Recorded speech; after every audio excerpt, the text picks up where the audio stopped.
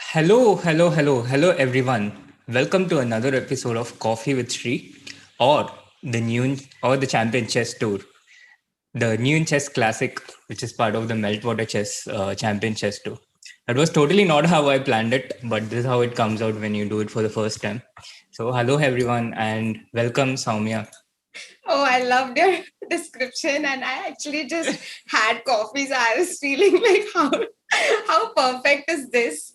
It's just that we can't ask certain questions on this stream, unlike in coffee, which if it happens, then that would be No, a no, little no. more There also you cannot spicier, ask no? certain questions. Huh? Acha. We will see. We will see. So, hi everyone who joined in and really excited to cover the second day of the New in Chess Classic. By the way, for those who don't know, New in Chess is an amazing chess magazine. uh, there are a lot of annotated games by top players themselves. So that's the best part about the magazine, for me at least, because you get to know the players' thoughts directly from them, and they're really well annotated games. And most professional chess players do subscribe to the magazine, and they also have an yearbook which comes out twice a year, I guess, or I think it's twice a year. And there are many interesting opening ideas there suggested by top players. So that's the speciality of the yearbook. And the magazine has very nice pictures and tournament reports. So you can go to their website and check them out for sure. And we are very grateful that they are associated with the Meltwater Champions Chess Tour this time. And the games are about to begin, right? Yes, Vidit is playing against Ali Reza on round six. Vidit with the white pieces. The last time they both played was also in one of the Meltwater Champion Chess Tour tournaments. That resulted in a draw. It was a Catalan opening. Fingers crossed on which opening it will be this time. And our lovely little Prague is playing against Lee Kwang Liam with the black pieces. So far, the Indians have had a fantastic first day with 3 out of 5. But the thing about such a tournament, it tests your endurance to the limit.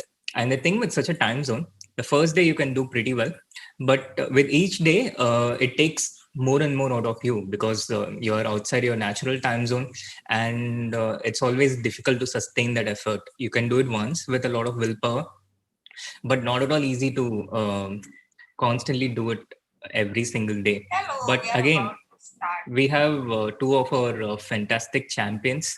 So let's see how it goes. And the games have begun. D4 on board, D5, C4, and is it going to be E6? C6, Slav defense. Okay, last time they played in an OTB tournament, it was the Prague Masters. They played the Slav defense. It was an exchange Slav. Vidit won straight out of the opening.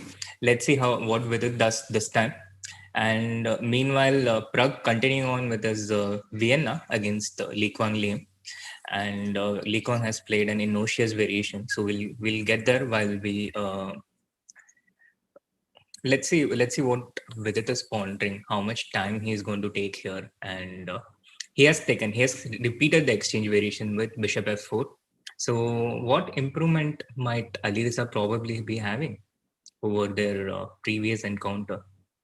This variation with 4 Bishop F4 is quite interesting. There are actually a few different ways of playing after the Slav exchange variation. And although the position looks quite innocuous, it looks pretty equal and plain. There are a lot of little subtleties that one must be aware of in these kind of positions. It can get bad for black pretty quickly.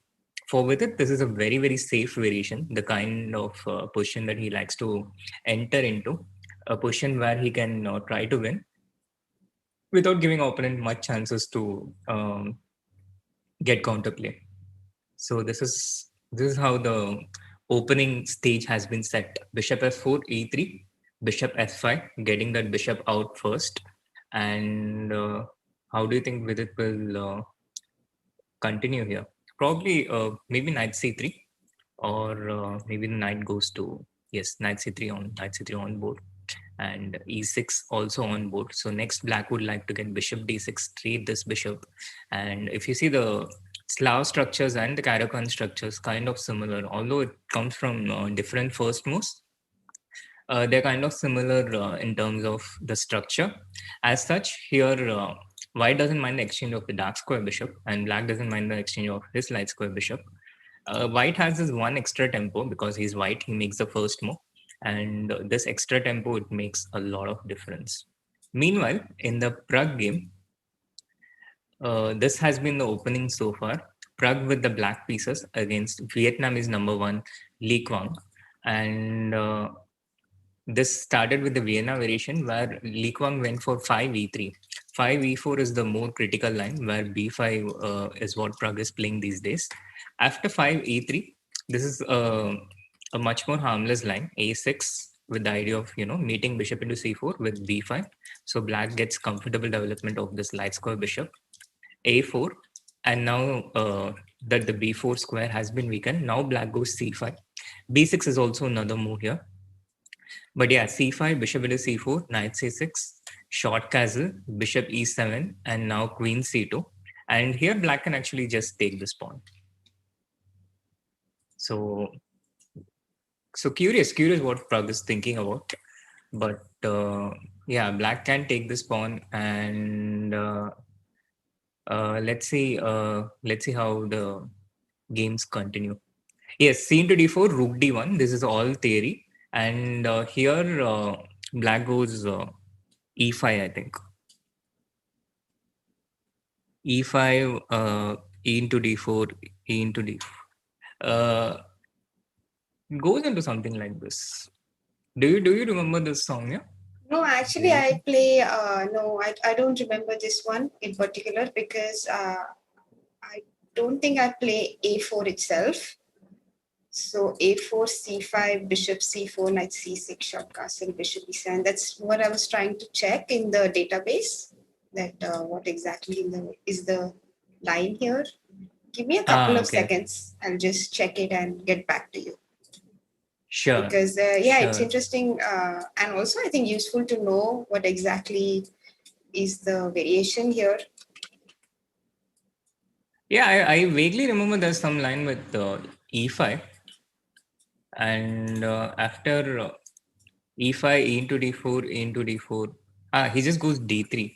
D3, I'm not entirely sure if it's the way to go here, but it should probably still give black an equal game, but I'm still not entirely sure.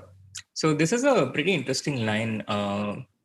White played queen c2 here, which I think is a minor little subtlety. Apart from this, white has certain other options. Once again, I'm trying to recollect, but actually, in fact, the main line here, queen c2 is not even like, let's say, the second or third option. There are very few games with queen c2 in this particular position after the 8th move, and queen e2 is the main move with the idea to develop. I myself have had a couple of games here. So here the line goes c into d4, rook d1, e5, takes, and here white just takes knight into d4, queen e5, queen d6, and after queen into d6, bishop into d6, rook into d4. This line is completely equal for black. And after bishop c5, rook d1, in this endgame, black has a few precise moves, especially ideas with bishop e6, which equalize instantly. And there were also some older ways to equalize where, black castles and gets into a slightly worse endgame where he suffers a bit, but it's pretty easy to make a draw here with black. So this is how two of my own games have gone here. And queen c2 I is see one of Nihal's games as well, and also Carlsen's with the bishop e6 idea that you mentioned. Exactly. Yeah, bishop e6 is the idea I showed to Nihal as well. And Leela Chess Zero showed it to me when it came onto the scene for the first time. I mean, it didn't show it to me. I asked Leela. But you asked her and she replied. Yeah. That's nice. He showed me the way. Unless you ask, you don't get the answers. So the key is to ask the right questions to the right person, which you did. True. I just go Leela on the screen, which is the best move here of all. and Leela showed bishop e6. So, in fact, Queen C2 has been played. It's not like it's a complete novelty, but it's just that there are very few games with Queen C2. And after CD4, the idea is, of course, to play Rook D1. And after E5, ED4, ED4, now the E2 square is free for the knight. So you can actually go knight E2, which in the Queen E2 variation was not possible. So this could be the difference. Absolutely, absolutely. I think, yeah, you pretty much nailed it. And I was thinking about the same thing. So we have this position with knight b4 currently, and the computer shows a very, very slight advantage in the evaluation bar. But in terms of practical play, the problem for black, which he has to solve, is the development of his light square bishop. The light square bishop, if it is there on c6 already, then it would be totally nice. But black is a couple of moves away from achieving this goal. And in the meanwhile, white will try to get a quick e4, e5, and try to create threats on the king side. What are you smiling so much at, Soumya? Just reading some comments in the chat, which are hilarious, which obviously are a response to your Leela joke. Jacob Thomas says romance with the engine. And Sushant Das replying with Unki Leela wahi jane. I couldn't stop myself from reading these out. They're really funny. And thank you so much, chat, for entertaining us side by side with your witty comments. Yes, Leela is also the name of AD's mother. But irrelevant information being doled out here on Chess 24 India. It's not irrelevant information. Okay, it's relevant. I obey Leela Chess Zero, and AD obeys a completely different Leela. Leela. Oh, now it makes sense. All right, guys. The games have begun. It's been a few minutes since the broadcast has started. Let's get those likes going so more people can come in and more people can come in and support our Indian stars, Vidit and Prague. Knight into d3, rook into d3 taken by Prague after a brief thought. And now how does Prague defend? Here's some tricky problems to solve here. It's day two. Day two is always a bit harder than day one because in day one, you're an unknown quantity. Although you don't know what to expect at the elite level, the elite players are also unsure of what to expect against you. And you can be, like this little surprise package, the jack in the box. So you open it and you get this. This can happen with these little kids. By day two, they have a better idea of what openings they are playing and where to catch them. This is what Li Kuang has done today. He has played this queen c2 subtlety in a relatively harmless line with 5e3, which Prague couldn't have predicted. And I think he has the kind of position that he wanted to achieve from the opening. So rook into d3 on board, and now next e4 and e5 coming in menacingly. This is the problem that Prague has to solve. Let's see how Prague deals with it. He has, gone so below his name. Even his eyes are not visible. He's bending down so much. Also, people in the chat have been asking since yesterday about Prague's 1700 rating, which is obviously astonishing and unbelievable. That's definitely not his real strength, as we all know. It's just that he hasn't played many rapid events, and this is the rapid rating, the FIDE rapid rating that is being considered for the event. And just imagine, Shri, that the average rating of this event is 2659, despite Prague's 1700 rating being added to the average. So just imagine if Prague's rating had been equivalent to his actual strength, which is around 2600, then the average rating would have been like incredible, right? Maybe 2750 or something. Yes, definitely. The usual kind of average rating that you come to expect from the Champion Chess Tour. It's hilarious. It's hilarious when these kids have these kind of disproportionate rapid ratings, and they end up playing against elite monsters like these with about 2700. But also it's a tricky problem because a lot of matches that they play, they end up being underrated also for this specific reason, because people think it's unfair, and it's really hard to get this rating reset to its correct place. Wow, and as we speak, Temur Rajabo and Hikaru Nakamura have already drawn their game in a QGD variation. This draw was also seen earlier in one of the Chess Tour events, and we see it again. Even though we are really happy as commentators, as chess audience as well, that it's not the Berlin draw, but it's still a draw, and seems to Yeah, in be some accordance sort of with preparation. Hikaru's strategy, and also the players, it's a grueling event, 15 rounds. Yes. So they have started picking and choosing the games where they want to exert themselves fully. And Hikaru has made 3 draws with his 3 black games, all of them within 1 minute of the round starting. So Yes, this and has been a pattern with Hikaru's games. yeah, and sometimes it's it's just a result of the choice of the opening, that you absolutely need to make certain moves and take the draw rather than keep on stretching and playing for a win, like certain positions. For example, the one in Temur Rajabo versus Hikaru Nakamura, they repeated with Queen D2, Queen F6.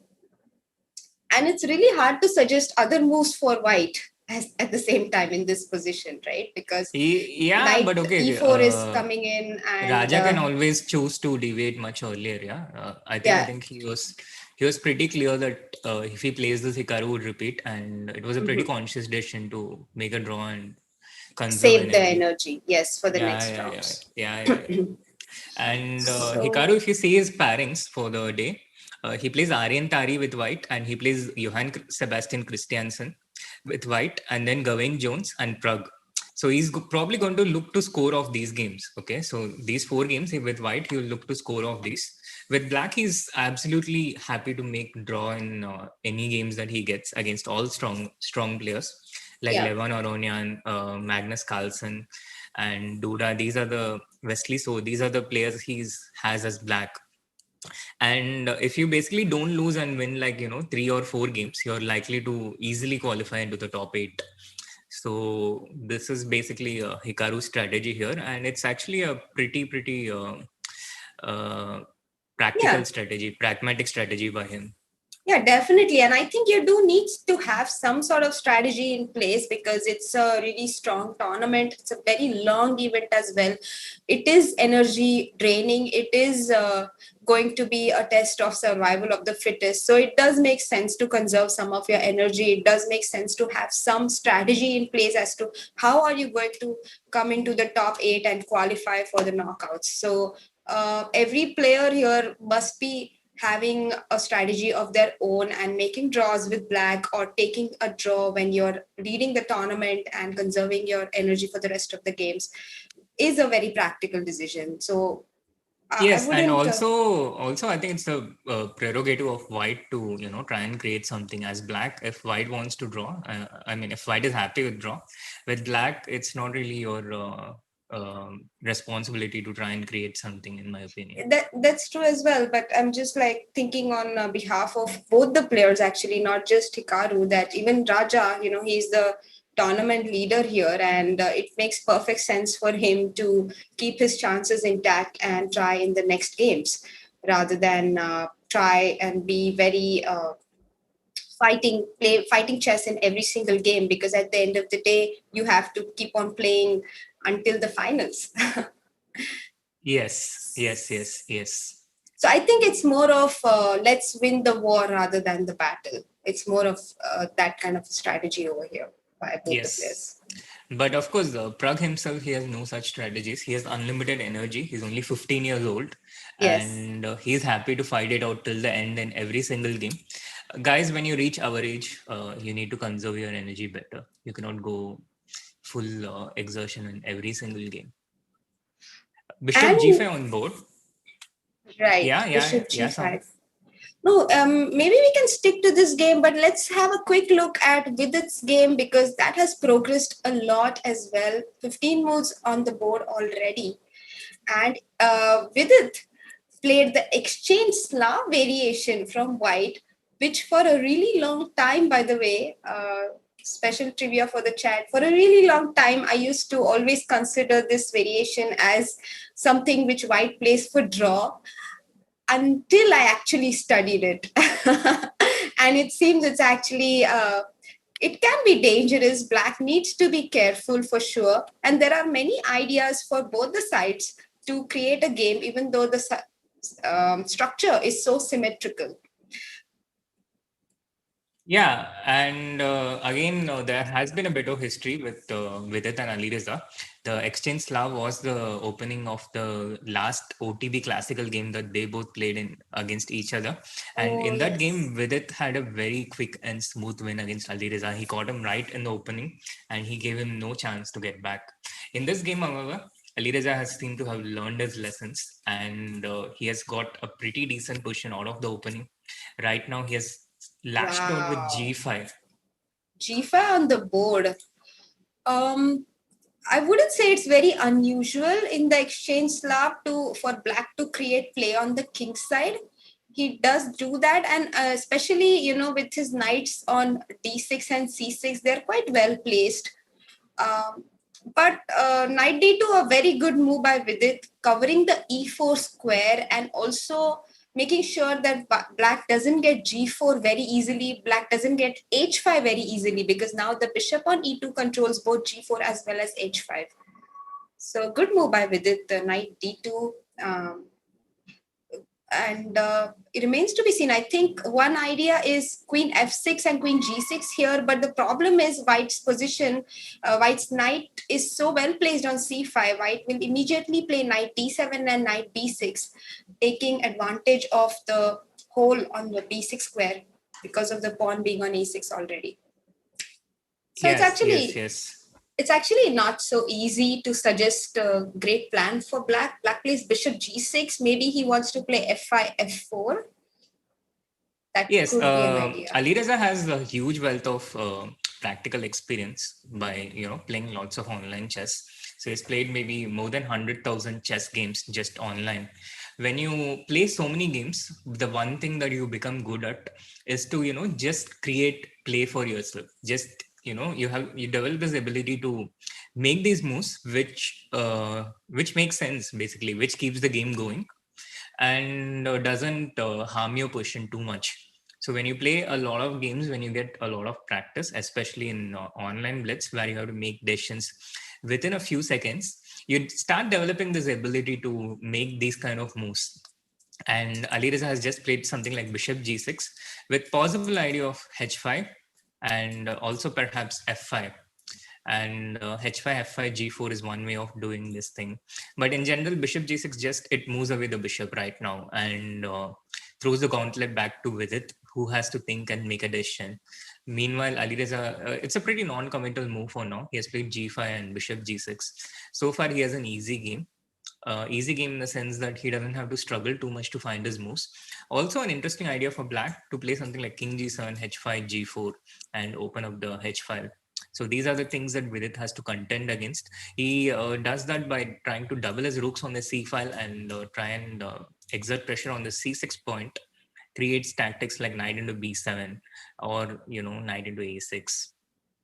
Yeah. And yeah. And also one important idea is after rook fc1, he can come back with the queen to d1. This is a very typical maneuver in such positions, that when you double on the c file, you bring the other rook to the queen side and then you come back with your queen to d1, so that your rooks are also doubled, they are connected, and at the same time the queen will be more useful in defending her king by being near him.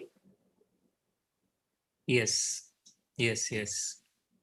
Makes a lot of sense, and also it discourages ideas with h5. Yeah, Yes, queen exactly. d1. It controls g4, h5, and also like just having the queen on a4 is not so useful at this moment. Basically, I really feel like the idea. Okay, he does come queen b3. he probably wanted to prevent b5. He wanted to prevent b5, so he comes queen b3. Yeah, also a possible idea might be to play a4 just to prevent any possibilities with knight coming on to b5. So there's also so a4 and then rook c1, I think. Yeah. Because if you go Now, rook c1 directly, then after knight b5, the rook gets trapped. Yeah. mhm. So Yeah, a4 so first. probably a4 first. Yeah. But does yeah, a4, and actually black will what will black do? Black will double on the c file, right? For me, it's a lot easier to guess with its moves compared to Ali Reza's moves. Ali Reza's game, I find it a lot harder to, predict the way the moves he makes. It usually it can be a bit unconventional.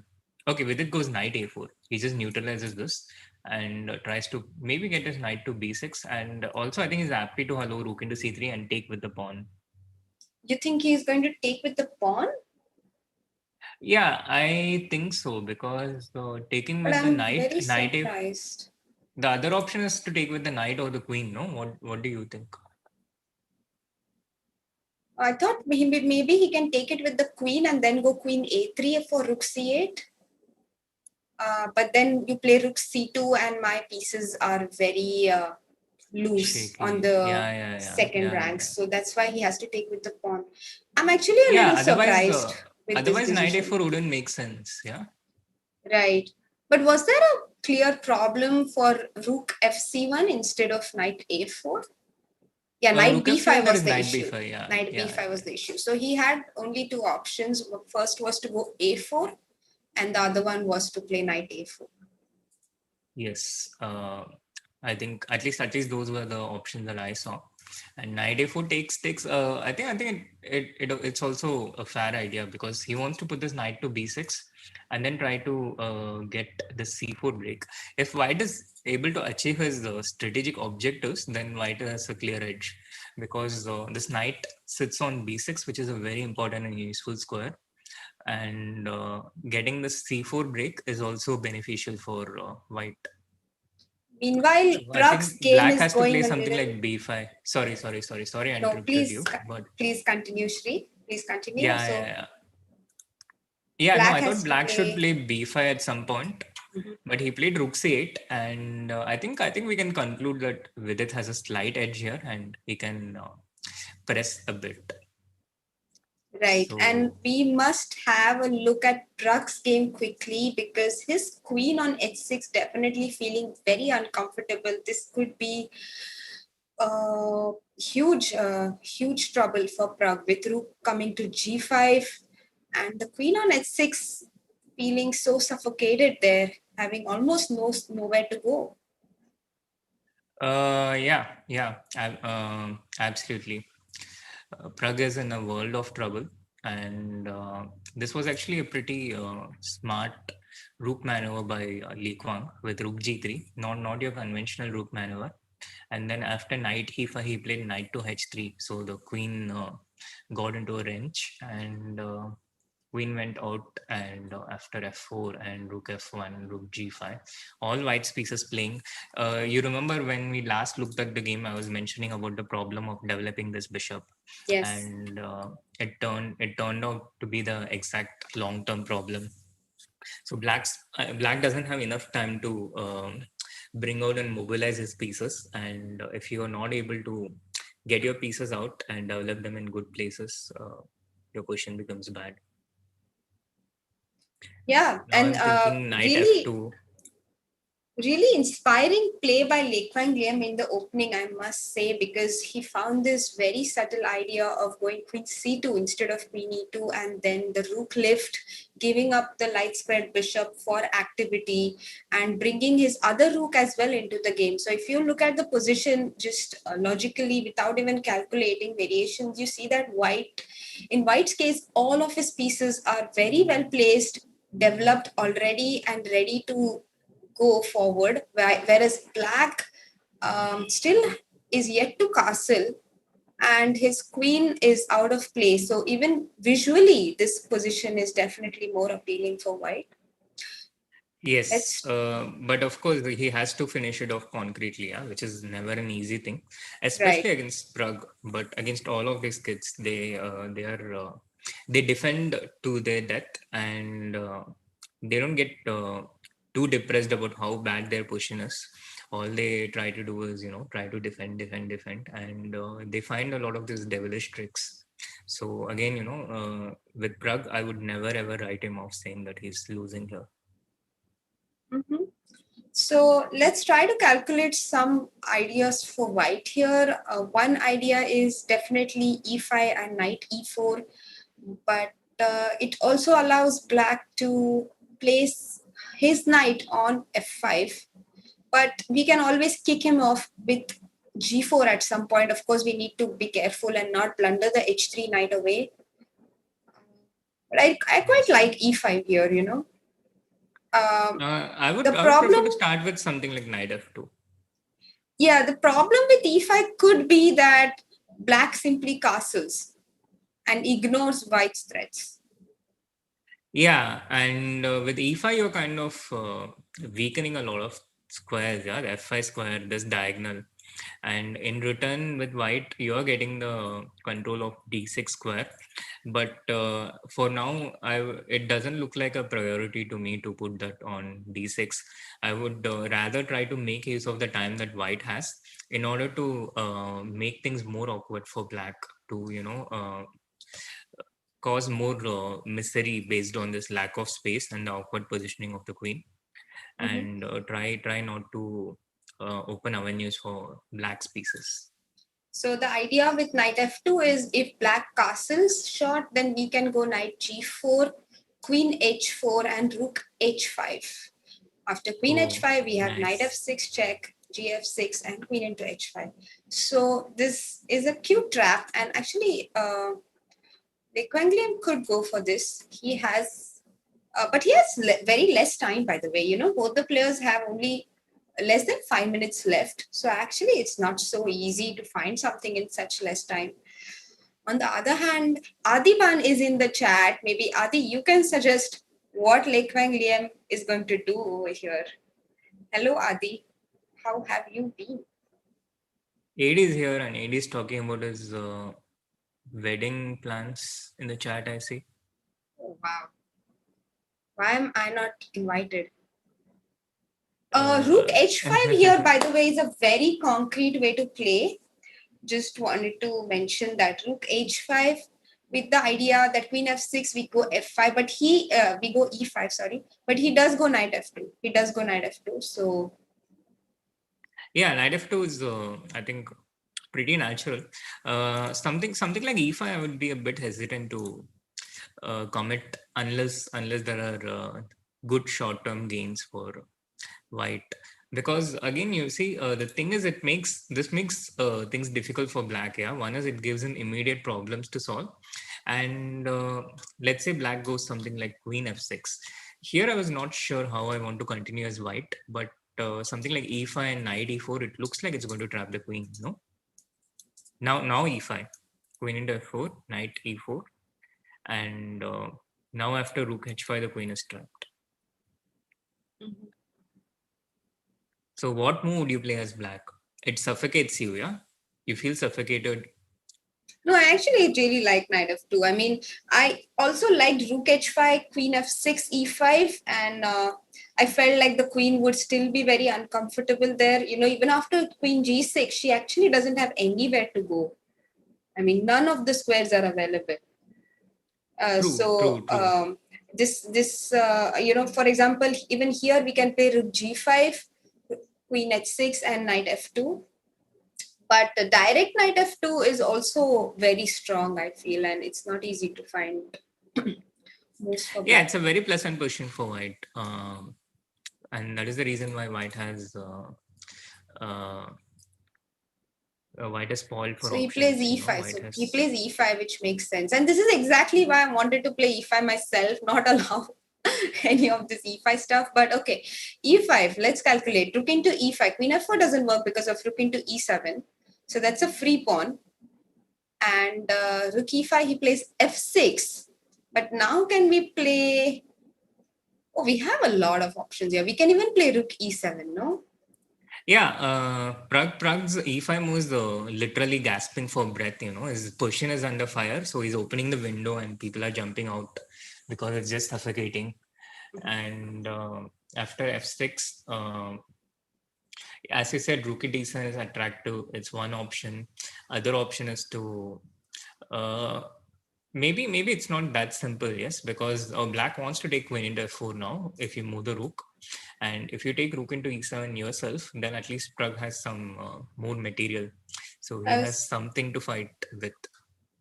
Yeah, but for example, rook e7, king e7, knight d5, king f8, we have knight b6. And after rook d8, we have rook d1.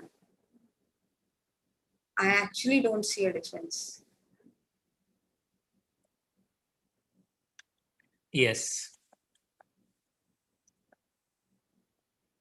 This is, I mean, like there is no difference because after king e7, we have queen c4 as well.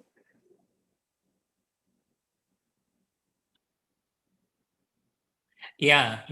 And rook into e7, king into e7, knight d5 check. What if I go king d8? Then also knight b6 and some rook d1, yes? Maybe, yeah, maybe even queen e3.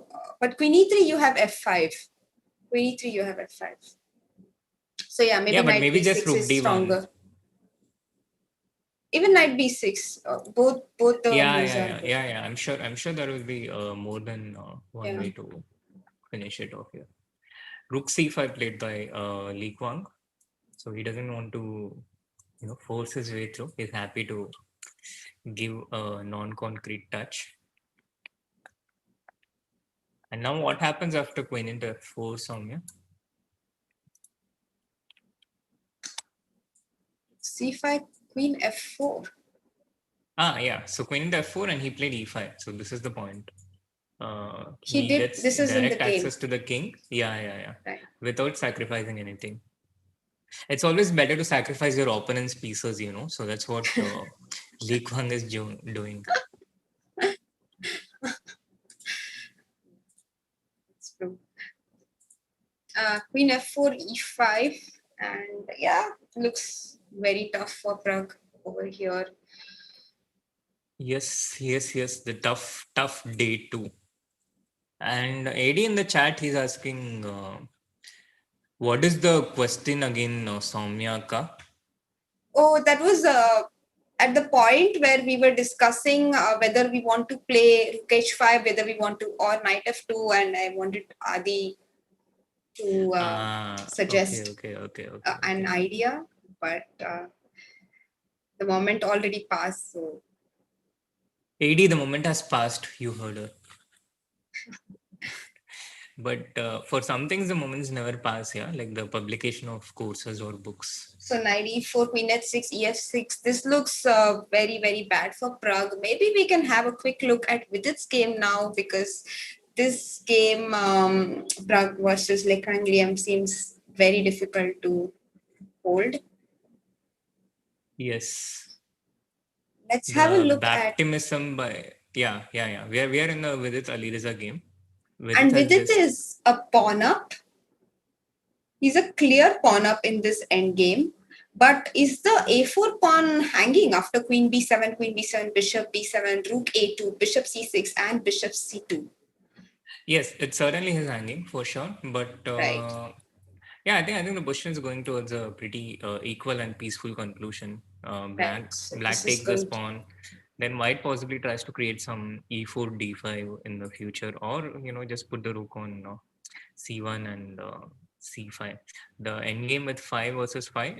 Black is probably the one who is slightly better and trying here, but I think white is not in any major danger. Right. Rook c7, possibly, rook a1 check, king h2. Yes, king g3 now. King g3. King g3, and this should be maybe h5, one move black can play. They have made a draw. They have made a draw already. Oh, okay. Yeah, they have made a So draw. they have agreed to a draw. We can go back to Prague's game, but looks so bad. You know, he has lost a piece already. Uh, Rook d7, Queen b6 check, Queen f2. This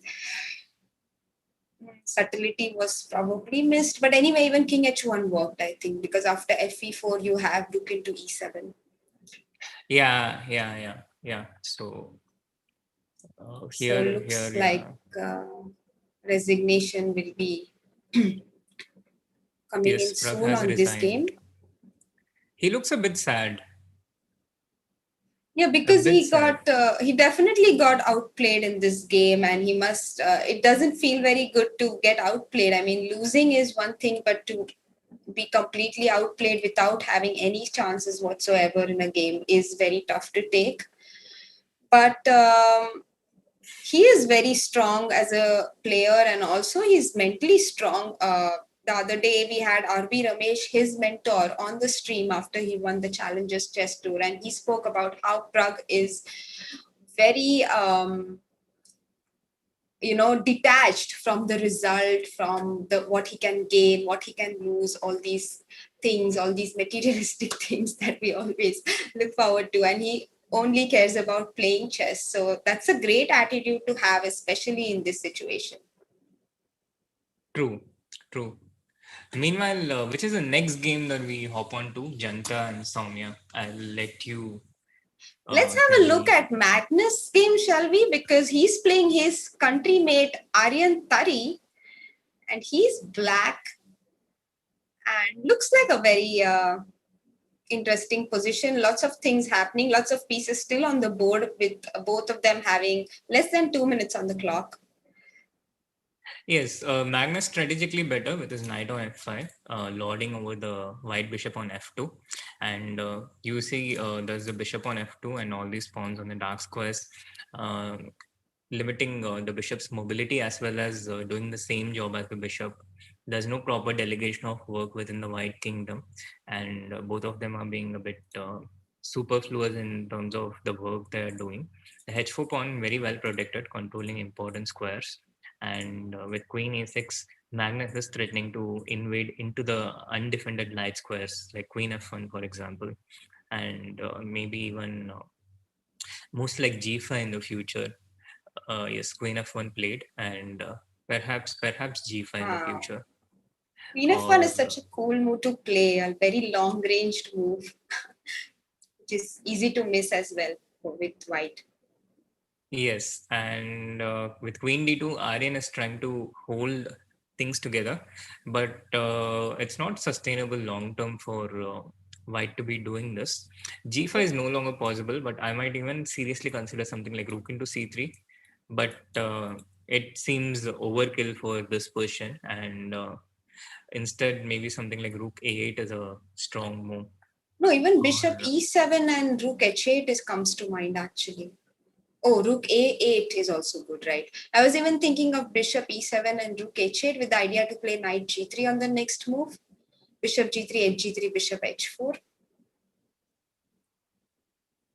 Mhm. This is a cute idea, and actually that's the reason he played queen d2, because if white after queen f1, black was threatening knight g3, because after bishop g3, hg3, king g3, queen into e1 was hanging, and that's the reason he played queen d2 here.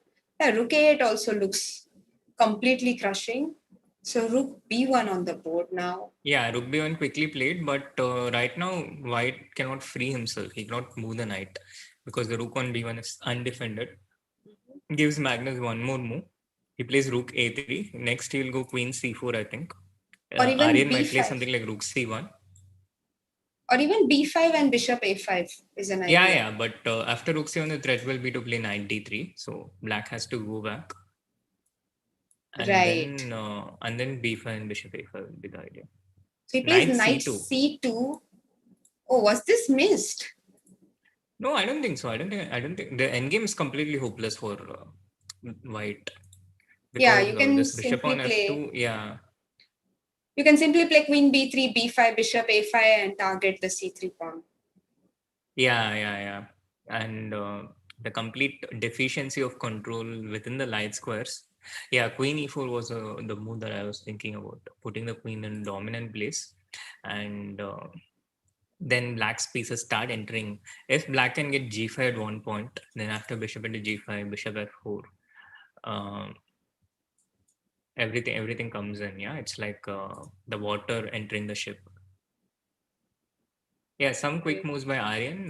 Now maybe even bishop a3, queen b1, bishop c1 is an idea. This is such an awesome position for black. Bishop a3 will be met by knight b5, so maybe not yet. Maybe not yet. But Magnus will be trying to get this bishop onto this diagonal and checkmating. But it's very interesting to see Magnus's He games went g5 directly. and the difference in style. Basically, Magnus, if he sees a advantageous endgame, he simply goes for it. Whereas I think most players would never play rook a3 in this position exactly because of knight c2, and you would want to keep your rooks, right? Because white's position is so cramped. But Magnus, I think whenever he sees an advantageous endgame, he simply goes for it. He doesn't always. I mean, this is something I've observed in his games, that it's not necessary that he'll go for checkmate or try to win material immediately. If he sees an advantageous endgame, he just always prefers to go for that. Yeah, but also I think in this specific instance, the endgame it has actually gotten a bit tricky here. White has got some counterplay because I'm not sure if Magnus was totally in control, and now after f into g5, at least White has won this pawn. It's still a pretty commanding position for Black strategically, but uh, this pawn is not going to be regained by Black anytime soon. So let's say I just wait with King G1 and King H2 and King G1 and ask Black to show his plan. It's not going to be easy to take this G5 pawn without losing the H4 pawn, which is protected by the Black Knight on F5. Yeah. So I'm not totally sure if Magnus is in control, if he's staying in control. Meanwhile, we do have results on some of the other games. Sergei Karyakin, who had a pretty lousy day on day one, had his third loss of this tournament against Wesley So. So Sergei remains at 1.5 out of 6, and Wesley is trying to mount a comeback. He has 3 out of 6 after a few unfortunate losses on the first day. And Gawain Jones drew against Mamed Yarrow. Domingos drew against Duda. And of course, we have two live games going on. One is Aryan against Magnus. Queen g4 on the board. Queen g4, Queen c2. And the other game is Aronian against Johann Sebastian. So all these Norwegians, they still are playing. They are playing till the end, yeah, in every game. By the way, Aronian versus Christiansen, let's just have a quick look at it because it might get over. It seems like White is better in this end game because he has a better pawn structure. And now that one pair of rooks are exchanged, if he can, he will surely get an entry for his c3 rook and try to attack Black's pawns. Yes, and so far, Johann Sebastian has lost every single game that he has played so far in this iteration of the Champion Chess Tour, the New Chess Classic, and he has had a pretty rough first day. So again, he will be very eager to try and get his first point. It will be like a gasp of air after being underwater. Let's see if he manages to pull that off. Oh, And you know, although White has a yeah, I saw a very nice maneuver here. He played rook e3 over here, Aronian. But for example, he could have played rook c6 with the idea that after king e7 or king d7, we have rook c5. And after rook b3, we have rook into d5, attacking both f5 as well as a5 and becoming a pawn up in the end. But for rook c6, the problem is perhaps king e5. But then we have this really nice move, king c3, king c2, sorry, supporting the b3 pawn. And after rook e4, we have a move like king d3. And after rook b4, we have a checkmate on f4. with f4 and the king on e5, which was a cute tactic. But obviously, Aronian went for a completely different idea. He plays rook e3 instead. King d6, king c2 on the board, f4, rook f3, king e5. So now the king will never get checkmated on e5 after black has played f4 already.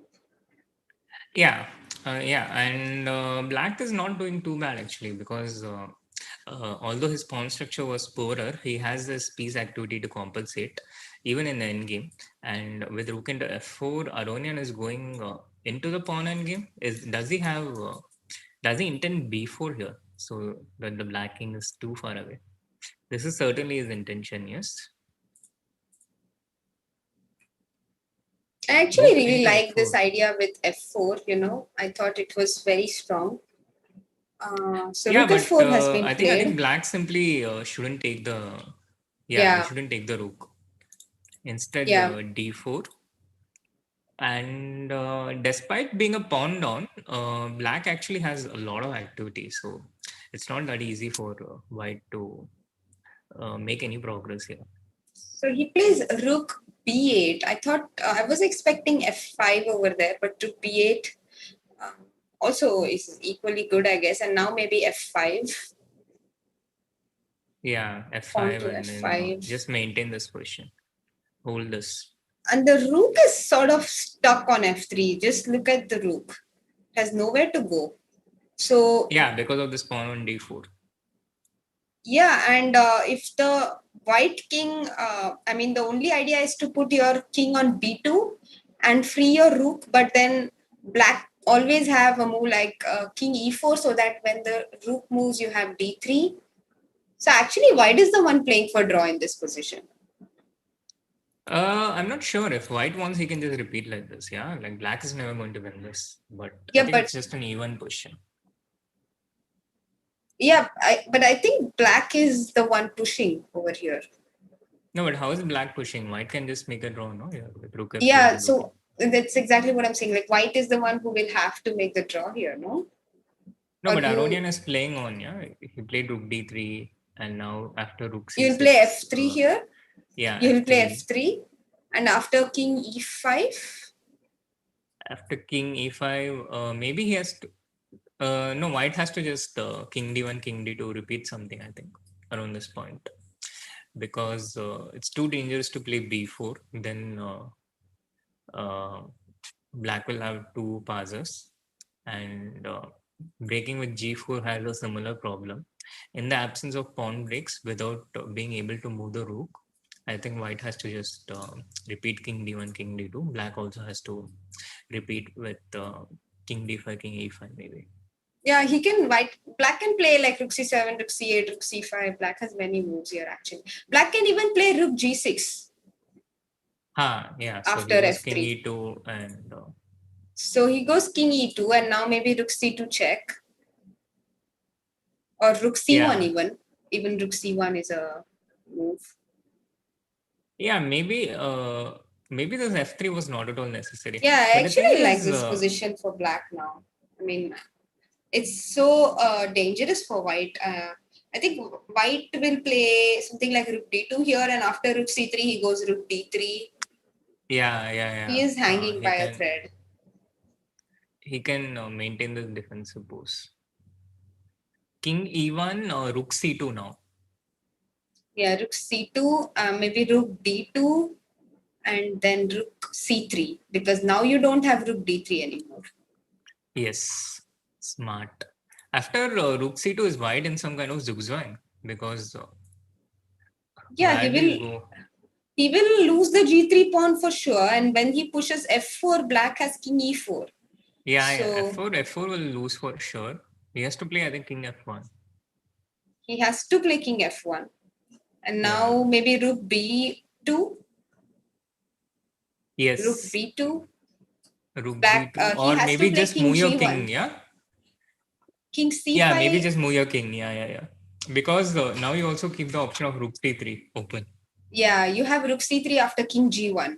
Yeah, that's very important actually. So now white is in zugzwang. And now So rook g2. you're right, Soumya. Actually, black is winning here. Yeah. King E1, Rook G2. And if Black wins this, this might be his first win. Oh, nice, nice, nice.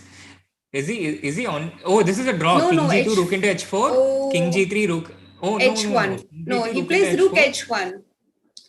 King And G2, Rook now, H1, and he will try to. He will maybe play Rook H1 after Rook H4. Or Rook D1 he could have played, but then Black would have played F4.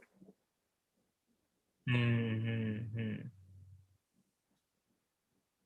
No, I think he just maintains this king and rook equation here and tries to take black's pawns. Yeah, he probably goes Rook A8 and plays Rook into A5. So after Rook H4, he plays Rook A8 and takes on A5. Mm-hmm. Yes. Nice. F4.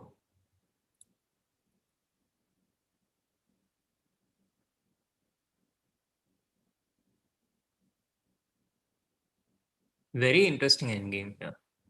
Yeah, actually very interesting. And I'm just wondering after King G2, will you play Rook H4 or Rook G3? Because Black has a choice. Yes, rook into H4 I would probably never play, yeah, because the rook is Yes, never coming out after this.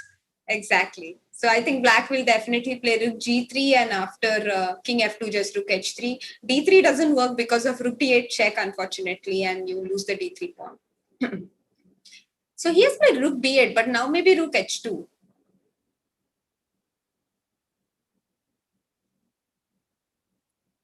Yeah, Rook H2 Yeah, and rook even H2. Rook B2. Even Rook B2 will allow Rook B5. No, but he doesn't mind that, yeah. He wants to, Yeah, you can always pick as up long as the B3. D4 pawn is alive. Yes. I don't know why. Many times when I see some questions, I feel like I've seen it on a dream. I also feel so, but that's because so we get very similar structures and patterns in chess, right? Chess is so much about pattern recognition, and for example, trapping this rook on h4 is something we must have seen in a game. For Yeah, but sure. what about this pawn structure of black? Have you ever seen this? A5, D4, F4, H5. Do you think We it must looks have, like Shri. We see a... so many games. We play so many games. I feel like I also feel this so many times, even while, especially while seeing a game that I have seen this before, even though obviously we have never seen that exact position. Very rarely Mm-hmm. have we seen that exact position, but we But do. do you think this looks like a bull's horn?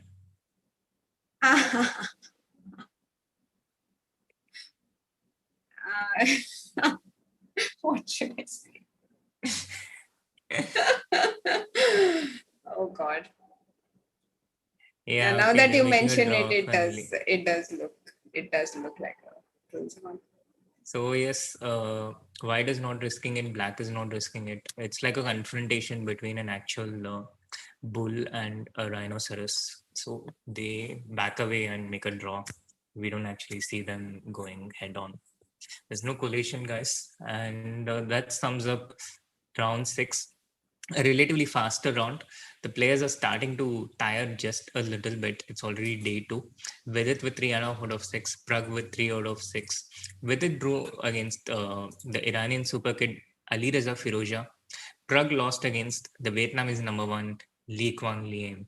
So round 7 coming up pretty soon in less than 5 minutes. Pragg will have white pieces against the Cuban number 1 Lenia Dominguez, who also plays for the US Chess Federation, lives in St. Louis, and VD plays against Jan Christoph Duda with the black pieces, the Polish number 1. This is going to be a pretty interesting encounter. Duda will probably play some 1d4 opening and try to rush VD with some aggressive setup with white, and let's see how VD reacts. Yeah, let's see how VD reacts. And in the 7th, after the 6th round, we have Magnus Carlsen joining Raja on the top of the table with 4.5 points. So Carlsen did manage to win his game, right? Yeah, he did manage to win his game against Aryan. that endgame that we were discussing. Hello? Sorry. Yeah. Carlsen managed to win his game. Yes. So he So has. he joins Temur Rajabov on 4.5 out of 6, and Firuza is on sole second position on 4 out of 6, and Vidit Nakamura Aronian on 3.5 out of 6 after 6 rounds.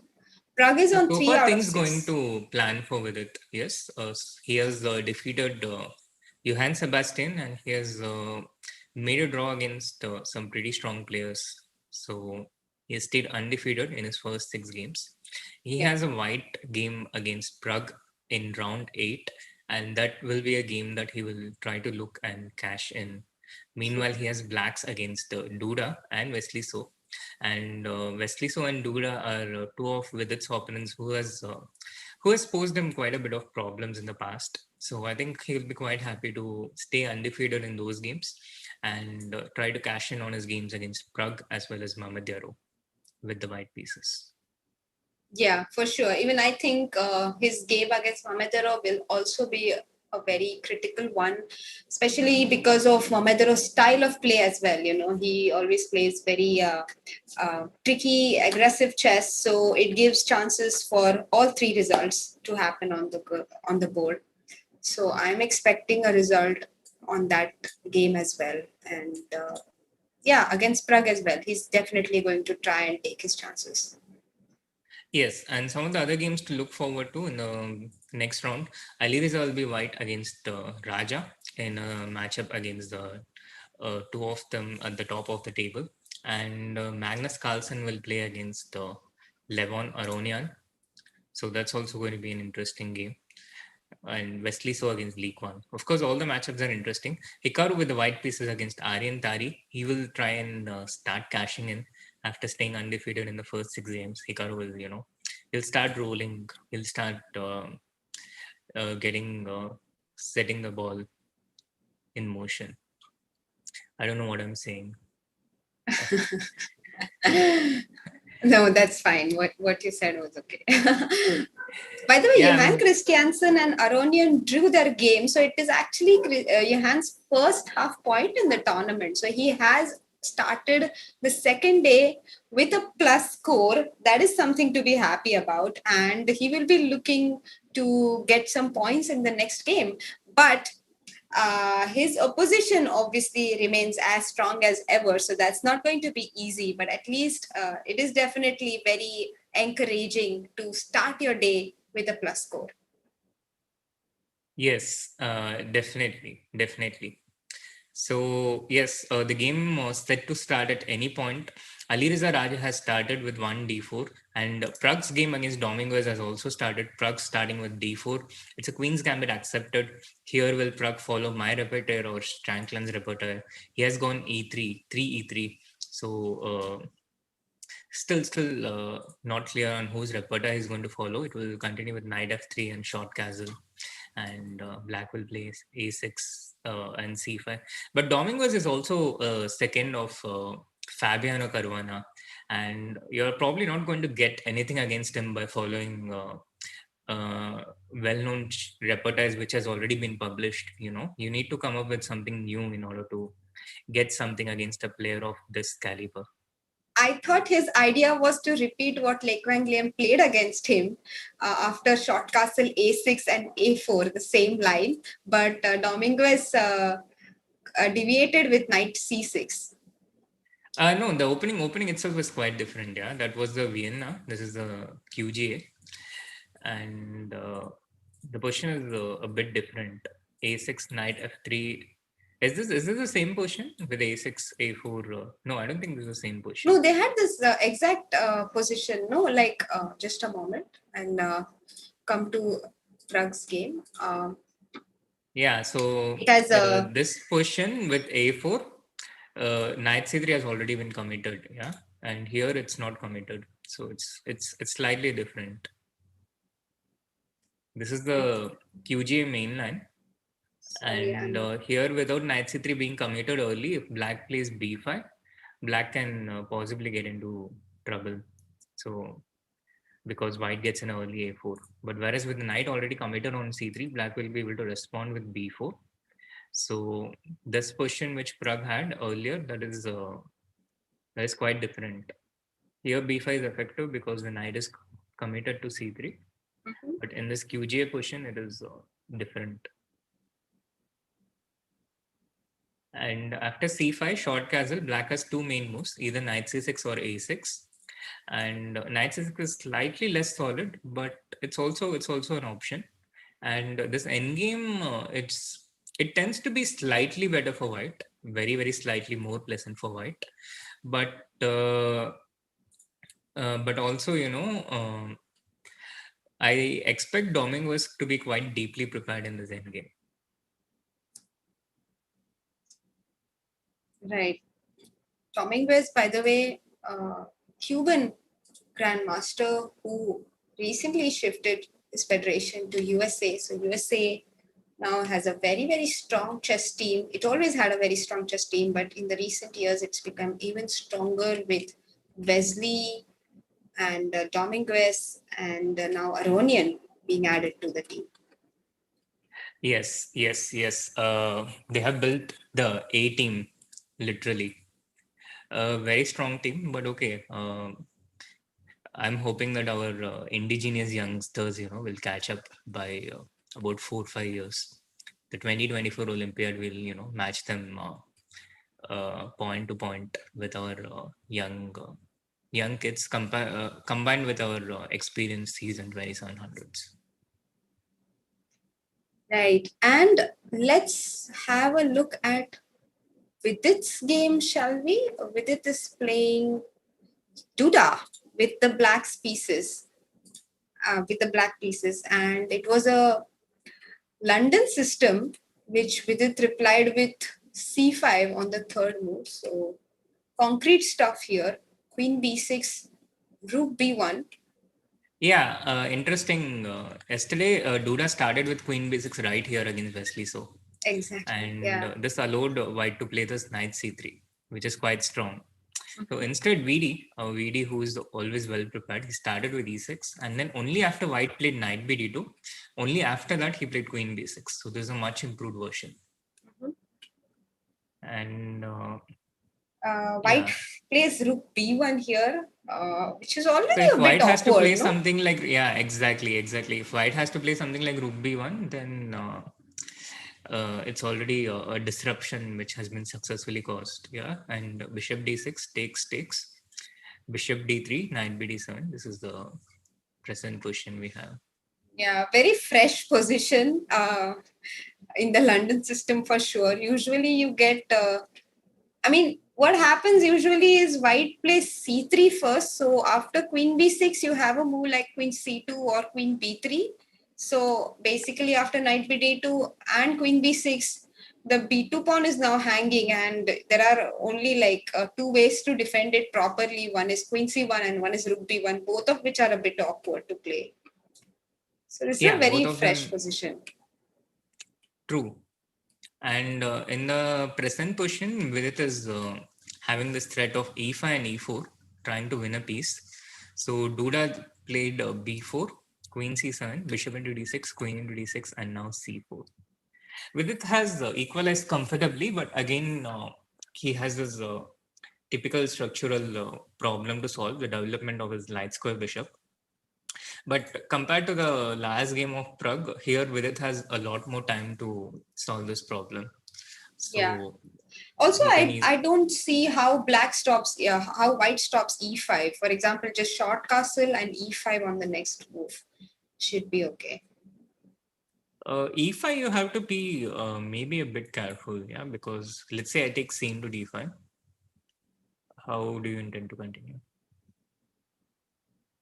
So for short castle, you are playing short castle yourself.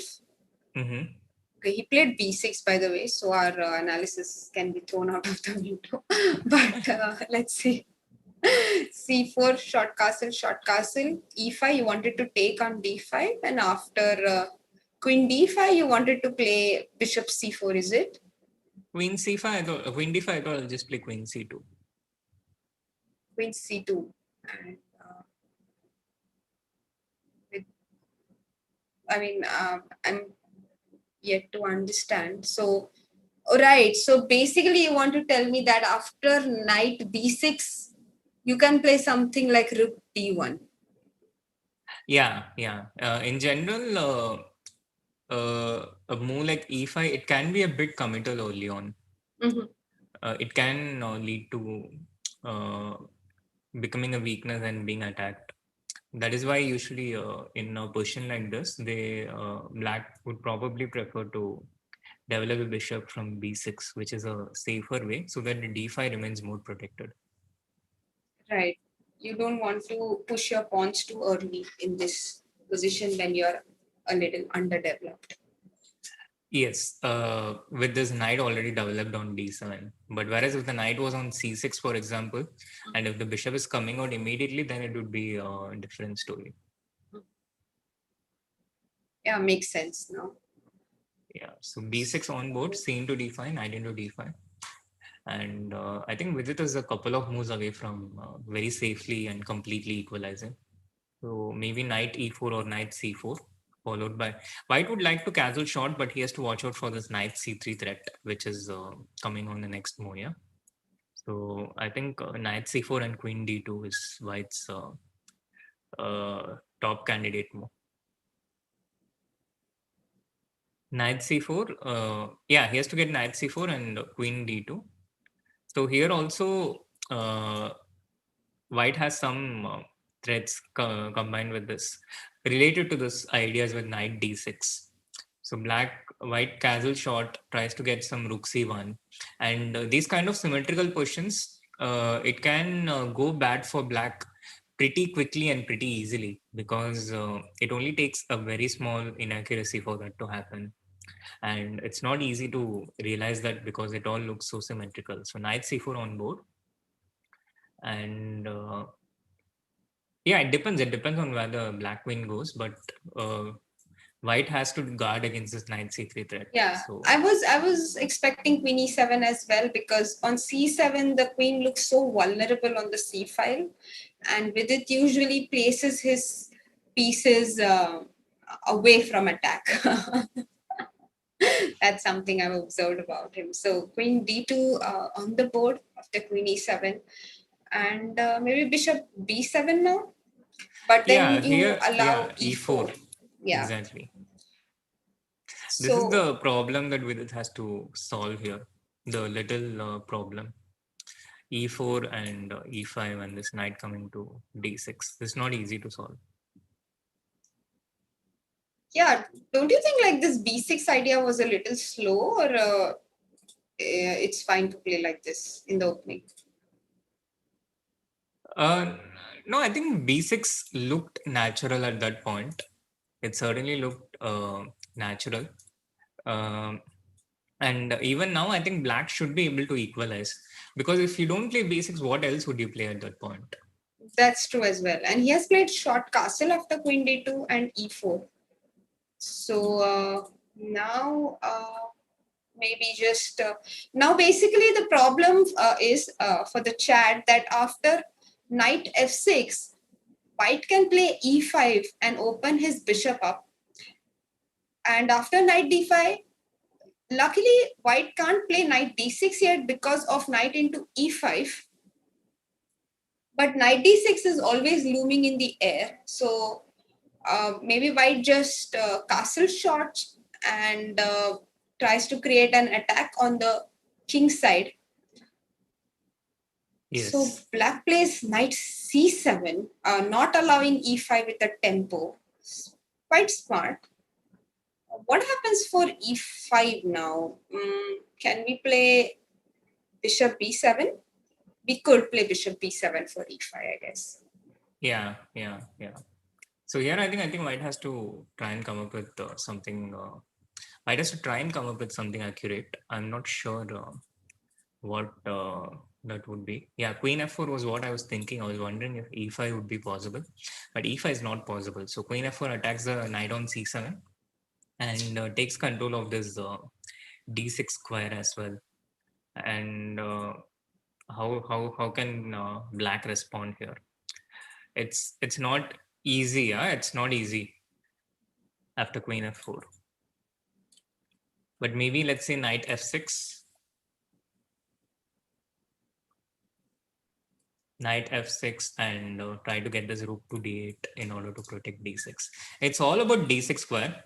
White tries to invade the d6 point, and black, on the other hand, he will try to make use of this e5 weakness. So, for example, e5 allows the e5 loses the control of the d5 square. So, put this knight to d5, bishop to b7, try and open things, and try and exploit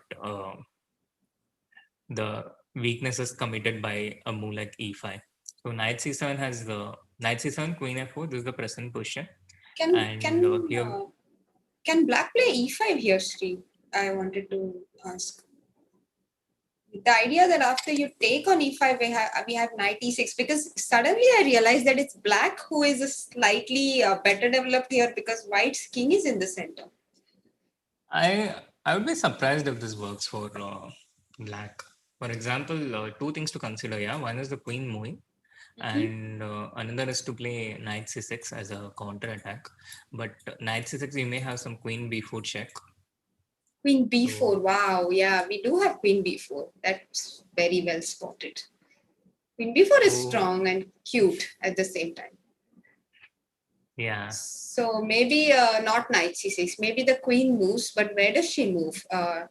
If she moves to g3, I was thinking e3.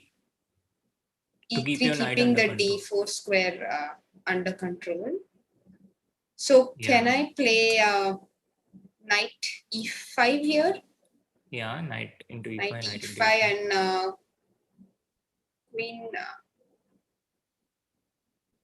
d6. Then you play knight c4, right? For queen d6.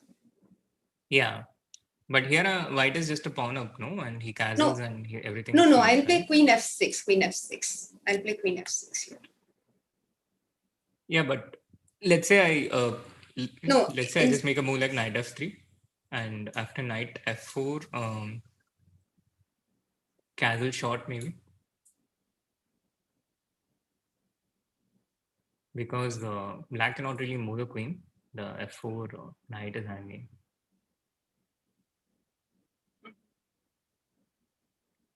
But yeah, e5 looks a bit dodgy to me.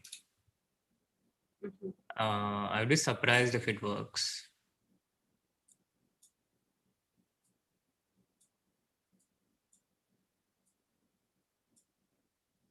Right. So queen f4, e5 is one interesting idea, and knight f6 is another option.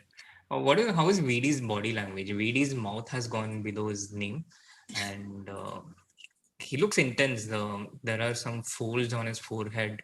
His hand, I'm not sure if it's an involuntary thing, hitching his forehead, or it's a voluntary thing. But whatever it is igniting his brain to think. So maybe that's a spot of his brain that he's trying to stimulate. Maybe his PFC is located somewhere around that. I'm sure he's thinking about e5 here and considering whether he wants to play it or not, because it is a natural looking move here, to give up a pawn and play for the center control. The other option, of course, is knight f6, and I don't see any bishop a6. Bishop a6. He plays bishop a6. Yes, he has evaded all our moves and played something completely different. Duda looks quite relaxed, yeah. Finger in his lips like a good school kid. Quiet and just thinking about the question.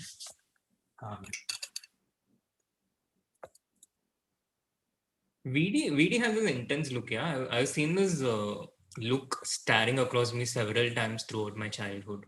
And back then it used to be a lot more intense and scary. Now it has calmed down a bit. I can't imagine with it being scary at all. I can't imagine. I mean, he's like super gentle. He's super gentle. Oh, you haven't seen angry VD. Good for you. Good for you. So rook a8. Yeah, this also makes sense. No, rook a8 with the idea now bishop c4, maybe e5 next. I'm not sure if he will want to take bishop into c4. That can. So the idea you suggested, let's say I make a random move with white. Okay, so bishop into c4, bishop into c4, e5. In a position like this, uh, I think black is just a bit deficient on control of light squares. So yeah, it depends. It depends a bit on the concrete factors as well. But if white can get this knight to f5, then it can get very uncomfortable for black.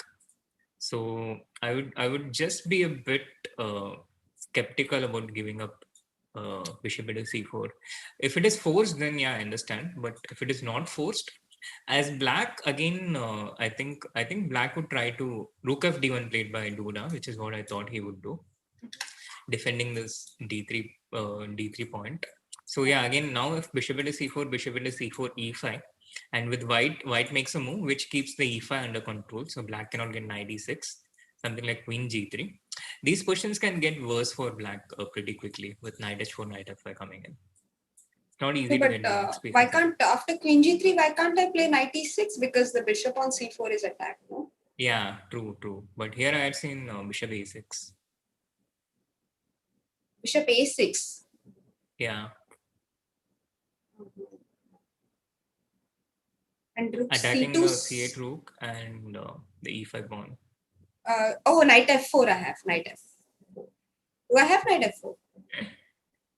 I guess you do. I do have knight f4, right? Because after rook d7, queen d7, knight e5, I have queen d2. Yeah, you have queen d2, you have queen a4, and a lot of moves here. Oh, nice. This is So cute. this doesn't work so easy. But yeah, I agree that maybe e5 is not necessary. Maybe I just take bishop c4, and play something else. Yeah, Oh, but he did if take bishop c4, by the way. He oh played yeah, bishop c4, he did. and then he played rook f d8 without committing e5, which actually makes sense. So he just wants to keep his position intact. But that knight on c7, what is it doing? You know, the reason I wanted to play e5 was I wanted to play knight e6.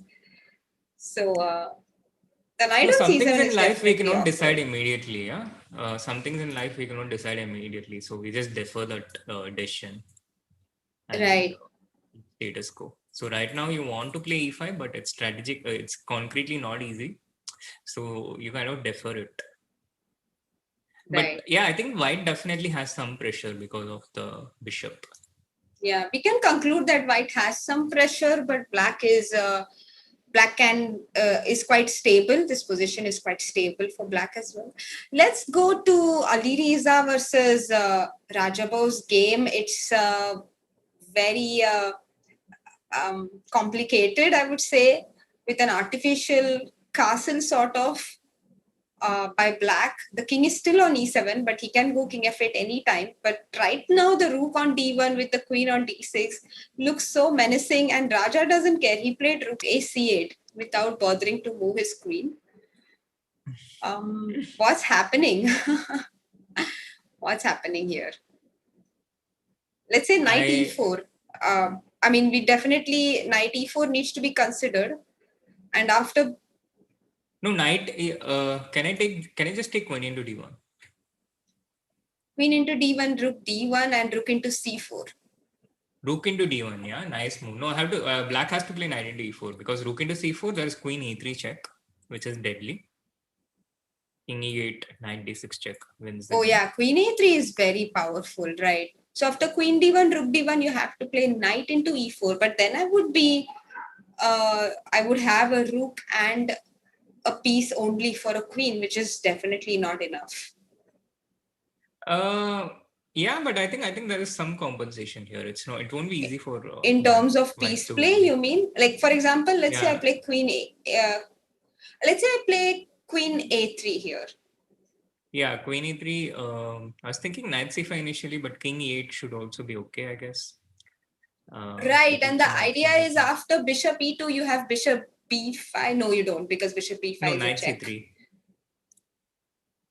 You play Attacking knight d1 and c3, e2 right? and b5, everything at Right. once. Right, this can get very dangerous for white actually after rook e1, knight e2, rook e2 and bishop b5, back rank threats coming in. Yep. Yup, baby, as my friend would say. So, knight f1 played by Ali Reza, which is also legit, trying to he attacks the queen and he's trying to get his own queen on this diagonal, the vulnerable diagonal. If black goes queen c5, then after I think maybe he can even, I'm not sure if he can take on e6 because after queen into c1, rook into c1, rook into c1, queen a3 check, black has rook c5. But I think white is slightly better here because he's a pawn up. What do you think? This is a hard to evaluate position. I would think black is okay here, right? I would think black is okay. I mean, he has a queen and a pawn for two rooks, which is usually sufficient compensation for a queen and a pawn. True. It's complex to evaluate, not straightforward. But I think Raja kind of has to go. He wins. Goes queen b8. Okay. I think Ali Reza has pressure. No, it's not. It's more pleasant for white for sure. Yeah, and now he plays queen a3 and black has to go king e8, and then he can move his bishop to e2 maybe. Yeah, now queen a3 or maybe queen b4, and queen b4 and knight d4 is also possible. Like queen b4, king e8, knight d4. Yeah, knight d4, one option. I was even thinking of bringing the knight back with knight d2 because now white has gained some control and can invasion onto the d6 square. How is Prague doing, by the way? Oh yeah, Prague is doing all right. He has a very strong knight on c5. Maybe black can just take on c5 right now because after rook c5 you have knight a4. Yes. Prague again not hold. Bishop into c5, he takes with the pawn. Knight a4, the bishop is attacked. And I'm not sure if what Prague has done with his pawn structure, I'm not sure if it was a desirable thing. Because here the c5 pawn is quite weak. And curious to see the body language of his opponent. But we can only see his eyes. He seems quite focused and concentrated. He's not laid back or lounging around. And Pragg also seems to be in the zone, slightly bobbing his head, and that's an involuntary movement, I think, and calculating the variations. All right. So knight a5, how do you respond, Soumya? I actually like black's position a little bit more now because I like it's very funny. Both the knights are on the rim and hence dim by normal chess logic, but they're actually doing such a good job. The knight on a4 controls the bishop on a1, and the knight on a5 controls the knight on d2. So it also defends the b7 point. So it's a great example of how there are always exceptions to the usual rules and good players know when to break them. Yes, and I think the biggest problem for black here is the defense of the c5 pawn. So how do you do that? Okay, bishop d4 is, I think, the most natural move here. But after bishop d4, black has f6 followed by e5. And how does white defend against this threat? How does he defend the c5 pawn? This is the question. This is the problem that white has to solve here. I would also consider a move like bishop b5 first, so that I control your knight completely. I prevent it from coming to any kind of c4, even though right now it's not possible. I would definitely consider playing a move like bishop b5 first and then playing f6 and e5 so that your bishop on f3 is also restricted, by the way. Yeah, and knight e4 with the idea of knight d6, you want to meet it with knight b3, yes? Yes, exactly. Does Yeah. that work? It does work, no? Yeah, it does work, because I was thinking rook b1 and then let's say black takes this e into d4, because if rook into d4 then c5 remains weak. So I was looking to make e into d4 work, and then after f5 knight d6 black has knight c3 attacking the rook. But yeah, it's complex. Yeah, it's very complicated actually. And also just wanted to point out that after the variation we saw knight b3 rook b1, it's not possible to take on c5, because after knight into c5 bishop into c5, rook d1 rook into c5, there is a back rank checkmate, and that's why black cannot take on c5 at that point. And it would actually be very helpful for black to simply play a move like f6, because it also makes an escape square for his game. Yes, f6 or bishop c6 as Doming was played, exchanging off the light square bishop, neutralizing Prague's pair of bishops, and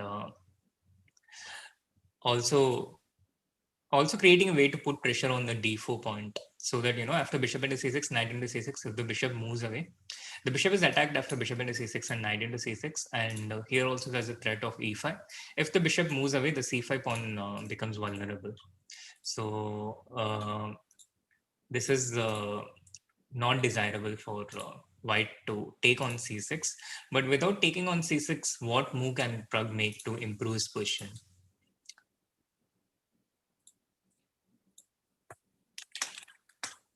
I would definitely consider a move like rook b1 here actually. Yeah, rook b1. Yeah, just pressurizing b7, and with the idea to play knight b3.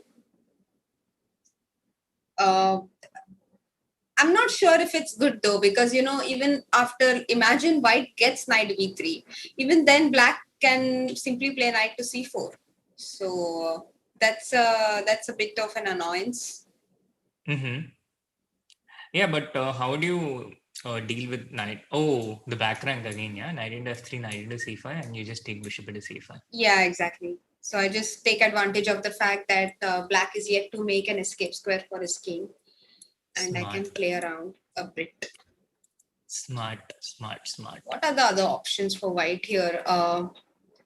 Yeah, white has very few moves here, because, for example, you cannot move the knight, because knight comes to b3 and you don't want to give up the d4 bishop so easily.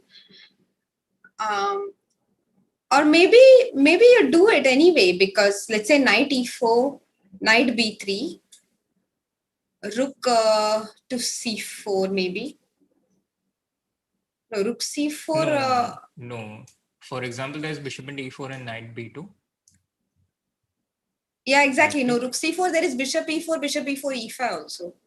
No, e5, then rook into a4 is hanging, but knight b2 is strong. No, but it leaves a lot of things loose. Yeah, At the very exactly. least, there is knight into c5. So rook b1 maybe, knight b3, rook b1, but then bishop e4, knight c5.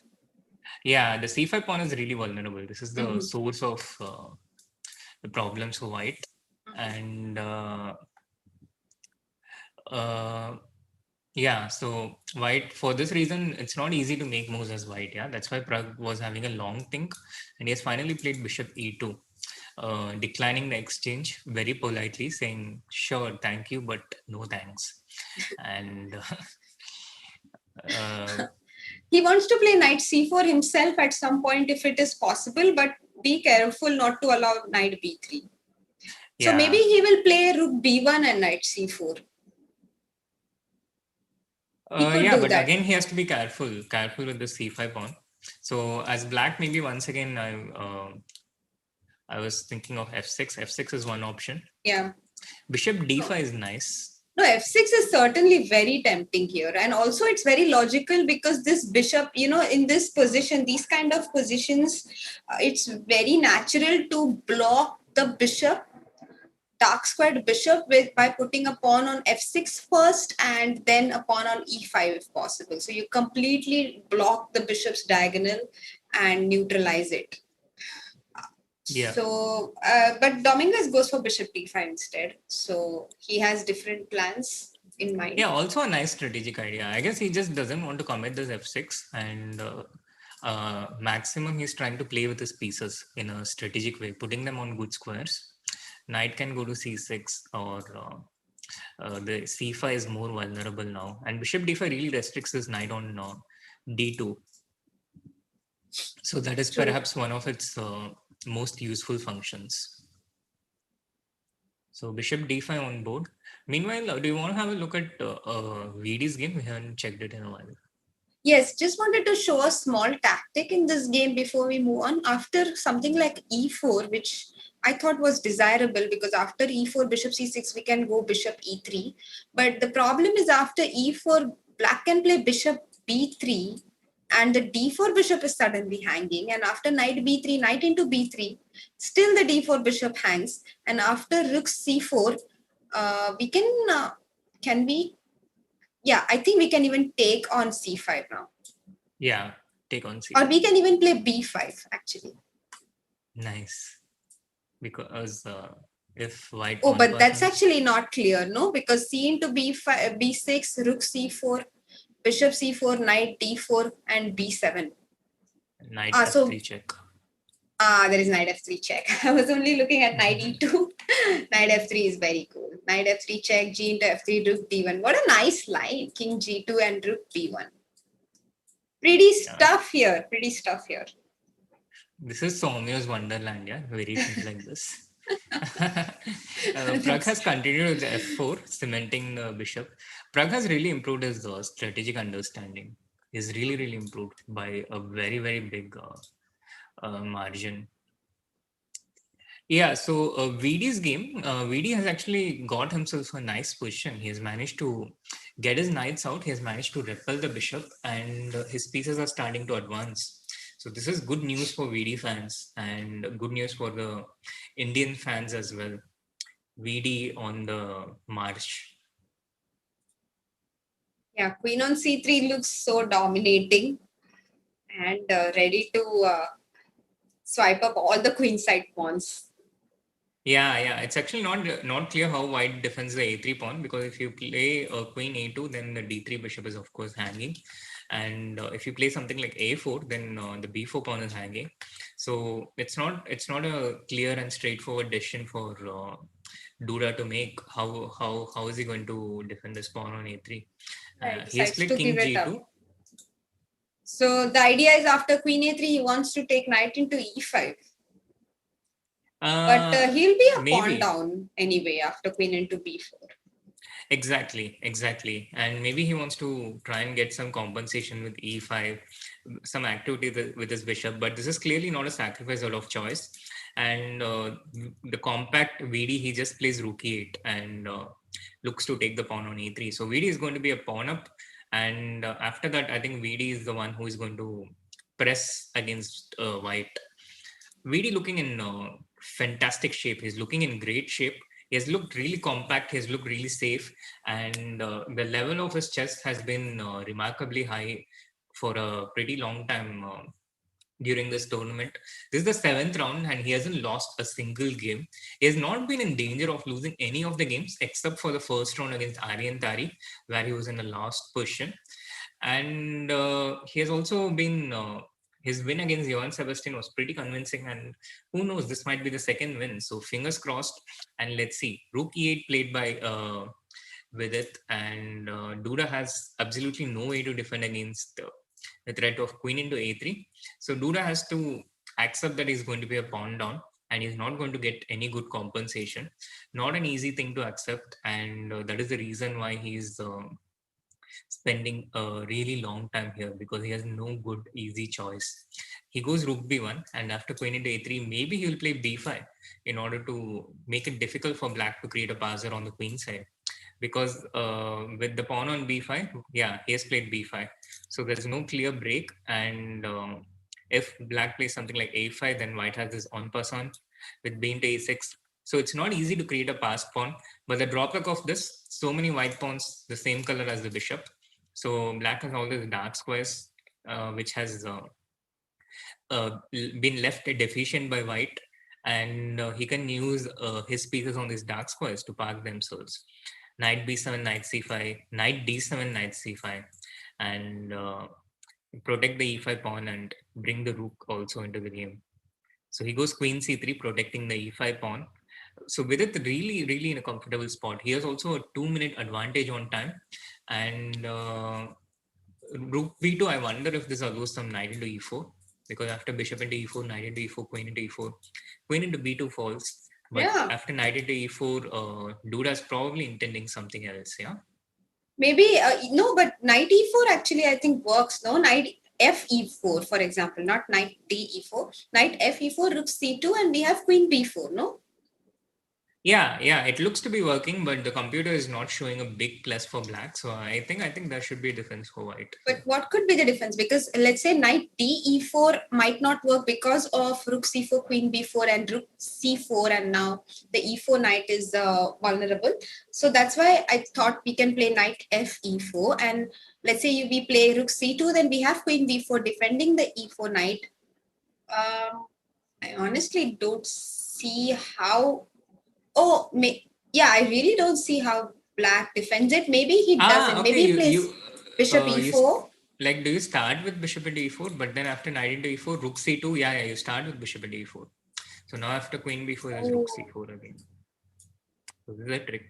Oh, These this are the is tricks the you have to watch out pretty trick. This is actually quite pretty, no? And hard to spot. for. Easy to Yeah, miss rather than hard to spot. Easy to miss. Yes. So this is actually a good Also, the defensive line formation. doesn't end because after rook c4, we have knight c3. We have knight c3, and I think white plays queen d3, then we have e4. So the line doesn't end. Yeah, the line doesn't end. True. And after e4, what does white do? Does he take? It's actually not clear, no? No, he has to take on c3 now, because e into f3 comes with a check. Yeah, so he takes queen into c3, but then ef3 check. And whatever white plays, maybe king into f3, and then you can take on b5. Yeah. So this is not the trick. I think the trick is queen, knight into e4, rook c2, queen b4, and now rook c4 directly. So without taking on e4. Yeah.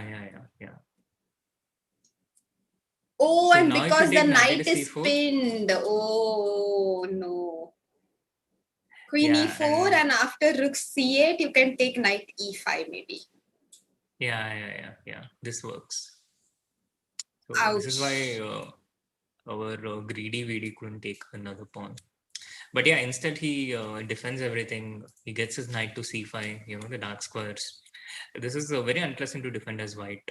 All these pawns, b5 and e4, they are weaknesses. Even if they don't fall immediately, they are bound to be under pressure sooner or later. So next knight c5 coming in, the bishop moves, and then maybe something like queen d7 or even a5, trying to create a passed pawn, because now b into a6 can be met by queen into a6. So when you have one more pawn on any of the sides, this is how you create a passer. You either have a pawn break or you just exchange one of the pawns. So a5 is also, I think, a pretty tempting idea for black at any point to create a pass pawn on the queen side. But maybe Vidit will dance around a bit before going for something concrete. That is generally how you do things. Yeah, queen d7, queen e2. Because if you do something concrete directly, it's easier for the opponent to defend. So it's always a good idea to initiate action when your opponent is not quite expecting it, when he's not quite alert and he's a bit tired, wondering about where you're going to hit him. Queen d7, queen e2, yeah, queen b7, just make these moves a bit. Let your opponent think, let your opponent be anxious about where you're going to hit him. and then you get a concrete idea like a5 or a6 going, and your opponent also has less time when you implement this. So it's always a good idea to dance around, as long as you're in control, as long as you're seeing stuff. Knight d2, defending this e4 point. Possibly bishop a2, bishop d5 is one thing that white would like to do, improve this bishop. So knight d2, it liberates the bishop on b1, but maybe this allows knight f5, knight d4. Maybe. I know, Duda, I was just thinking about this, that Duda could have repeated the position with Queen E1. It's the exact same position that we had 2 minutes ago, but Duda decides that he doesn't want to even give Black a chance to repeat, and he decides to play Knight D2. He always tries to play for a win, This is something I think everyone has observed about Duda, no matter what the position. And Vidit plays knight e6 because now the e5 pawn doesn't need to be defended, and he goes back knight f3, not allowing knight to d4. And by the way, here if Vidit plays knight c5, it's a threefold repetition. This position has already... No? Twofold. Wasn't this position already there on the board? Yeah, this is the first one. And then he played knight e6, knight f3. This is the second time. So it has to happen one more time. So knight e6 has to... If Black plays knight e6, it's the third time. Just no, if knight c5, knight d2 happens, then it's a third time. And the server automatically claims a draw. So if it has happened 3 times, it would be a draw. Yeah, so if Black plays knight e6, now it's the third time. So Vidit has a chance to make a draw now. But he probably will play knight f5 here. Vidit wouldn't want to make a draw. That would be pretty frustrating for Vidit. But if he plays knight f5, can White play knight f3 and then Black plays knight d4, is it? Yeah, no. Then maybe he has to come back knight d6. So he went queen c8. But then that would be... Just to get rid of this repetition thing. Yeah, exactly. But he has burned up a lot of time for this. And I wonder how he intends to compensate for the amount of time he spent. He's gone into the 30-second zone, but the good thing is it's a 10-second increment here, which is a lot of time actually. Again, people are used to playing with the 1 second, 2 second increment. The Challengers Chess Tour had 5-second increment. So 10-second increment is actually pretty liberal. Knight e6 with the idea of knight d4, queen c8 just making a move so that there's no repetition. And also queen c8 is not a bad move. And now again the burden is on Duda. He's not laid back anymore. He's focused intensely. And if he goes something like bishop d5 here, then after knight d4, the b5 pawn will fall. Queen c5 coming in the next move. So how will he defend this b5 pawn? He can maybe go knight f3 again, just to keep the d4 protected. Yeah, he has gone knight f3. He's gone exactly knight f3, and Vidit anticipated it and plays queen c5 almost immediately, gaining 8 seconds on his clock. Queen b2, and this was also the move I was expecting, defending the rook on b4, and now the b5 pawn falls. There's no way to defend the pawn on b5. So I think Vidit is firmly on his way to converting this one. Knight c to b5 taken. Oh my God, I just had a look at Prague's game. Prague is losing. He is losing 2 pieces now. And this looks very bad for Prague. I think he will lose the second game as well of today against Linear Dominguez. But a very strong game by Linear. So credit to Linear. It seems like, the knight on a4 always, it never went away. He kept the knight on a4 throughout, and it was the bane of all of White's problems at some point. And then he rerouted it to c4 on time. And this was a nice tactic after rook c2 on the 43rd move. White played rook g6 on the 42nd move, and after rook c1, bishop b2, rook c2, bishop a1. He played knight f8, and for bishop b3, Black had knight c4 check coming in with the idea that after bishop c4, black can take on g6 first. And for bishop b3, black could have played rook c1 so that he doesn't need to give up the exchange himself. And so white played king f3 here, and after knight d2, he lost the bishop in a fork. And unfortunately, the rook on g6 is still attacked, but at the same time, the bishop on a1 was also attacked, and this is how he lost both his pieces. So Right. this game slipping out of Prague's hand now. Yeah. He's completely lost here.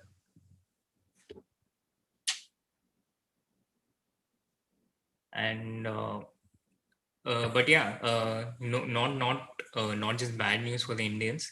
Vidit firmly on his way to win his game. The pawn is already on a3, just 2 steps away from queening, and rook a7 and a2 and a1 to follow. Duda has absolutely no counterplay. He's just being desperate. Knight h4, no threats. Just rook a7, and if queen a2, then just knight c3. And if white doesn't do anything, then the pawn just queens. So Vidit is going to win his second game of this tournament and get to 4.5 out of 7. Pragg has officially lost the game, so he's on 3 out of 7. He's having a tough day too, and he has to face Vidit in round 8 with the black pieces on the back of 2 back-to-back defeats. It's a very difficult situation for Pragg to be in terms of the tournament, but it will. This is part of the initiation. This is part of the learning experience. And once again, I really hope that Pragg gets that one win to break through, to break this momentum. Here, black just has to be careful with something like takes, allowing something like rook d8 and knight f5. Although even this might win, but Vidit wouldn't want to allow this. He would want to keep things simple, and there are many ways he can, just keep things simple. Even a2 wins here. Yeah, he goes rook c7. He's really in the zone. He's making all these compact moves. He's keeping his position safe. He's playing the brand of chess that he's famous for. Very safe chess where he either wins or makes a draw. He plays for 2 results and doesn't lose. And his level of chess has also been really impressive so far. So VD back to being the vintage VD that we know him. After 2 not so great Champions Chess Tours, this has been a fantastic performance, a brilliant reminder of what he's capable of. Knight e4 taken, that's his third pawn. Queen e2, the rook goes back to a7. Knight c3 and a2 coming up pretty soon.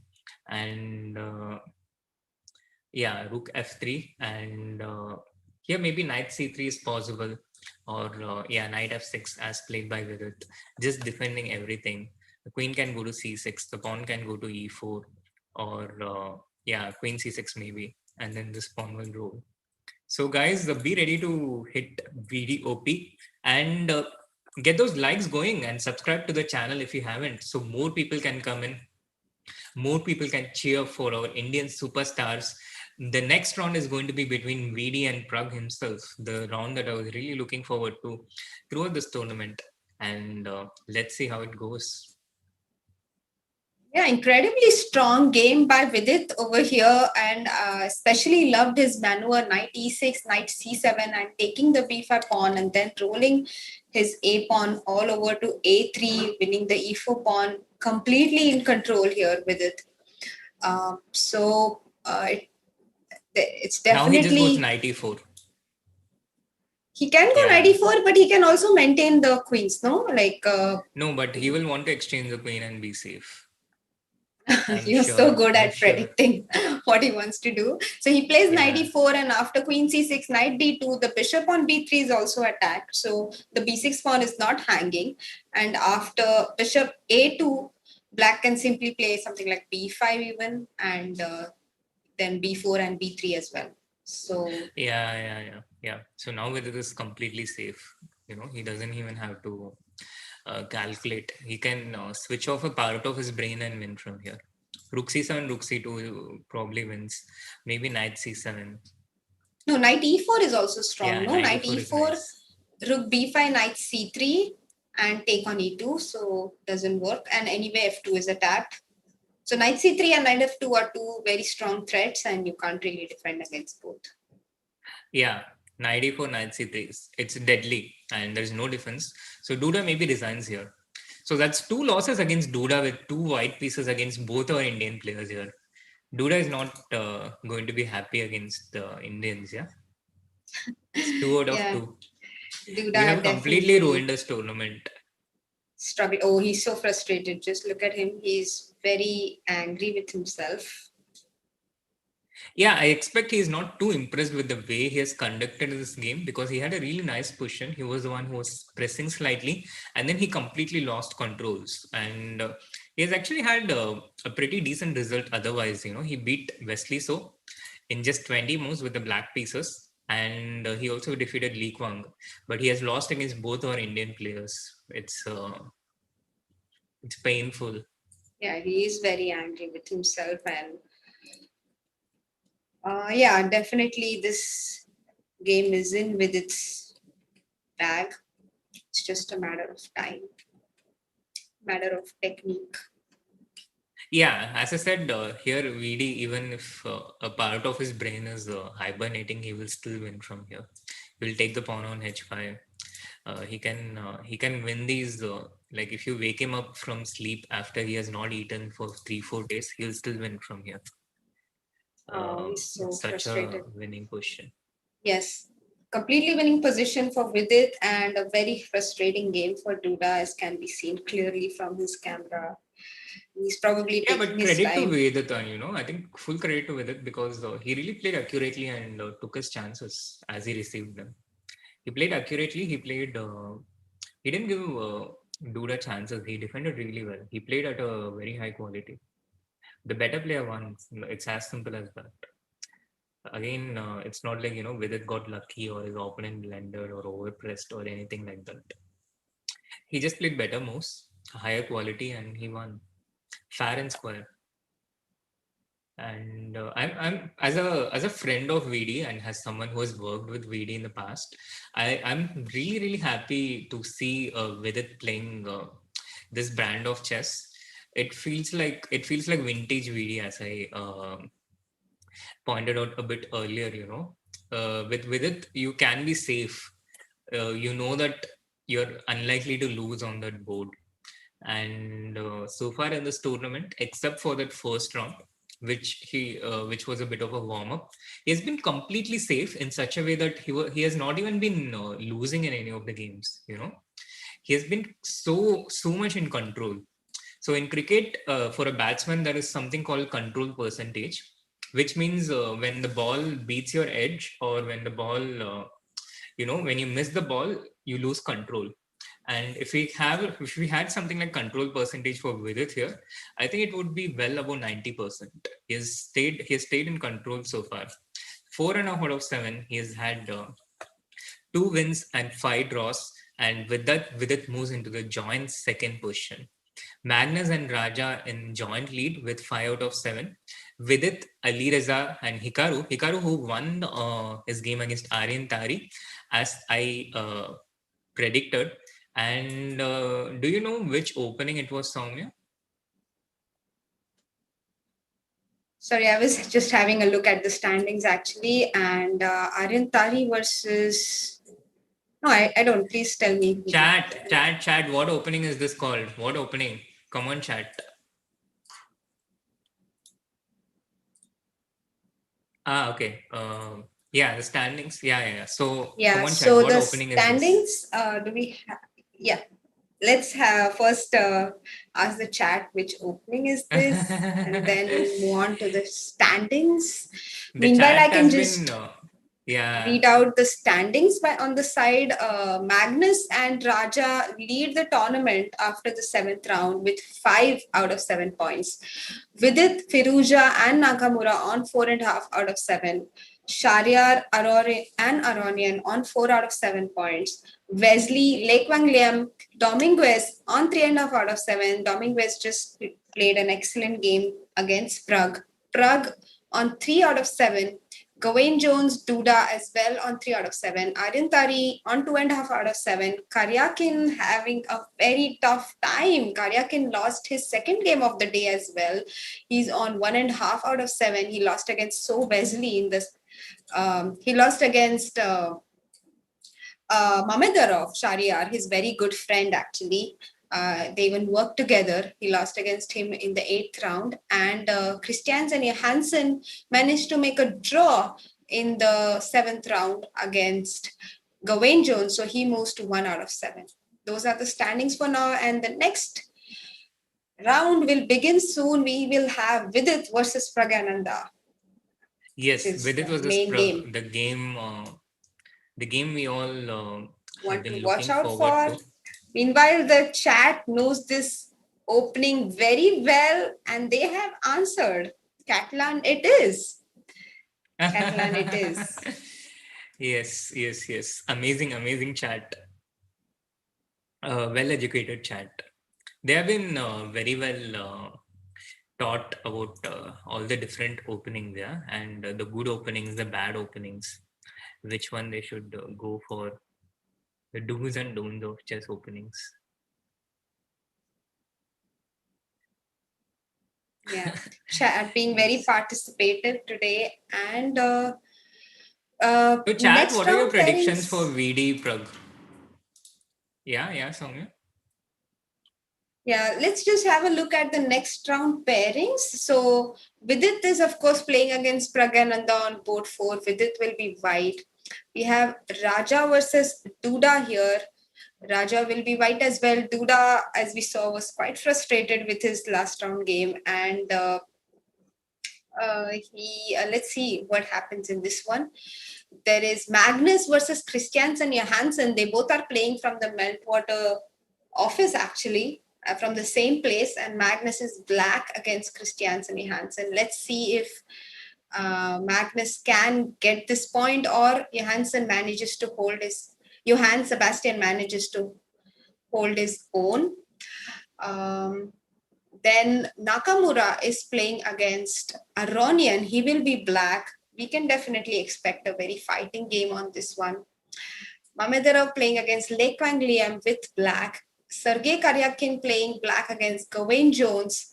And So Wesley playing black against Dominguez Perez. And Firuza playing against Aryan Tari. Firuza is black as well. So, yeah, it's I get this feeling always in the prelims that, you know, there are some players who are having a great day and some players who are having a very bad day. Like, it's always that feeling. And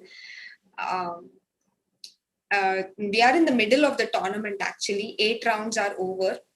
So 7 rounds are over. Rounds are over. 7 rounds are over. And we have 8 more to go. Chat is so nice and polite, you know. Mostly they were replying. So when I asked what will happen in VD Prague, mostly they were replying draw. Such a nice and cute chat. And next question for the chat: will VD open with Catalan or not? Again, it's a yes or yes question, but please. But do you think Prague will play d5 for sure against d4? No, he'll play knight f6. No, knight f6, c4, e6, knight f3, d5. That's what he's doing. And now after knight c3, d into c4. Actually, Catalan was actually a bit of a point of weakness in Prague's play till about 6 months ago. He did not have a stable response against it. But 6 months is a very long time in a 15-year-old's life. It's a big proportion of their life. So I think he would have found a way against it. But let's see. Some of the games have actually begun. Aryan Tari Ali Reza has begun with the Caracan. Dominguez, Magnus Carlsen starting with the Perk. And some of the games have begun. But VD, come on, let's go. Come on, come to the chair and sit. Where are you going? Yeah, Magnus actually played the modern defense against Aryan Tari as well in the 6th round. And he's playing a lot of interesting openings in this. He's mixing it up in this tournament. And here as well, he plays the modern defense with e4, d6, d4, g6, knight c3, c6. Yeah, he's totally taking Johann Sebastian out of his prep and trying to get a fresh position. So yeah, also this perk modern defense. It's a very good way to play as a win with the black pieces against a lower rated player. So Magnus is always clever in these sort of things. In general, he's very clever in picking these lines against people who are well booked up. And e5, h5, the point is that black wants to put the knight on h6 now after e5. So that's why he first plays h5, so that white doesn't get h3, g4 stuff coming in very easily. And then he plays knight h6 and knight f5, so that the knight is very well placed on f5. These positions are very double-edged, and there are ideas like queen b6 and stuff after you get the knight on f5, putting pressure on d4. Yeah, it reminds me of a game between Joel D'Souza against Vaibhav Sethia. Joel likes to play like this, That's H5, clearly H4, not in the Caro-Kann structure. database. It's in a special kind of database. You have to download that. It's a good thing that it's not in the database because people learn good things. But yeah, Joel, if you're watching this, I do remember your game. He played a nice game with h4, knight h6, knight f5, knight g3, and completely crushing. Praggu is 15, guys. Praggu is 15. He's not 11. What is this behavior, Dosa? Meanwhile, Aryan Tari versus Firuja has also begun, and this exchange Slav seems to be the favorite of his opponents. Caro-Kann exchange. He played e4 c6, right? Yes, but I can totally understand, yeah, because Slav and Caro-Kann, they are like pawn structure brothers or sisters, pawn structure siblings. They're like cousins. You could call them cousins, I think. They're almost the same, but not the same. Sure. Slightly VD is different back, DNA. by the way. VD is back and munching something. Come on, VD. I think VD is purposefully making me wait because I'm expecting Catalan. What do you think? Make the first move. No, what is this? Come on, let's make the first move. Let's go. Start 1 d4 or 1 knight f3. Bhi chalega. C4 is also fine. Their previous game was the last one to end, so perhaps that's the reason it's taking a bit of a time for them. They've been given some extra time to relax and start their games, because even Duda's game hasn't begun yet. So all the rest of the games have begun already. Yeah. VD has also learned a lot of showmanship, yeah. So he knows this is the important game which we're all anticipating. So he's building up the suspense and the hype, and making us wait for the first move, making me wait for his opening. It's so annoying. Now he's drinking something. So let's make some predictions while we wait for Vidit versus Prague to begin. What do you think would be an enough score to get into the knockouts? So the top 8 get into the knockouts. What do you think is going to be enough? And the game has begun. He has played knight f3 on the first move. Okay. And now knight f3, d5 on the board. Let's see which direction the game takes. He can play c4 here. He can play d4 here. He can play g3. He can even play b3 actually. He has no, I think options. He'll go d4. Yeah. So he does go d4. Knight f6. Prague plays knight f6. Now c4, e6, and now what? Yeah, c4, e6. Now knight c3 or g3. Yes, g3. I told you. I informed you thusly. I told you all.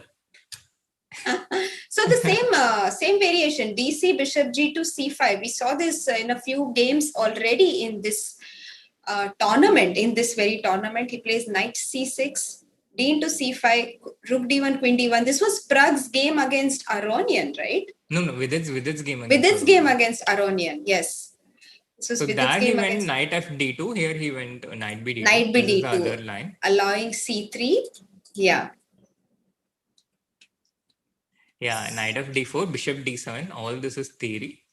And a4. This is exactly what I suggested in my Catalan reporter. This is a new move. This is a relatively new move, and this is a a4 rook c8. But Yeah, a4 is the move. Rook c8, and now knight b5 is the what I suggested. But I think Prag also knows this. Meanwhile, chat has responded with 8 out of 15, 10 out of 15, 8.5, and someone said +1, which is 7.5, which is 8, sorry. So, yeah, two Yeah, I players, think 8 out of two 15 people will pretty saying sure 8. get into top 8. Mhm. Let's see how it goes. Let's see how it goes. So Yeah, a4 rook c8, knight b5. Prag having a think after knight b5, but both of them have more than 15 minutes on the clock. So they have gained a lot of time in the opening. And rook of d8 played. So now the d6 square is a bit of a bother for black. Yeah. So here my line goes with bishop e3 first, a6, knight d6, bishop into d6, and rook into d6. Getting this dark squares, getting the Oh, dark square bishop. do you recommend this exact position in your course? Yeah. Oh, bishop e3, a6, knight d6, bishop d6, rook d6. Okay, and Yeah. how do you And now assess black has it? to play bishop e8, Mm-hmm. and rook into d8, rook into d8, knight c5. This is how the line goes, with a very slight edge for white. Black can, of course, black has to try and equalize here. Rook into d8, knight into d8 is important, not rook into d8. So knight into d8, knight c5, and it's a slight edge for white, but can defend this. Practically, it's slightly better for white, so I think white has chances here. So bishop e3. I think Pragg is trying to recollect what he's supposed to do here. Right. So it seems like Vidit did get your course yesterday, last night, and studied it. Yeah. No, I had sent him the files much earlier. Mhm. So A6, knight a6. d6, bishop d6, rook d6, bishop e8, rook d8, knight d8, knight c5. This exact position on the will be on the board soon that we discussed. Both of them Yeah. seem to have studied your course, and both of them seem to have their own thoughts about it. Pragg being very confident and about defending this position and holding his own, and Vidit having his trust in you, Shri, that it is indeed better for white. Yeah, but of course, I think Vidit had to have studied this question a bit more if he wanted to try this. After bishop e8, he had to decide which direction he wants to go in, whether he wants to play rook d3 or rook into d8, or what exactly he wants to do. He has to probably have worked this out in his own preparation. He might have done that because uh, but in general, one of the problems for white in against this endgame, this variation, is that it has been analyzed up to 30, 35 moves, and with correct play, it ends in a draw. But my perception is that white is slightly better in these types of endgames with the pair of bishops. If black does not know what is Stockfish recommendation and is concretely well prepared. So after rook into d8, knight into d8, the key for black in these types of positions is to try and get this dark square bishop exchanged. Sorry, the light square bishop exchanged and neutralize white's pair of bishops. But white can prevent this, for example, with something like bishop d4, bishop c6, and f3, and then keep the game going. So this is why this is a useful deviation to have. But again, once this is played at the top level, it's likely to be neutralized pretty easily, because with Stockfish you can kill variations at the highest level easily. But at a relatively lower level, these things are still valid for a long time. It has many different tries at this point, in different ways to keep the game going. Also, I think one idea for white could be, and this I'm thinking on my own. So, since you know the position much better than me, please correct me. I think one idea for white could be that after you play rook d8, knight d8, knight c5, white would be definitely much better if he manages to exchange his knight for opponent's knight. So he gets a pure pair of bishops versus a bishop and knight position. And this endgame, as opposed to, let's say, a pair of bishops versus a pair of knight, and a knight versus a pair of knights and a bishop. And I had read in Dorfman's book, which is a very popular book, and his method is very famous, Dorfman's method in chess for assessing a position. And he explains that a pair of bishops versus a bishop and knight is not the same balance as a pair of bishop and a knight versus a pair of knights and a bishop. And so usually the side with the pair of bishops tries to exchange his knight for the opponent's knight so that he gets into a pure pair of bishops versus a bishop and knight position, and that's much more advantageous. Wow, that was So quite long actually. but I think that would be white's idea, no, to like, for example, if black would play something like, let's say after this f3 position, black would play something like knight of d7, then white is very happy to exchange that knight for opponent's knight and play the pure pair of bishop position. Yeah, white. You mean white would like to play that with knight c5? Yeah. Yes, exactly. I mean, if he can Yeah, get yeah, it. yeah. Completely agree with you. Yeah. White would like to trade off a pair of knights if he can do it. But yeah, it's maybe practically not that easy to pull this off. So curious what Vidit might do here. But I completely agree with what you are saying. Yeah. White with the pair of bishops against bishop and knight, it's probably simpler if one of the knights are traded off. Yeah, exactly. But yeah, curious what how Vidit would continue here, and whether this goes into my repertoire's model games collection or not in the next update. Knight into d8. I'm actually a bit surprised that Pragg managed to out-prepare Vidit, because Vidit is usually so incredibly thorough with these things, and usually a bit deeper. Mm-hmm. But Pragg is probably playing this line for the first time in his life. And as I told you, he used to have a bit of weakness against the Catalan, Mm-hmm. but he has probably worked and improved on it. And this is his response against it. And now people will, start targeting him here after they know what he's doing here. So that's how it goes. It's a kind of cycle. It keeps going until his understanding gets to that elite stage, and he finds he understands all of these different mainline defenses as well as the top guys.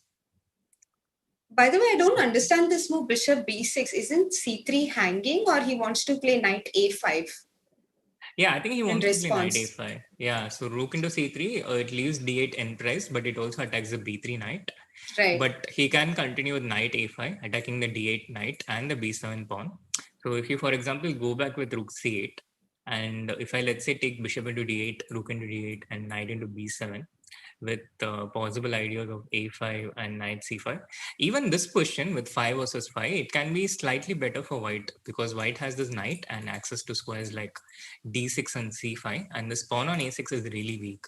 So as long as these a pawns exist, white always has slightly better chances. Yeah, and also his bishop is far superior to, the beautiful Catalan bishop is far superior to the e8 one, so that helps. Yeah, absolutely. Yes, so bishop b6, and we are on to a fresh position. Yeah, we're on to a fresh position where Pragg is out of his prep, and this is also something that Pragg can possibly improve on. I feel that maybe he stops his preparation a bit earlier than he should. So in a variation like this, I think he should really know the exact concrete way to continue from here. Because otherwise he could end up suffering in a slightly worse position.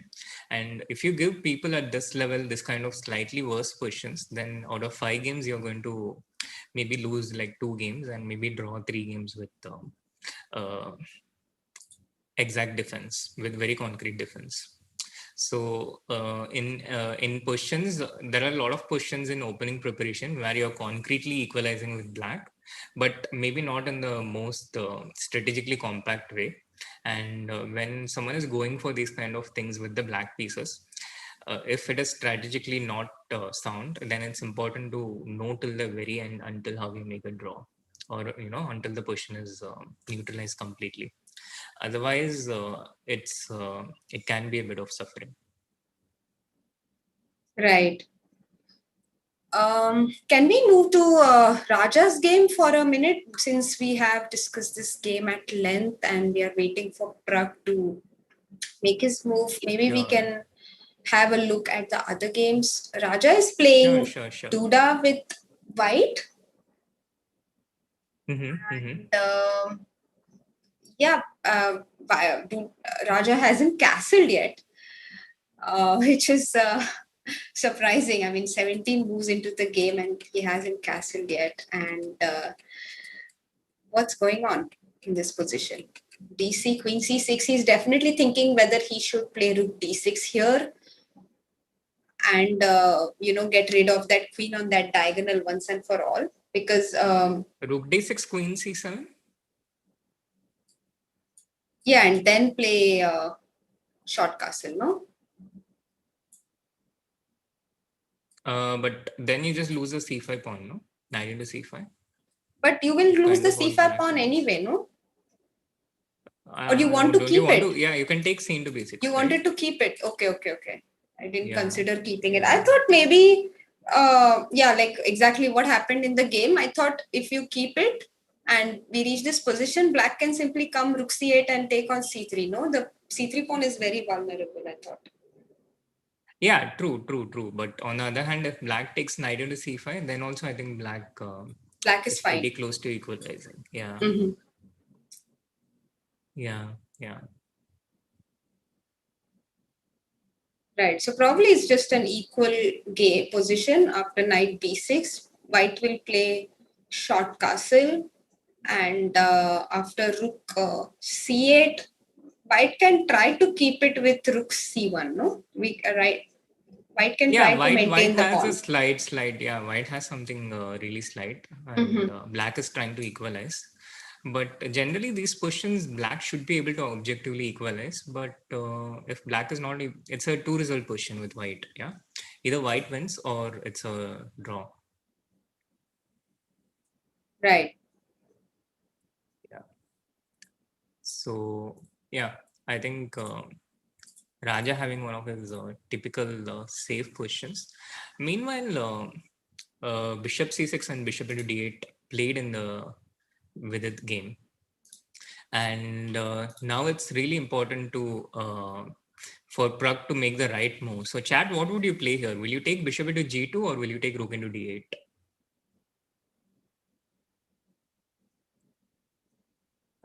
For Soumya, I think this is really straightforward, yeah? Or maybe it's not straightforward for anyone actually, even for Pragg. He has to be really accurate here. There is only one right move. The other move straight up loses strategically. So bishop c6, we were last at this point, bishop b6, and then after bishop c6, bishop into d8. This is the position. Here black has two options. Black can either take this bishop or this bishop. And which one do you think black should take here?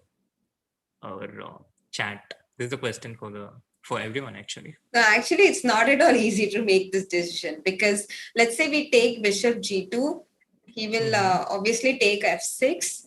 Then we go bishop d5. Luckily, we have this move, so we save our bishop. Then maybe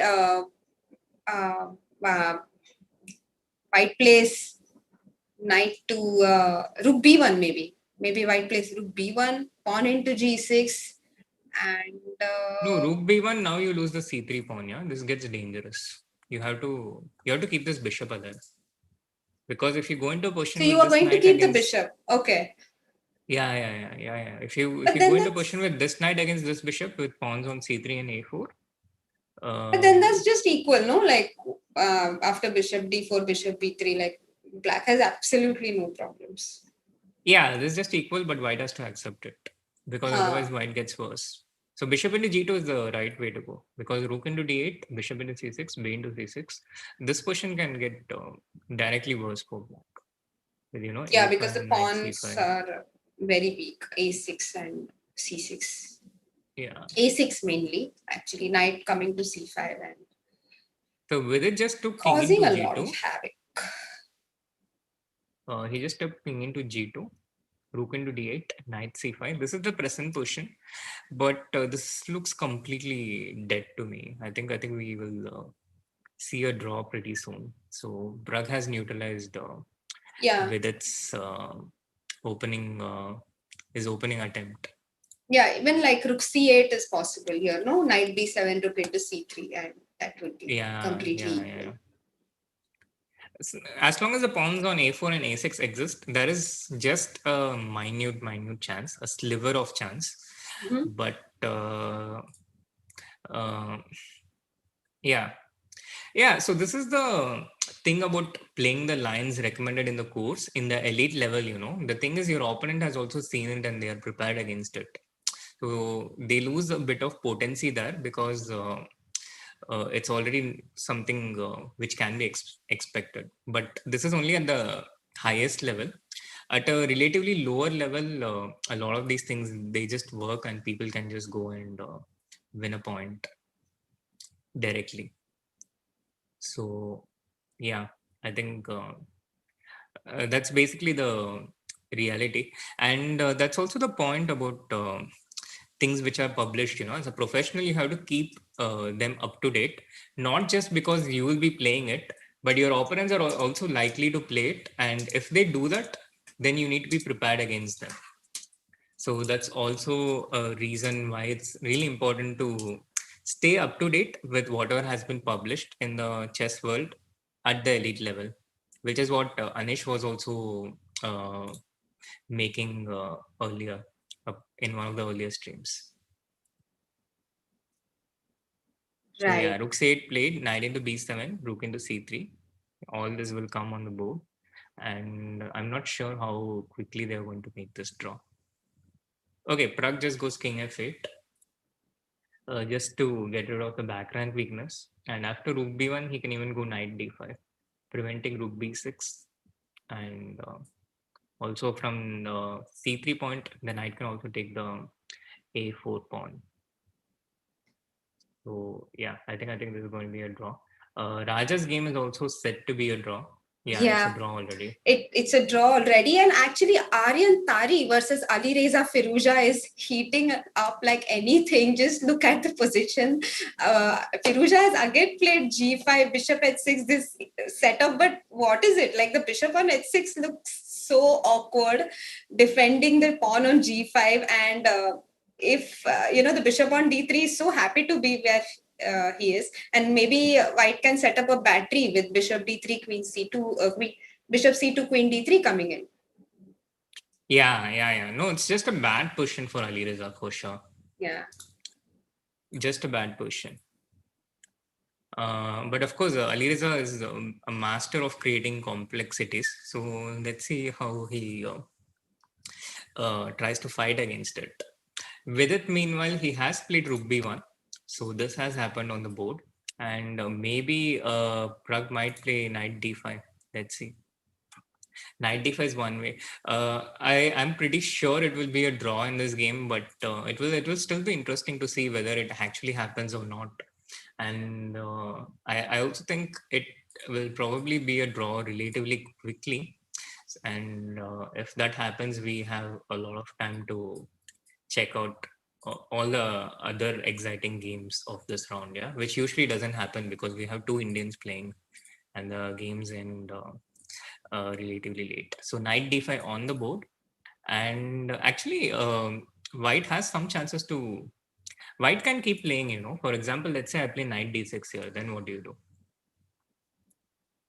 Knight d6, I was definitely thinking to first capture. I think in general, it's good to calculate captures first, and after rook b7, I can go rook c7 at least. So maybe rook for into rook c3, into yeah? c3, you are going to play e4, right? That's Yeah, your e4 plan, no? exactly. Yeah, because rook b7, you're coming rook c7. Yeah. So I So, start with e4, try to bamboozle you. right. And what if I play king e7 for e4? Yeah, you can play king e7. I think Then maybe you just take on f7, right?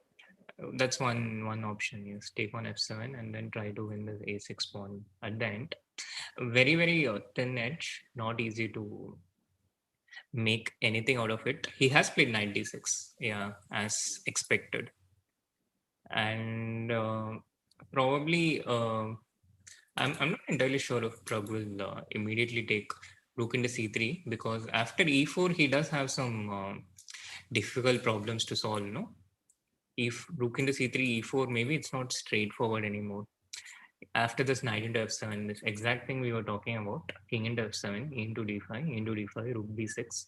Finally, white will be a pawn up, and since these pawns are not connected together, white has something to play with, right? Right. And let's say I play something very simple, like after e4, I play knight c7 and defend my position. Do you have your knight on d6? Of course, is very strong. I understand, but do you have something uh, Yeah, direct, rook or is it okay? b6. Because I was my thinking knight rook on b6. c7 guards everything, right? So I can simply play this position. Mm-hmm. Yeah. At the moment, yeah, what you're saying is true. It guards everything. But as white, it would be an achievement even if I can get a position where it's immediately not a draw. Yeah, And I there's a understand. pressure. Yeah, Pragg that has part I played rook totally agree. c6 directly. Okay. Rook c6 and now knight e4. Knight e4. F5 doesn't work. f5. F5. Now, yeah, I think I there's mean, desperate not much times anymore. called for desperate measures. No, it's I not have to play desperate. It's F5. not desperate. So He rook goes rook b8, b8 check. king e7, and Maybe now knight e4. knight e4. And now f5 anyway. Rook b7 Then check. rook b7 check. And knight c7 back. Knight c7. Okay, now I have to move my knight. So I go knight g5, attacking h7.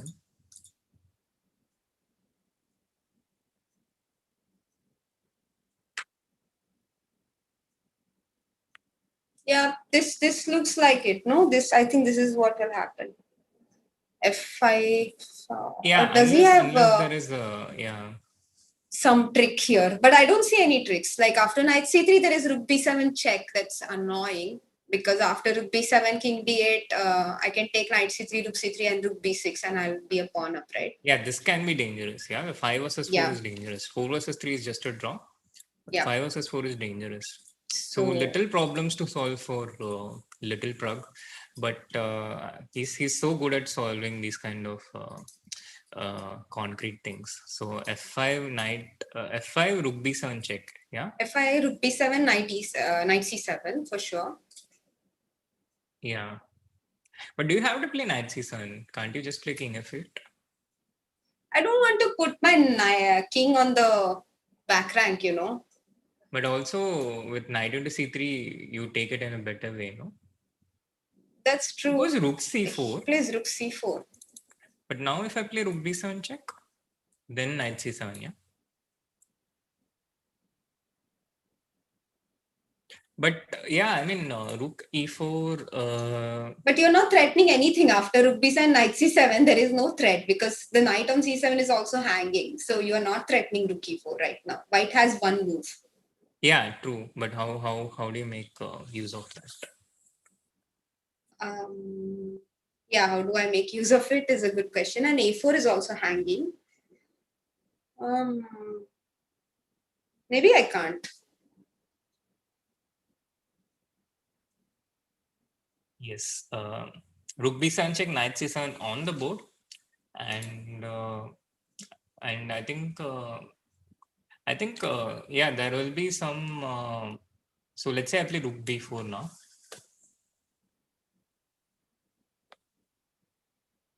I keep posing you problems. So white can keep the game going, yeah, although it's 0.00. Although the computer shows it's completely equal, white can still keep the game going, right? Yeah. I see a good question by Tanmay Chakravarti, and he's asked it a few times, so let's answer it. That what do you think Prague getting chances to play this Super GMs in close event is good for him? If bad result, will that crush him or come back stronger? And what will be the first reaction? Interesting question. It's definitely very good for him. For any player, it's very good to play stronger players. That's the way to improve, and that's the play. That's the way you get better. And experience only helps you learn more. So. For him, it's a great opportunity to play in this tournament. Not to forget, he actually qualified for it. So it's not even like he was invited. He actually qualified. He won the Challengers Chess Tour and won it so convincingly. So it's a great opportunity for him to play against such strong players, elite players, learn from them, fight against them, and if he gets a great result, then it will only boost his confidence. And in case it's not so good for him, the tournament, even then he will go home learning a lot, and it's going to help him so much. And I just want to add a personal experience here. The first time I played an elite level tournament, it was in 2010, and it was so bad for me. I finished with 3.5 out of 13, and it was in the Tata Steel C group in Chorus 2010, and I finished second last. But that is one of my most memorable tournaments because I absolutely fell in love with chess over there. I learned so much from my experience there. It was the first time I was seeing all these elite level players play chess in front of me, analyze games, play games. It was such a great experience, and I learned so much from that tournament. And after the tournament got over, when I spoke to the organizer, the first words he told me was, I hope this experience will help you in your chess career. And that was such a nice thing to say. I mean, usually organizers just thank you for playing or tell you, we hope to see you again. But this was something so sweet that, he understood that I must be feeling really bad after my tournament, but he was also so encouraging, and it did help me a lot. So I'm sure these experiences are only going to be helpful for all these new upcoming junior players who play in these tournaments. By the way, Soumya, I didn't want to interrupt you, Yeah. but there is some pretty interesting development in the game. Vidit is actually now just a pawn up because there is no good way for Prag to win back the pawn which has lost now. So we actually might see a result. It might not be a draw. And this is the thing I was talking about. Yeah, position the Stockfish evaluates as 0.00. It's not practically 0.00. And there are a lot of these positions where white has chances. And this is essentially what we try to find in opening preparation. Yeah. With white, we are constantly trying to find. So f5 played by Prague.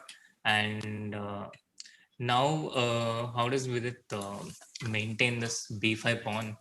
How does he preserve it? I think he has. So let's say I play knight g5 now. Knight g5. Okay, so you are attacking my h7 pawn. Mm-hmm. And can I simply give it up by king f6? I don't think you can because I'll take the pawn and then I have an escape route outside. Yeah, you have knight f8 check, unfortunately. So king g6, knight f8 check, and knight d7. That's unfortunate. So after knight g5, I have to play h6, and then you play knight f3, right? Yeah, then I play knight f3 and then I get the Knight, knight to d4. knight to d4, right? This is what So I want. I want this knight to d4 and then I'll defend it with e3. And then it will be really hard for black. so let's say I go king d6 after knight f3, you go knight d4, and after g6 you play f4, right?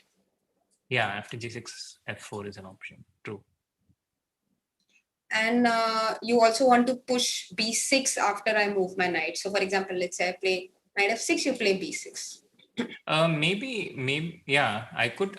Black. Yeah, white can play b6. True, because e6 is always hanging. Yes, but yeah, this is something I would really weigh the pros and And cons. how do you yeah, it's very annoying because you can also play knight c6 and knight e5 after I play after f4, no? Yeah, exactly. So the knight has to get to d4.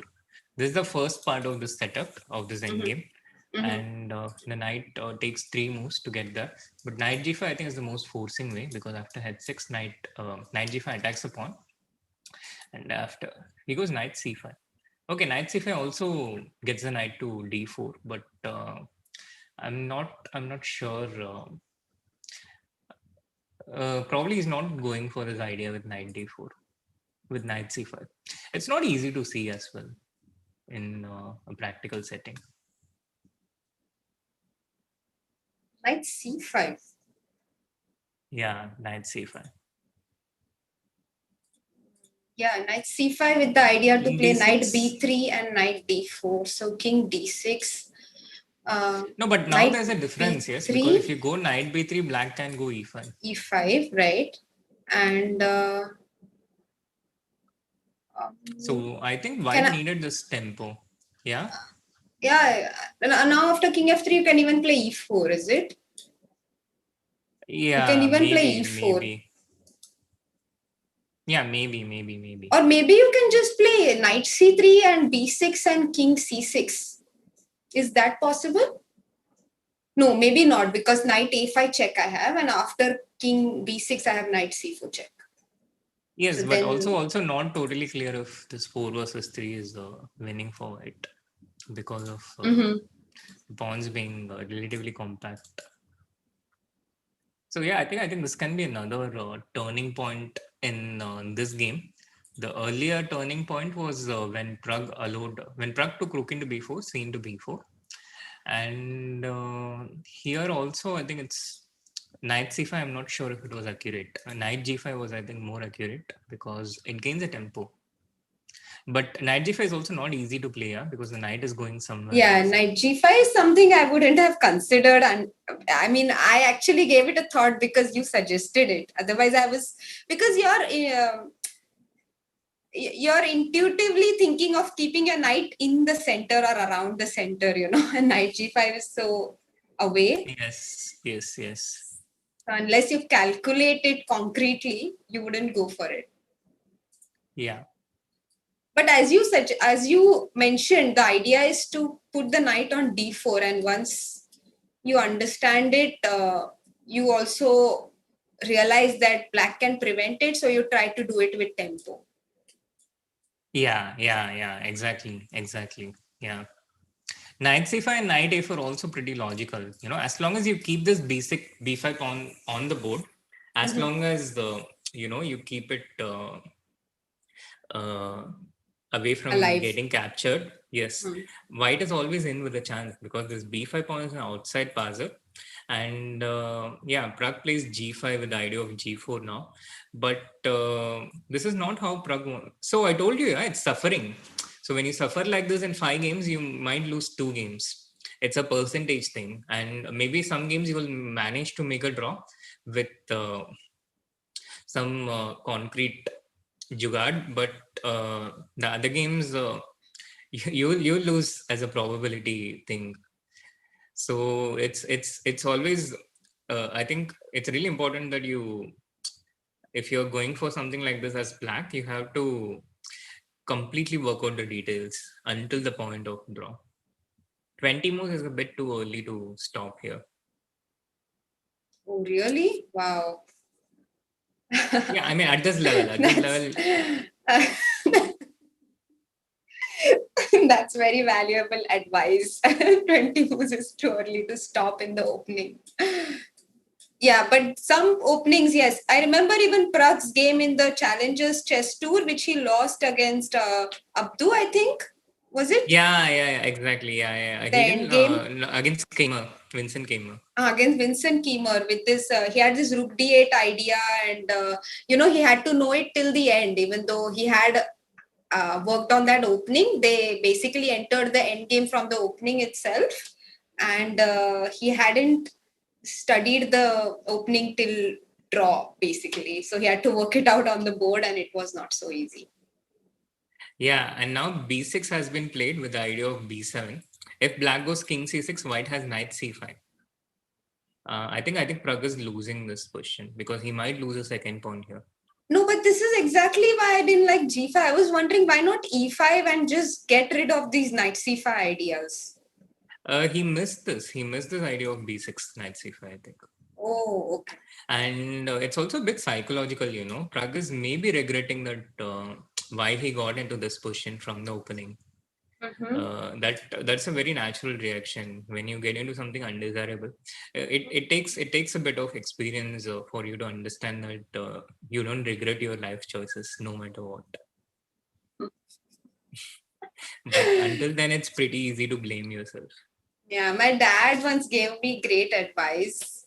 It's so useful. I was playing a grandmaster, and we reached a very interesting position, and he offered me a draw, and I had very less time over the board, but I felt that there might be more play. So I kept on thinking, and then when I had 2 minutes left on the clock, I accepted the draw for because I really couldn't find anything for myself and I couldn't make anything work. And after that, the way back home was filled with regret, that why did I accept the draw offer? And I came back home and I called my dad, and my dad said, no, it's the right decision, because at that moment, you felt it was the right decision, and that's all that matters. It doesn't matter what you feel later. At that moment, you thought to yourself that a draw is what makes sense here. You couldn't find the win, so you took the draw. It was the best decision to take at that point. So you just live with it. And I thought that was great advice. And after that, whenever I have regretted a decision in the past, this is what I tell myself, that at that point, it made sense. So I went. Exactly. Magnus also said something similar once, what becomes clear by hindsight. Yeah. That's not a mistake if it becomes clear by hindsight. Yeah. So, interesting position here. White to play. Black is threatening to play king b5. What would you do here, Soumya? How would you try and convert this with white? You're the endgame expert and you're my calculator here. So, by the way, did we show this cute line to the chat already through your arrows? Because I wasn't checking I did. This king c6, knight c5 line, right? Yeah, knight c5, king into c5 doesn't work because after b7, black can either play knight c6 or knight a6. Yes, and on the previous move also, instead of knight b4, if he had gone king c6, white had knight c5, picking up the e6 pawn. Yeah, and now if king into c5, b7, the pawn queens, there's no knight on c6. And now Vidit goes e4. So that these pawns which... so idea is to weaken these pawns. He will take into f5, and then play g4 so that the g5 and h7 pawn falls. So VD with his immaculate endgame technique. E4 with the idea of e into f5, g4, f4, king e4. All these ideas coming in. But if black plays king b5, there's always b7. Yes, I'm sorry, but what happens for g4 here after e4? Because for king f4, my idea was to play knight d3, but maybe now king e3. Yeah? Now king e3, yeah. And now pawn into pawn? Now f into e4. Yeah, exactly. Yeah, no, it's not simple, no? That's straightforward, yeah. G4, maybe you start with king e3 then. But if you start with king e3, then I give knight c2 check. And now king f4. Now you can play king f4, right? Yeah. In the game, Pragg played king b5, b7 on board. And now the thing is, I think Vidit can just ignore this knight and even take and play g4. I'm not sure if this works, but this looks very tempting because by the time this king takes on a4 and goes back to the pawn, white's pawn might be really fast. So I Wow. think g4 is That would be so good. No, he played knight b2. also. But this is Totally safe also very approach. good because after king b6, we have knight c4 check and king b7, knight d6 check and knight into f5, right? Yep. And then king g4 Plays coming king in. c6, And, so anyway, knight c4 with the idea to play knight a5 if required. Knight d6 anyway coming in. So yeah, looks very good. But your line was beautiful, huh? G4 if it works. I don't know if it works, but it looked like looked really strong. yeah, and now Vidit is pretty much winning because if he wins the second pawn, then the knight endgame is just as straightforward as it can get. And I think he's winning a second pawn by force, pretty much by force. King g4, and if knight e6, then maybe knight h6, knight f7 is one way. As white, you will want to take the g5 pawn rather than the h7 pawn so that you know it's you'll get a connected passer. But even king h5, king h6, king h7 also wins comfortably because then you might get this h passer going.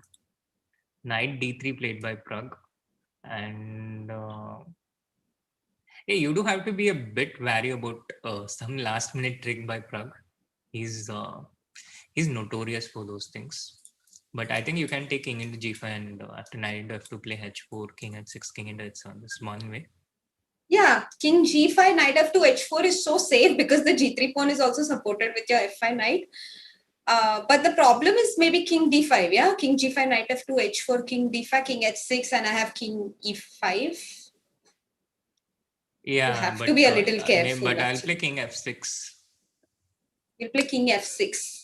But then also you do some knight g4 check, yeah? No, king g5, knight into f2. This much has been played. And here I think there should be fairly simple ways to... Knight e3 maybe? Knight e3 and king h6? Isn't that easy? Yeah. Knight e3 makes... It's a lot smoother than h4. Absolutely. And knight e3 Knight e3 on knight the e3 board. played. And also it's a very Vidit move, no? Knight e3, I can even play knight g4 next move. Yeah. And then play knight king g4 h6. and knight f6. Yes. Wow. So that was a fantastic exhibition of endgame technique by Vidit. Yeah, from a position where he had only a very, very slight advantage. He managed to convert the game in a very seamless way. And I mean, it's very sad for strong Prague. Game. It's his third loss in a row. It's it's a very it's part of the process. It's part of the process. You learn from these events, and once you spend some time here, you get used to it, and you stretch yourself in such a way that you reach that level. That's exactly how improvement happens. It's a bit like this caterpillar becoming a butterfly. Yeah. Yeah, that's true. And also, I'm really impressed with the way Vidit slowly but surely got built up an advantage and converted in this end game. Yeah, knight h3 check. Prague will fight till the end, no matter what. And I will. Knight h3. We can play king h6. No, what's the problem? King h6. He wants to go king e6, king into h7, king f5. You have to be careful. Prague can draw this position against many people. King e4, king f. So he's trying to impede white's pawns. He's trying to trick him. So maybe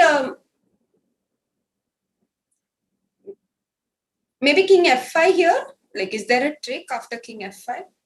But then how will you capture this pawn with knight f6? Okay? I want to play. Yeah. I think king f5 should work. He has played king h6. King King E6. E6, and now maybe knight E3 also was possible actually, but okay, he played King H7. Just goes for this. Maybe Vidit evaluated Knight this as winning. E3, and after King E4,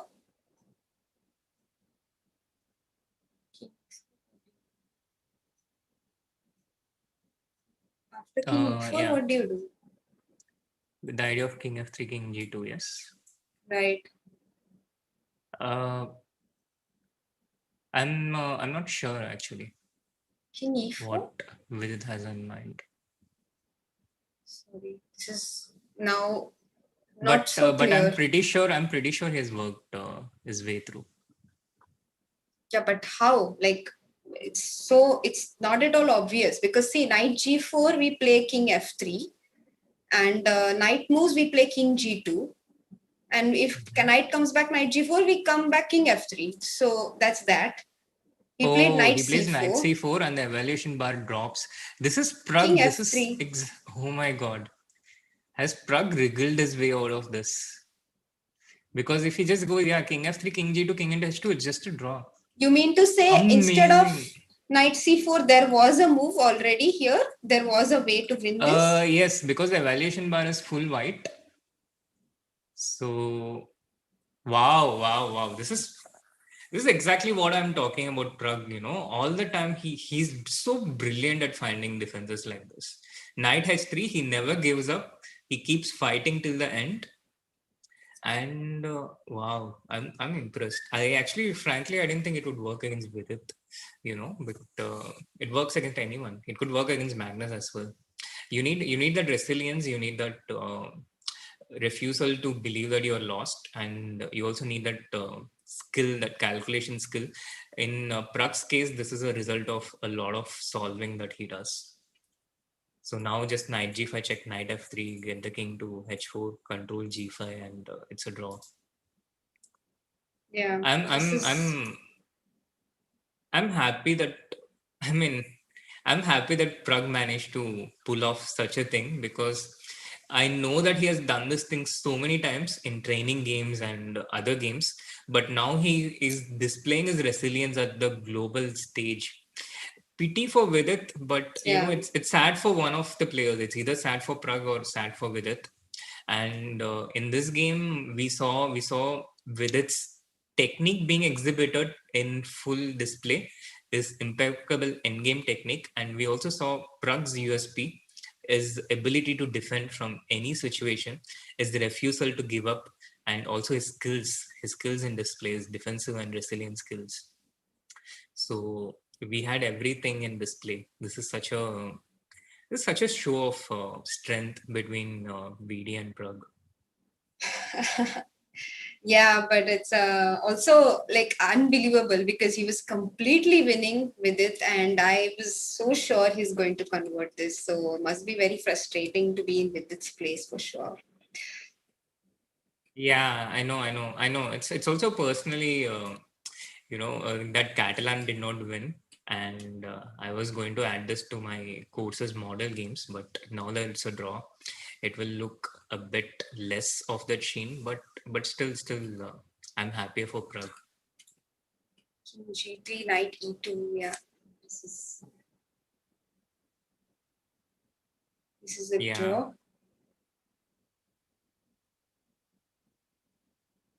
I'm just laughing at the people in the chat going. This was so easily winning, easy win, etc. I mean, it's easy win with Stockfish, but without Stockfish, me and Soumya, we were nowhere close to finding that win. I could see the No, I'm evaluation bar. sorry. Like, how was it winning? Let's once the game is over, we definitely need to check how was it winning even after King E4, because I thought that position was already a draw. But you mentioned that the evaluation bar dropped only after knight C4, so there was clearly a win at that point as well. Yeah. But it's a very difficult win. Yeah, we should Uh, definitely check it once the game is over, and I think it is now. There are only two knights left yeah. on the board, so it's a draw. Vidit not at all happy. Vidit not at all happy, and good save for Prague. it is a huge relief, to save the third loss in a row. It really feels like you saved yourself from such a big volcano coming your way. It's such a huge relief because I have been in that position. I mean, all of us have. So to lose 2 games in a row and manage to somehow wriggle out of a third loss really feels No, like but a I huge honest. achievement. Yeah, sorry. Yeah. Please. Uh, yeah, so really feels like a huge achievement, and it will really help him in his next games. That's for sure. Yeah, definitely. It will. It's a important momentum blocker for Prague. But I honestly didn't understand why Vidit would, go for this question with King F5, Yeah, because exact question we saw here. I was warning against this trick when White went King H6. I couldn't understand why not something like King F6 or something here. He had to be a bit careful. I think we have And the standings on the screen right now. So let's just yeah, read out the yeah. standings first, and then we can have, okay, we have the board back again. So we can discuss. Yes, Shri, now you can show what Yeah. you were So the saying. point is King E4, and here Knight F1 is the move that wins. But Knight F1 I saw. Knight F1 I saw. I couldn't even find the win after Knight F1. So Knight F1, King Yeah, F3. King H6. King H6, King G2. And now just G4. So I considered this G4, King into F1. Oh, G5. and now G5. Oh my God. Yeah, This I is this know. is this I missed. Yeah, G5. G5 wins. Yeah, But it's this really tough. is It's really tough. It's really, really tough. I think very few people in the world would find this. I mean, no one will find this 10 out of 10 in less than 1 minute, but very few people would only even find it like 3 out of 10 times. This is not the kind of stuff you find when you have. But I was wondering why Vidit would go into this position with King F5. exactly. I think this instead of King H6, maybe King F5, as we had discussed, is actually much simpler. And he just underestimated the power of the king coming in, the black king Yeah, coming into white's exactly. But position. personally, I've seen Prague pull off this so many times in these kind of situations, Mm-hmm. both in the Olympiad practice games as well as some of his tournament games. It's just 1 minute to round 9, so yes, we can maybe have a quick look at the standings and prepare for the next round. Yes. So I'll just read out the standings as well. And we have them on the screen. Magnus Carlsen and Temur Rajapov still leading the tournament with 5.5 out of 8 points. They both drew their games. Oh, wow. Very creditable draw for Johann Sebastian Christiansen against none other than Magnus Carlsen. Raja drew against Duda, Nakamura, and Vidit on 5 out of 8 points. So Vidit still having a very strong performance in this tournament. Firuza, Alireza, Lake Liam, Aronian, all three of them on 4.5 out of 8. Wesley, Dominguez, and Mamedov on 4 out of 8. Prague is on 3.5. Duda on 3.5 as well. Aryan as well on 3.5. Gawain Jones on 3. Karyakin got his first win. Wow. That must have felt good against Gawain Jones. And he's on 2.5 out of 8. And Christiansen Johan with 3 draws today so far. He's on 1.5 out of 8. yes, and all set for the round 9. Um Actually, is there a game has already started? Yes, Duda's game already started, E4, but E5, G3. oh, this is this is so funny and cute. G3. How many times do we get to see this? E4, E5, G3. Wow, beautiful. It's Very a beautiful. very rare opening. Very rare opening. Extremely rare opening, and will be fun to watch this game. Um, on the other hand, Prague is playing Rajabov. Their game is yet to begin. And Vidit is playing Wesley So with black. And his game also yet to begin. Chad, what do you think will Raja play against Prague? Will it be the Queen's Gambit declined or will it be the King's Indian? Oh, it will be AD so in the chat. fun. AD in the chat, did you have a look at him? Guys, G3 is bad, but B3 is better. So, Adi, do you recommend E4, E5, B3 as well? AD recommends B3 in any situation. If Divya was black, she would go H5, H4.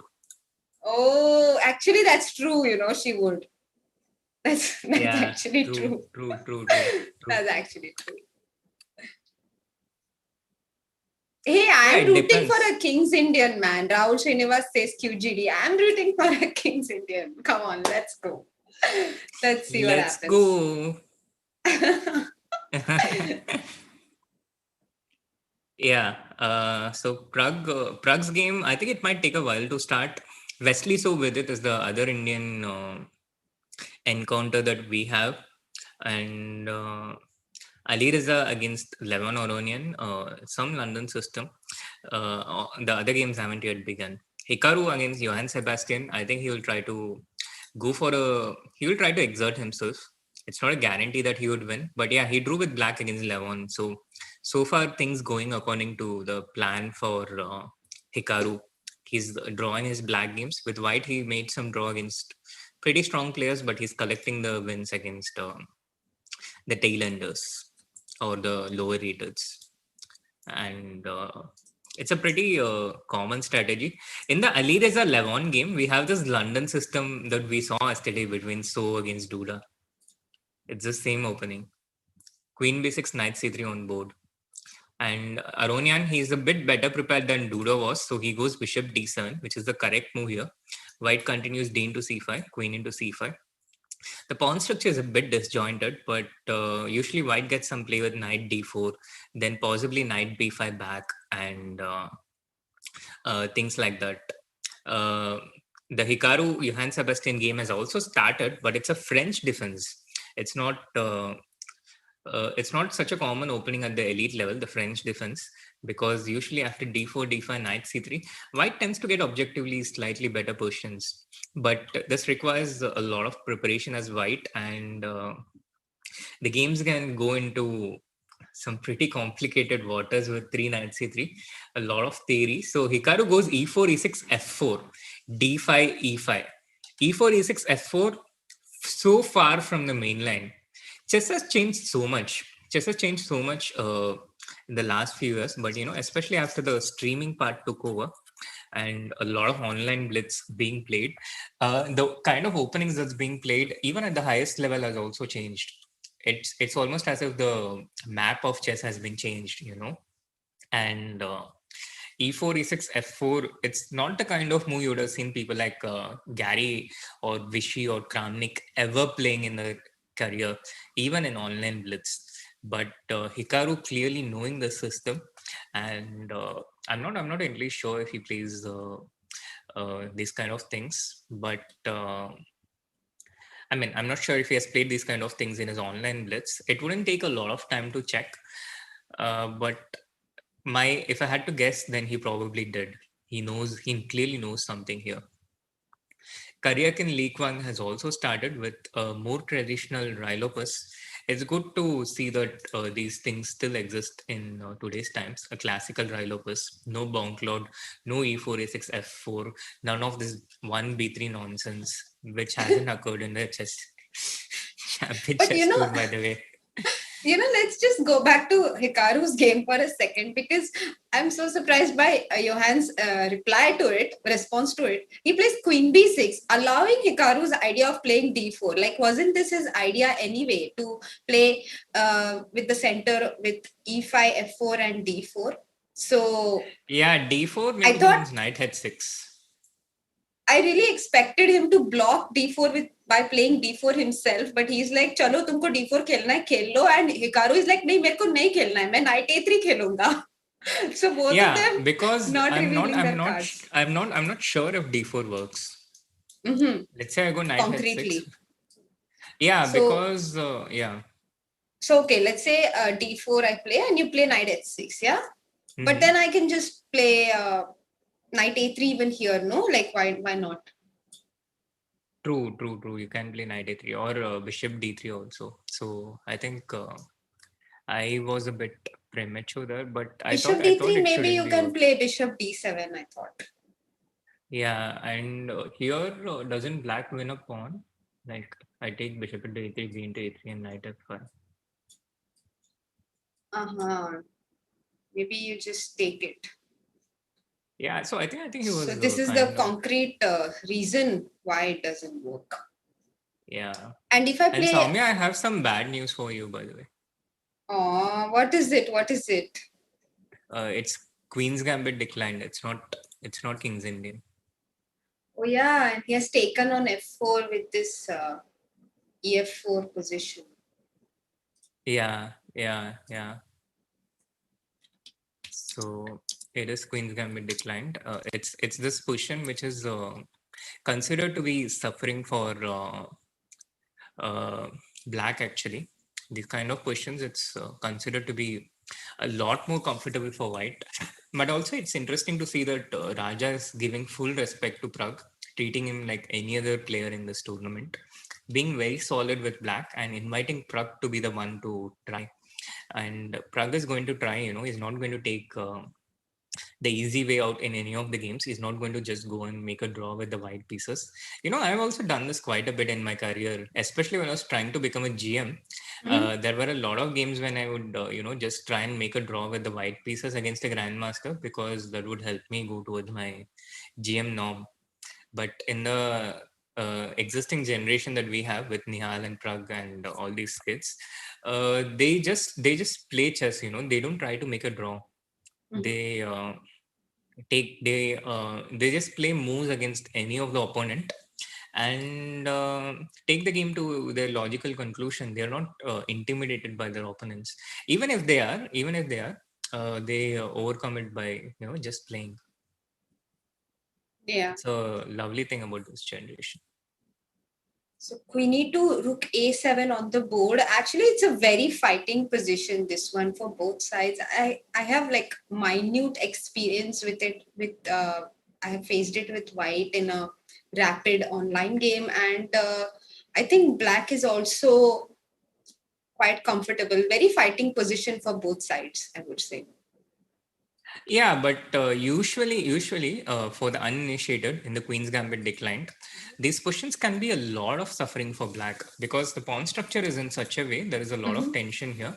But it's usually white who dictates how and when these things get opened.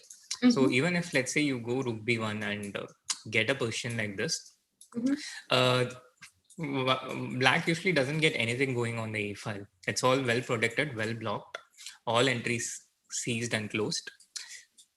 But for white, it's usually the play is a lot more easier with the knights around. Knights have a lot of squares and a lot of freedom to move around, whereas the bishop is black's bishop is comparatively restricted.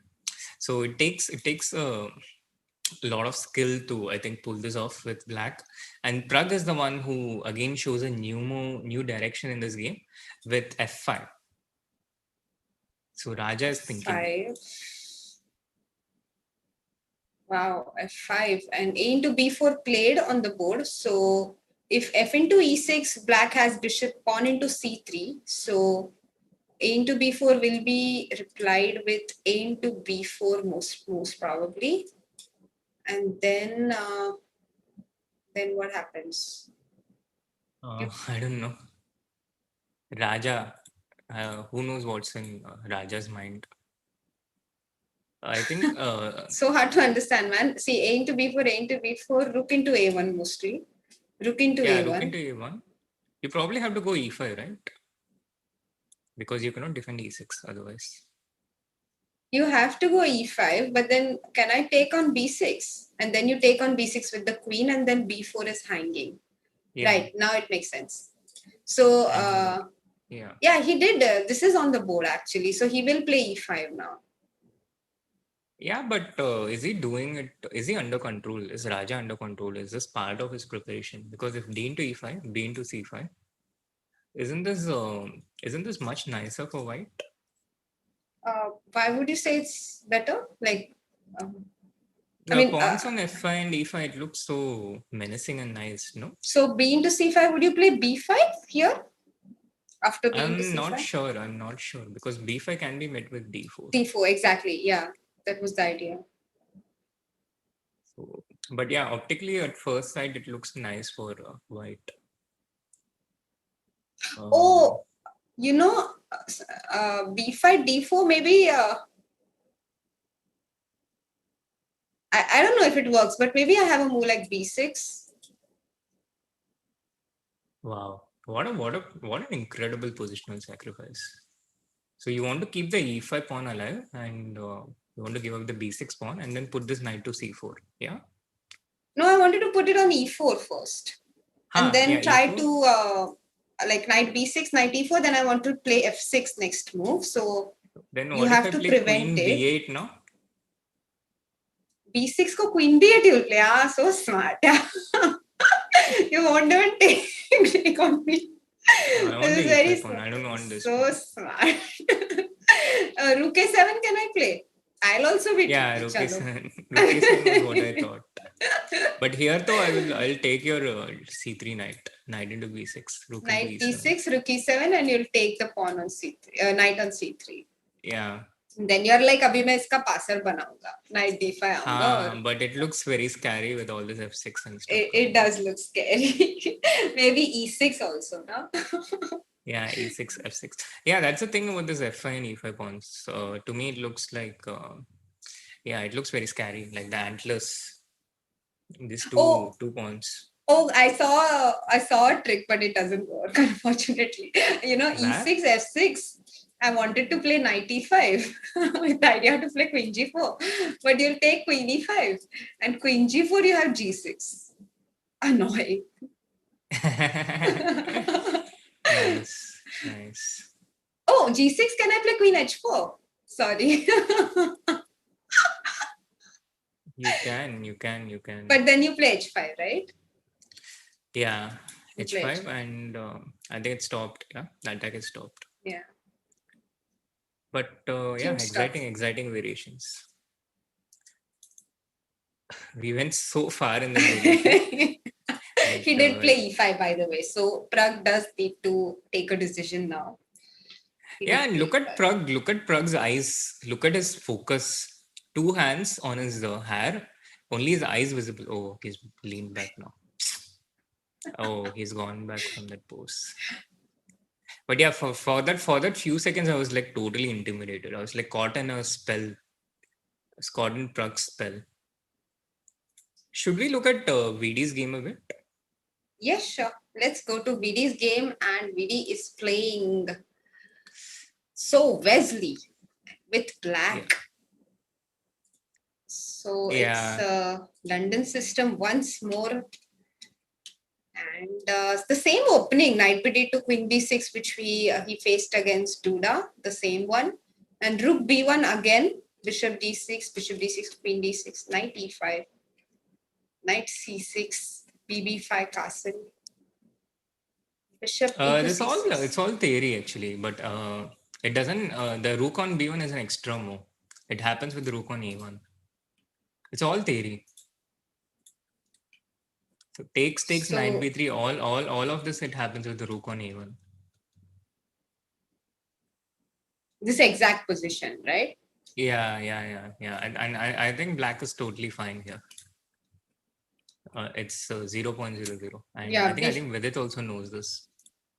I'm pretty sure Vidit knows this. I mean, if I know, Vidit probably knows, and he's well prepared against London. Mm-hmm. Wesley So was the I'm sorry, Shri. Please go ahead. Wesley So was the opponent I faced in the last round of the World Under-12 Championship, which I won in 2005. Oh, really? Yeah.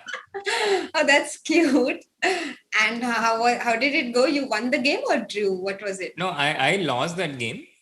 Oh. But I was still so far ahead that I could still win the tournament due to superior tie breaks. Oh, that's very nice. That's But yeah, I mean, I was only 11 years old at that time, and I was, completely brash and unintimidated by my opponent. My coach at that time, he was, he thought Wesley was a very good player, so he was a bit worried. But I was like, Wesley, so what? I can I can handle him. Mhm. Who was your coach at that time? My coach was Mariarul. He's about Right. 2200. Yeah, Mhm.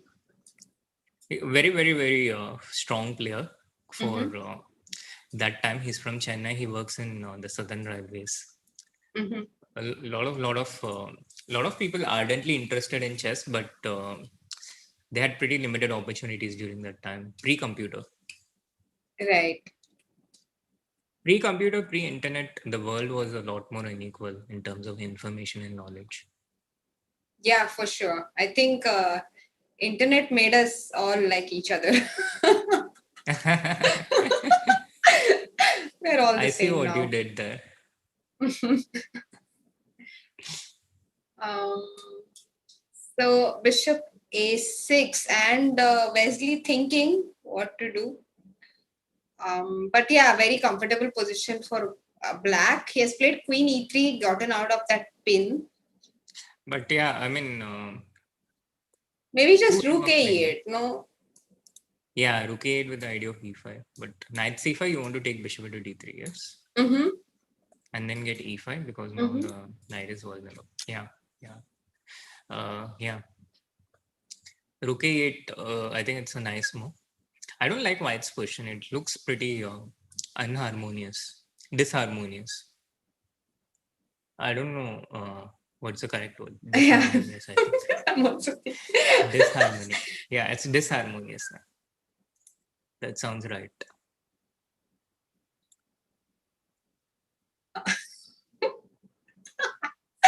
Sure. So Queen E3 and we can expect Rook A8 on the board. It's also a very logical move here. Maybe H4 kind of moves never work here because there's always Queen G3 at some point and there's always Knight F7 as well.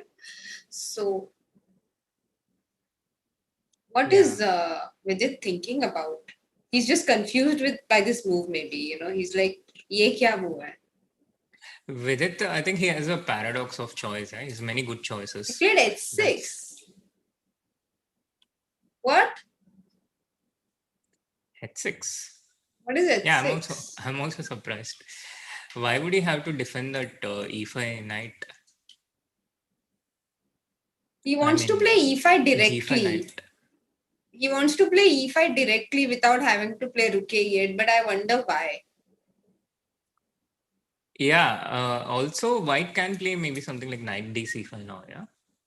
Knight D5, we have Bishop C4, and then you want to play H4, is it? I thought knight d2.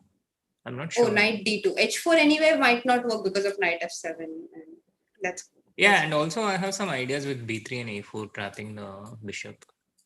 yeah. So Knight D2 you want to play. But yeah, I'm really not sure because you have moves like e5 with rook e8 Yeah. coming in. It looks unlikely for that white will have enough time. Yeah, because if I play b3, you can take and then give this check, and you have the e2 square. Yeah, that king might get mated also. He has to go to D1 actually. Yeah. It looks, but maybe it's playable. Yeah, bishop e2 check, king c1, and king goes to b2. If I can get this knight here and prevent black from freeing this pawn structure, the king will be pretty safe on b2. So something like this is possible if it works concretely. Uh, it depends. It This would depends be on the. very original for sure. This would be very original. It's a nice plan. We don't see it very much. Yeah, knight d5 played on board by Wesley, and but yeah, it feels so icky to go for something like this. As a human, you tend to reject such variations. But on the other hand, something like f4 feels natural. The bishop moves and then f4 first, and then do this whole thing. Yeah, then this works better, I think. In Raja's game, Pragg versus Raja, they have a very similar position on the board as compared to what we discussed. I know. He took Yes. knight into e5 instead of d5, so that's why the knights are off. But then they followed the variation which we were discussing. Yes. And here queen b8 would be dangerous because white can just go knight a4 and leaving this pawn on b6 alive is a very, very risky proposition. So he had to take queen into b6, knight e4, and Pragg has a really nice position. I think Yeah. I don't know why Raja. Okay, that's a silly question because I think Pragg clearly out-prepared Raja in this game. But Yeah, he didn't have a I'm a bit choice. surprised. Yeah, I think Raja didn't have a choice. He had to go into this position, no, after f5. Yeah, after f5 he had to go into this position. So I'm just curious what his opening preparation was. But frankly speaking, I also don't understand why people go into this line with black, in the Queen's Gambit. It's generally it's a lot of suffering, but a lot of these top players do enter this. Like Hikaru plays this a lot. Raja has also played it a few times. But why so many nice variations as black? But Raja is anyway not the kind of player who is much into opening preparation. He's more of a over the board middle game kind of player, no? I don't think so. I think he's quite well prepared. He's quite well No, I mean prepared. he's obviously much better prepared than average players, but compared to top level players, he doesn't give much attention to opening No, I think even preparation at as the much top as level, others. he's. It depends. I think it depends on the tournament that he's playing. Yeah, it depends on the tournament. So if he's preparing for a tournament, I think he's usually well prepared and compact. It's not. It's No, not. It's I really don't not mean easy that to. he's badly prepared. I just mean that he's not the kind of person who will spend all his time checking opening theory. Like, let's say, Anish or Fabi or MBL even, they are like so much, they are known for their opening preparation, whereas Raja is more of a over the board player, like fighting chess, and these are his strengths, I feel. Mm-hmm. I don't mean to say like he's badly prepared or something, but it's just that he's not the kind of person who will spend 10 hours preparing opening.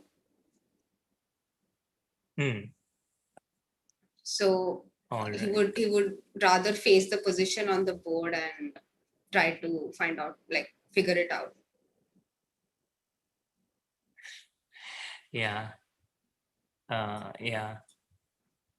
But what do you think of this position after f6? I don't know what's happening after e6, let's say. Yeah. E6 is I think the most natural thing. And apart from e6, there are also some other options. Yeah, like queen e2 and getting the queen in e6. After e6 also it's not clear or easy how black continues to defend. rook uh, Rook b8, let's say. Yeah, rook b8, king g2 maybe. Now queen b5. Queen b5, queen g4. Queen d. You have some rookies and stuff coming. Yeah, I have to be careful. You always have rook b7 actually, तो इतना भी careful पता नहीं होना है क्या, but थोड़ा careful. With you, I have to be always careful. Some c4. I mean, with you, and especially with the pieces so close to the king. Okay, fine. So c4 you want to play, huh? After queen g4? Yeah. And okay, let me see if there are some tactics. Oh, you know what? I can play. Okay, wait. Yeah, this is what I was worried about. This is what I was scared about. You know what I can do? I can play rook a7 now. Okay. Rook What will you b7. play? Rook b7, right? I'll play queen h5. What? Queen h5. Rook Queen b7, f7 and queen e8 you want? Yes. And if you play And G6, G6? I'll play Rook A8 check. But you can play King G7 here. Yeah, Sad. yeah. But I can give Rook B7. No, then you'll take Queen. You won't take the Rook. You will take my Queen instead of instead of Rook A8. If I had played Rook B7, you would have taken G into H5. No?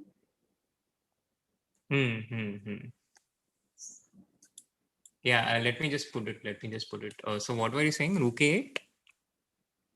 Yeah, Rook Rook A8 B7, you G would to have H5, played. yeah?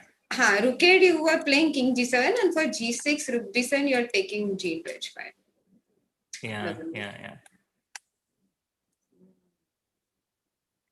Yep.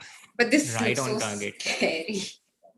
I don't know, man. This looks very scary. Like even for Queen B5, I can play Queen H5 instead of Queen G4.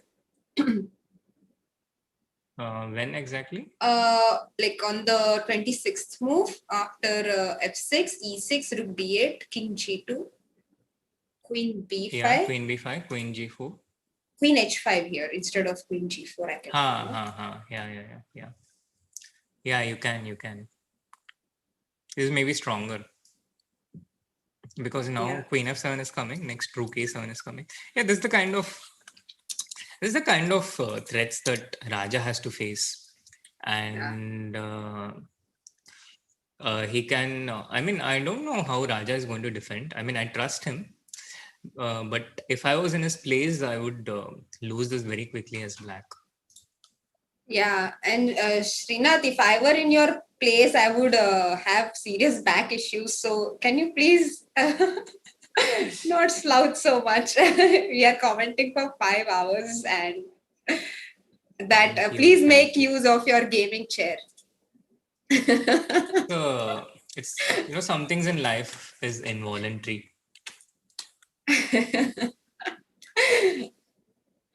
So let's try to find something here because Find something for black here. Yeah, like I don't know what's happening actually. Yeah, I think for black, this is the difference. Yeah, maybe I shouldn't have played Rook B8. Maybe just Queen B5 because now you don't have Queen H5. Rook on F8 is there. Okay. And this is a defensive method. So you play Queen B5 directly, and after Queen H5, you play C4 anyway. Yeah, but then C4, I have Rook A7, no? And Queen B4. So the you give Queen check. defends No, you against the can Rook. give Queen B1 check and Queen E4. Yeah, true. Yeah. Yep. So true. So this is this is defendable still, that we can conclude. And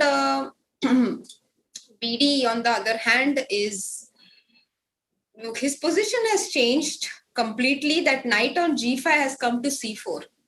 Oh no, this bishop on C8 is so not how it should be. What happened there?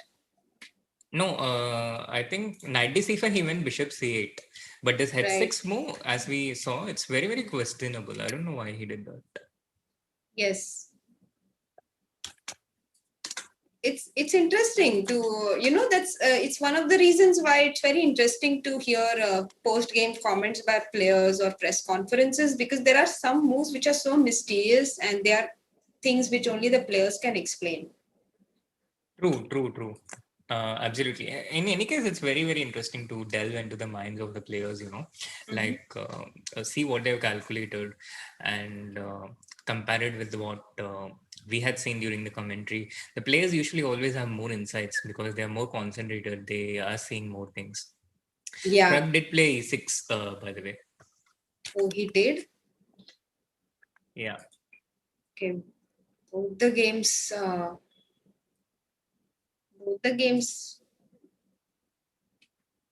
in critical zone, so we don't know which one to follow. Okay, so e6 queen b5 e6 played. queen b5 on the board. Yeah, as predicted. And Pragg plays queen a2. Okay, this move neither of us considered. Queen a2. Yeah. Queen Queen A2. A2. Okay, what happens for C4, which is the most obvious move in this position? C4, there is Queen A7. But if I take on F5? Yeah, then you can take on F5. And then you can, after Queen E7, you can take on E4. And you at least, after Rook A7, you at least have this draw with Queen E1, Queen E4. But you can also play Queen G6. Yep. So what's happening? Yeah. I don't know. Queen A2, C4. White has to defend this F5 pawn. Oh, with there is G4. such a pretty line. Can I show it? Of course. It's not working as usual. All the pretty lines don't work. But Queen A2, C4, Queen A7, Queen F5, Queen E7, Queen into E4, Rook A8. Okay. Just stay with me. What? It doesn't work at all. It doesn't work at all for I a mean, it number works of for black. My idea was Rook into 8, Queen F7, King H8, and E7, but unfortunately there is Rook A1 checkmate. Yeah, I mean, it works for black. So you were trying to find mate and you did find mate. Yes. Not for the correct side. But it was very pretty because I thought, oh, Queen F8 checkmate kar denge, which also, by the way, can be defended. That's another story. But, I mean, Queen D5 is a defense, for example. Yeah, and then Queen G8 comes. Yeah. Yeah. But it's just nice to see all these lines, whether they work or don't work. It's another question. Totally agree. So Queen A2, C4, he's likely to go G4. Yeah, he has to defend this first. Right. He has. He's but I thinking. think black has enough time. No, go some Queen D5 and C3. If the queens are off, then white's gloves are off. Oh, if the queens are off, then the pawns on C4 and D4 are menacing. White needs to keep the queens on. Yeah. So what could be Prag's intention after C4? Looks like we need a. I'm actually surprised that he played Queen A2, so he definitely has some trick which we haven't spotted, I think. Because Queen H5 was very natural, no? Or Queen G4 even, for example. Maybe he considered those moves. Queen G4 is more natural. Yeah, I don't know. Would love to ask Prag someday. Queen G4 actually is very natural in this position with the Rook A7 coming in as well. Yeah. Do you want to have a look at VD's game? Yes. And we have VD and Wesley on the screen already. So let's have a look at their game. What's happening? Yeah, E6 no, but I don't. I find it depressing to look at VD's position. Yeah, the E6 pawn is hanging, and the bishop on C8 is completely suffocated behind those pawns. It is Knight D6 now. I think white has F5. Oh, F5 is so strong. F5 is really strong. Pins everywhere. Black has to go E5. Takes. Maybe F5 is only looking attractive. Maybe it doesn't work. Why? Because F5, E5? Yeah, F5, E5, pawn into, and you take knight F5. Yes. By the way, we have a guest coming over today. We have a special guest. He's an international master. He studies in the University of Missouri. Harshit Raja, welcome to the show. Hi Harshit. How have you been? He's also a part of the World Blitz University Champions team of Missouri. Thank you. Great to have you here, Harshit. It's great to be back with you guys. You guys look so fresh at this time of the day. It's insane. What time is it out there? It's 3:35 in the afternoon. Awesome. We should hire you for this CCT. Definitely. Can you believe it, Harshit? Last night I also gave out some tips to fix sleep schedule, and today I was thinking such an irony that we are commenting the whole night and giving out advice to I mean, fix this. it's like this sort of conundrum that the single people give the best relationship advice. Yeah. Yes. So, have you been following the tournament, Harshit? And we are Hmm. looking at Vidit's game right now. What do you think? Hello. Black looks like a bit under pressure, Mhm. but I don't because like the knight on c5 is just dominating the bishop on c8. And, like on the first glance, at least it looks like white is Monster. white is doing good. But queen f7, and it's like maybe it's just like visually it looks very good. No. Harshit, it's more than visual. I mean, it would be That's nice if it was only visually good, but here the white is crashing through. Yeah, queen h7 is yeah. coming in. There is the weakness on e6, the second weakness against black's king, and The pawn just black might has no fall. counterplay. Yeah, I can understand and empathize a bit what happened, because yesterday was a tough day for us, and today I felt sluggish the whole day. And with it, after having played those 5 games, he had to go back and prepare. So what happens when you're playing at this night? Sometimes this happens even when you're driving. Okay, sometimes the brain activity just goes down involuntarily, and you lose the concentration for just a few split seconds or a few minutes, and that can be enough at this level to cost you a game. I think that's what happened when he played h6 earlier. He just had a slight down moment, and that was enough to get him into a worse position. uh, so it only takes that much amount. Without It's h6, I black might have some good possibilities. Yeah, like the position looked so good for black. Like yeah, not exactly, yeah. Rook e8 like was take there. on d3, e5 maybe. Yeah, take on d3 and e5, this was also a legit Oh, option. cd3. Yeah, I think white had to go cd3, because queen Yeah. into d3 just doesn't look attractive. E5 casual shot, and then try to get something on the c file. Mhm. Rook a8. Yeah, this was nice for black. This is the point. I'm not sure about rook e8, because Yeah, there's a because bishop. d5 I have to take rook e5, but it still is not bad. Yeah, rook e5. You Yeah, take, I take go on rook e6. e2. Yeah, it's not bad. I completely agree. Also the point we are trying to make. Yeah, black had such a Yeah, just nice it's position. active. Yeah, and then h6 was. I think it's a momentary slip of concentration, and Oh, a4. yeah, but a4 is kind of desperate. Yeah, he gives up one pawn, tries to get counterplay, but knight c5 back, and then what? Just take on f4 or F4. something like that. No, first take Yeah, on the c5 maybe. take on c5, take on c5, queen into f4. Maybe it's not a best idea to, but yeah, maybe even this position for white. I think there should be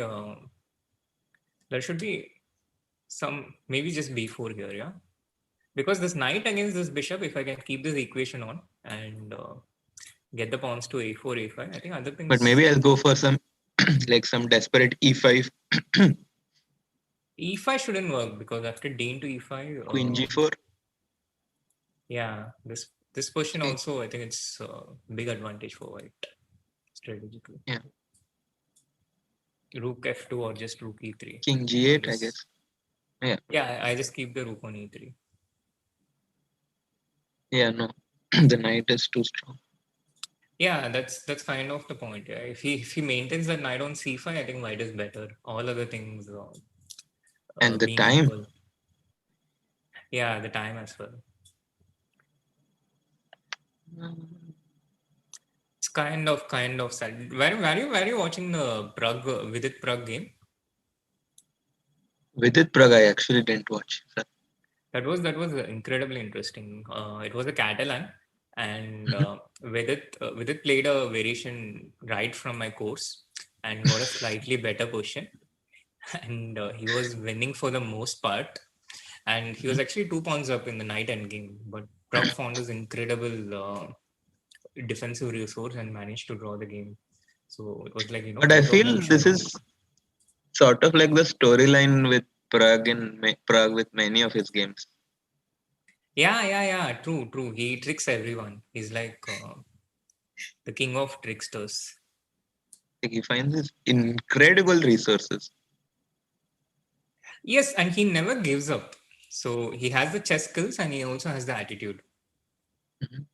Yeah, by the way, Prague, speaking about Prague, his game is also heating up against Raja. Can we have a look at it?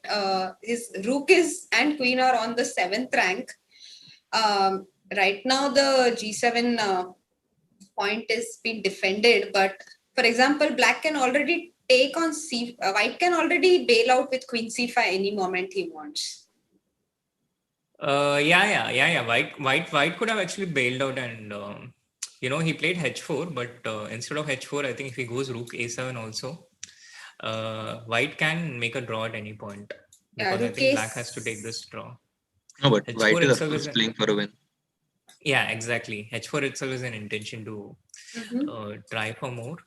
And again, this is one of those 0.00 positions which really betrays your senses. Queen f7 was a threat, right? Like d3 was queen f7 an option? No, just Queen rook into f7. What? Yeah, What? just rook into f7. Yeah. I had a Soumya moment. No, but that was a different one. Come on, this is too straightforward. No, I mean, Yeah, I get attracted it. by something which looks Yeah, beautiful. I get it. Something beautiful, yeah, for no reason at all. So h5 on the board, right? And rook d7. Yeah, h5, rook d7. I guess black has to start pushing. Yes, c4, queen d6, c3. He's not in time. No, he wants to play rook d8, Rook d8. Rook d8 and Rook d8 is a threat. queen d8 and e7 he wants But to that play. works for black because I queen on with check. Oh, I don't. No. C4 rook d8 I will play. Yeah, c4 rook d8 directly. तो क्या कर रहे हैं अभी? Rook a8 he played. Rook a8 and the bar has skyrocketed. But अभी rook d8 आ रहा है. Finito. What is rook rook d8 d8? is just over, क्या? What is rook a8? Or queen f, yeah. He played it, right? Yeah, he played rook a8. Yeah. He blundered or what? He also had a I think so. Rook a? Yes, he's blundered. I mean, the point is queen d1, you can just go king g2. And then he just missed rook d8 idea. Wow. Prague OP in the chat, guys. Yeah, and these games are so impressive in the way in which Prague wins, it's precise, it's not like his opponents are overpressing or making a blunder and then he's taking advantage. It's not like that. He beats them from start to finish in a comprehensive way. They take him seriously. They play their best openings, which they have prepared against the best of players. And despite that, Prague gets his position and he finishes them off with absolutely no nerves, nothing. I just love the way Prague is playing. And Raja now, he realizes that he has no way to defend against this. He has to press the resign button, maybe after a check or two. Yes, he has resigned. He just missed this idea of rook d8. Yeah, he missed rook d8. And Prague is back to 50%. Oh my goodness.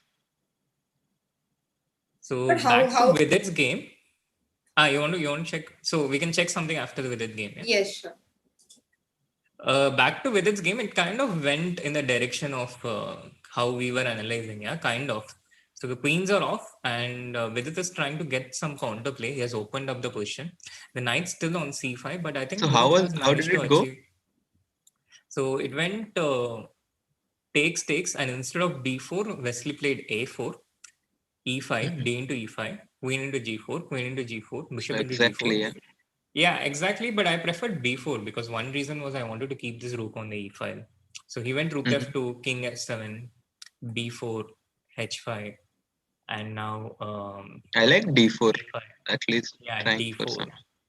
C into d4, rook into b4, rook f4, and this is the position we have on the live board at the moment. And how many pawns is it? It's equal pawns, but still this knight on c5 strong. The pawn on e5, it's a deadly combination. The knight on c5 and the pawn on e5. The knight escorting the pawn on its way to becoming a queen. I have a feeling black should have some way to sack his exchange for the a pawn. Somehow hold. Maybe. For the Yeah, A pawn. Can white push e6 now? Like in this very moment? Bishop e6, rook e4. yeah. This is also a Soumya moment. Something brilliant, a tactic. अरे ये तो एक 1 rupee trap था मतलब ठीक है But you are the one spotting it, no? But he played rook a1. He played rook a1. E6, just king e7 and then g. That pawn would be weak, I guess. Mm-hmm. Yeah. So he played rook a1. He just wants to keep pushing the pawn a6, a7, a8. Yeah. Reminds me of Styler one.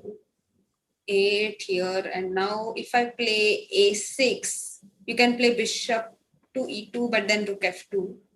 So rook a7. Rook a7. Vidit fighting on taking a leaf from Praghu's book. But yeah, I mean rook f1, rook b1 is maybe one thing I'm thinking. Maybe rook f2? Rook f2. Yeah, rook f2 and rook b4. It looks very bad. Rook b4. Looks though it's gone. Looks we stopped considering long back, yeah. yeah. We just want to survive. Maybe knight e4 here. Sorry, knight e4 here itself. Knight e4 and if rook d4. No, first knight d6 position. And knight c8. Yeah. Even first position knight e4. Like. Oh yeah. Knight e4. Knight e4, knight d6. But knight c8 is controlled, by the way. What? Because Rook of the b6? bishop. Yeah. Rook b6, yeah. This is the reason why I'm a bit scared to move. So rook b6, now knight d6, and if king d7, I can take rook g4. No, king e7, knight c8. I walked right into it. Yeah, exactly. You walked into it. Yeah. So king e6 you'll play. No, but then you get knight c8 without taking the bishop. Yeah, then I'll anyway play. But then you take rook a6. Then rook a6. Rook a6. Then you play rook a6, yeah. Yeah, so it's not over, yeah. Vidit still has some defensive resources. He took on f6. Yeah. Also, Wesley it doesn't feel like Wesley is playing at his best. Yeah, of course. He lost 3 games on the first day. That's a lot for Wesley, no? Yeah, it's usually it's what he loses in a whole tournament. In a whole year. Or a year, I was going to say. Exactly. So f5 only move now, right? Yeah, f5 only move. And now what is Wesley intending? I think black has good chances to hold. Like king f6, rook g7 is also an idea sometimes. Yeah. You just have to remove this pawn and it's over. It's a draw. Even take on c5, as I was mentioning. So now what do you want to do as black? White wants to play king g2 and h3. So if you give a check, then king check, g2 king and g2. h3. So rook b3. Oh, I mean, I don't have rook b3. Yeah. Shit, it's not 2 a.m. in USA.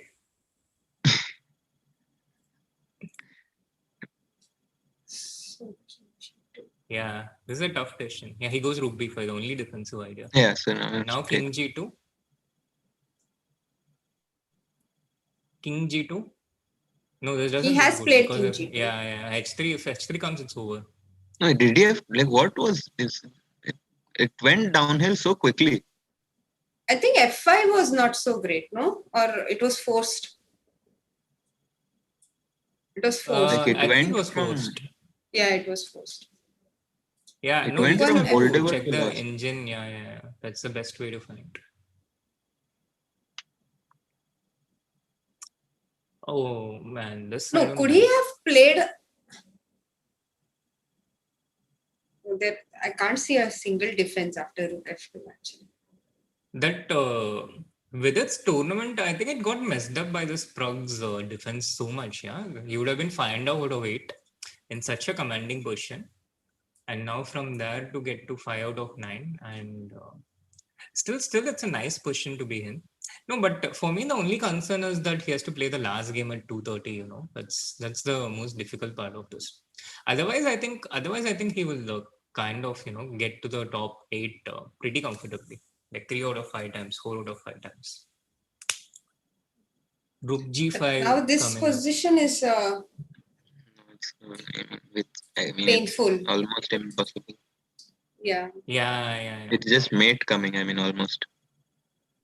Rook F4. I mean, just defend everything. Maybe 96. Yeah. I Now don't it's 2 pawns up, 96. Rook G5, and I think Yeah. Vidit is just continuing out of inertia. Maybe no need of 96. Okay, Rook G5, King H7, Rook H5, King G6, Rook G5, King H7. What?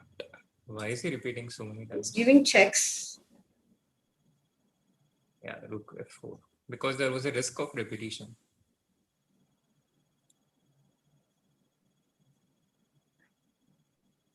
Okay, Yeah, guys, now okay, Knight let's... D3 and Knight E5 coming in. So he plays Bishop C4, preventing Knight D3, Knight E5. But Knight But E4. now Rook Rook G5 F6. even. Knight E4, Yeah, is it Knight some E4 mate? is. Knight E4. Yeah, or Rook G5. Yeah. Rook G5 and... Rook G5, King H6. Rook G4? And Rook G4. Yep. Me too. Or even Knight E4, Rook G4. Idea Rook H7 and take the Rook. I guess in this position, all of your Soumya fancy moves will moments. work. All the fancy moves work, yeah. Yeah. So he plays Rook G5. King H6. No, Maybe but I one was more noticing D5 that... Now and King Rook G3, G4. yeah? Oh, I thought he's going to play King G3. He's just taking Hey, another what is pawn. Wesley doing? I mean, why would he let No, that king out of that corner? No. Rook H6 check, yeah, no. He has a point. Yeah, he wants to take the Rook. King F5 only move, and now Knight E4. But mate is bigger than Rook.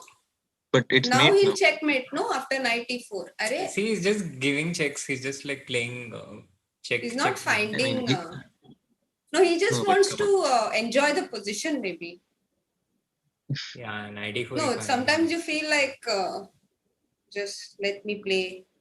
But like this, I noticed that Firouzja is only playing one line with white. London system. Like also this move order specific. D4, Knight F3, Bishop F4, E3, and like insane. Like he played this like in all of his games. All of his games. Like this exact thing here. That's a insightful observation.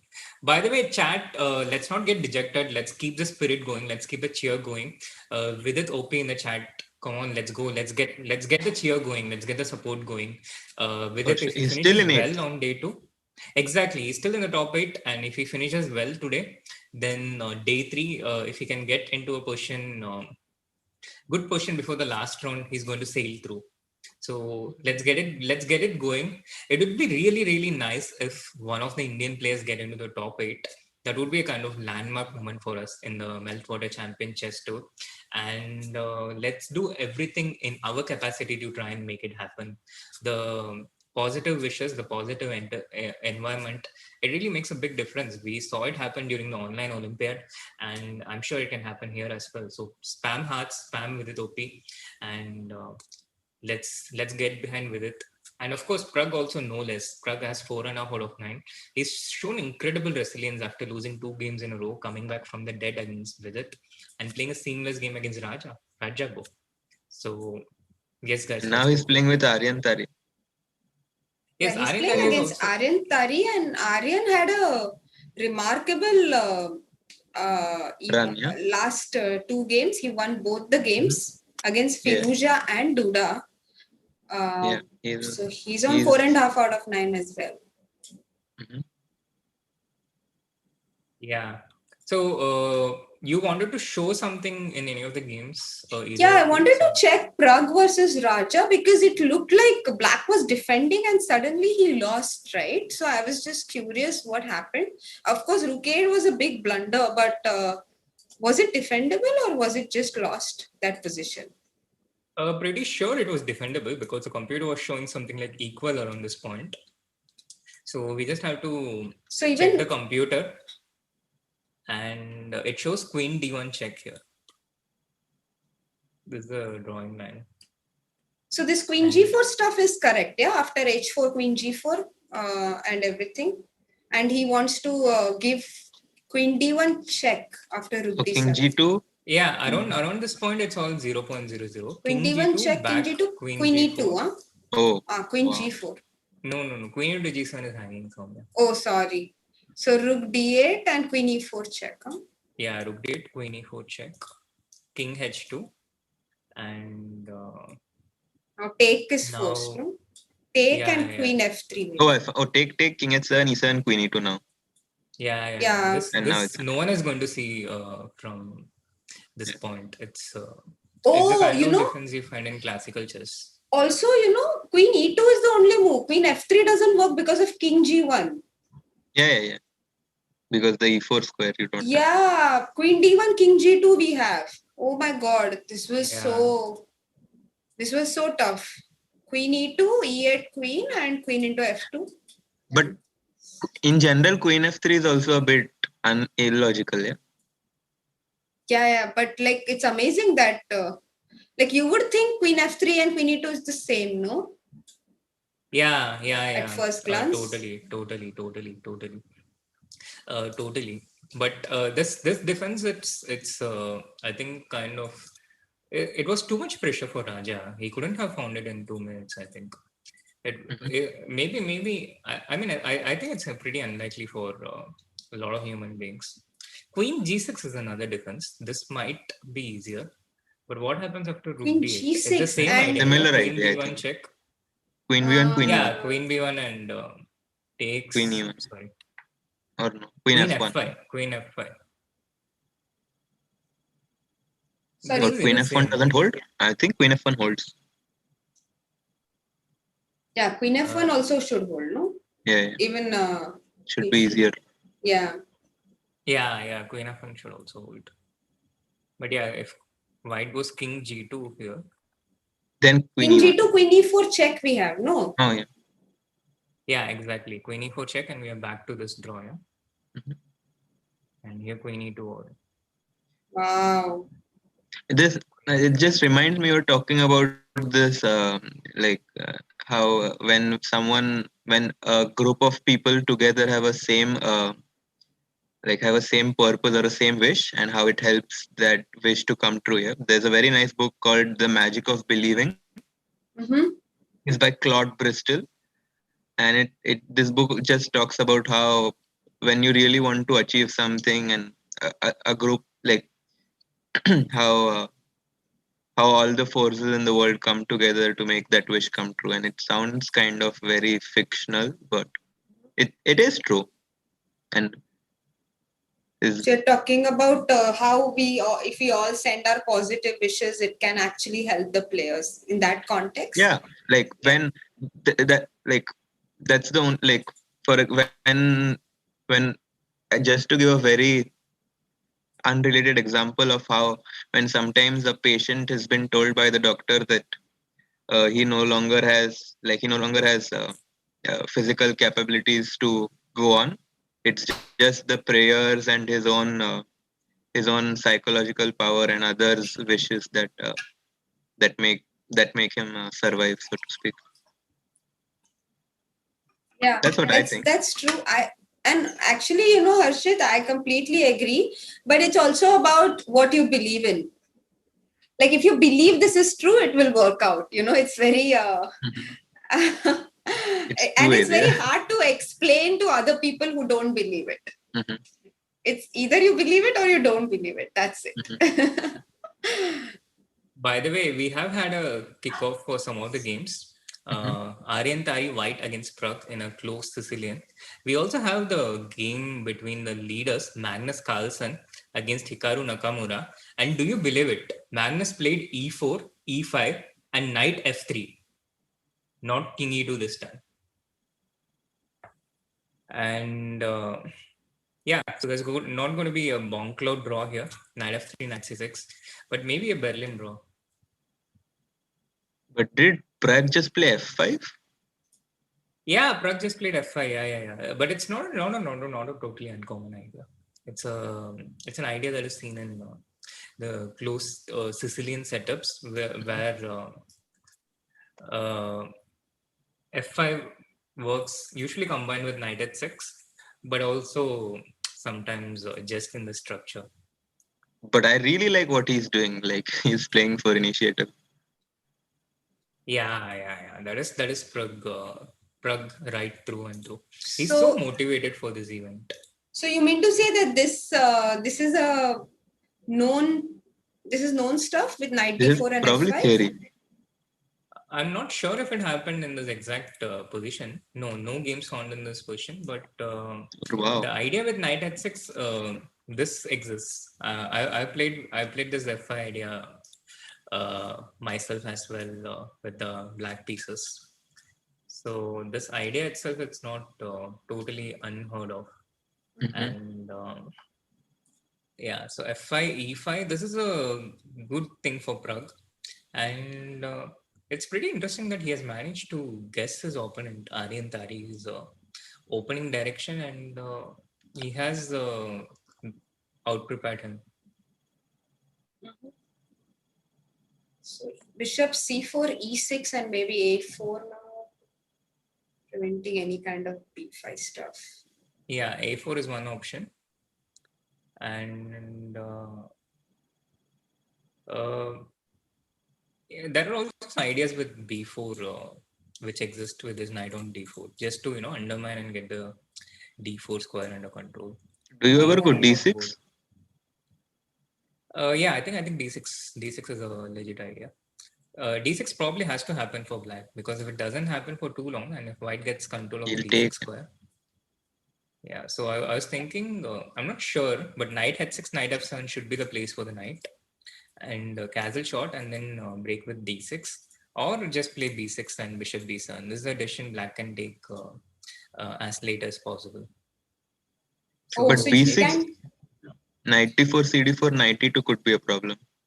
yeah, that is a concrete problem to face. But I think for now, d6 should be there in a lot of those Yeah, various like Actually, games. it's not because knight e2 d6, knight d4 d5, knight e6. Looks Looks good for possible. white. too Looks optimistic for possible. me. Yes. Yeah. Then maybe I have to insert queen c7 more. But I can play Yeah, maybe d3, no? b6 just doesn't look compatible with this. Yeah. Can black delay d6 is my question, or can he? Does he need to play d6 immediately? Like he did. He's thinking. Prag is thinking here, but can he play knight h6, knight f7, castle first, and then play d6, or he has to play d6 immediately? I would guess he has to Uh, play d6 immediately.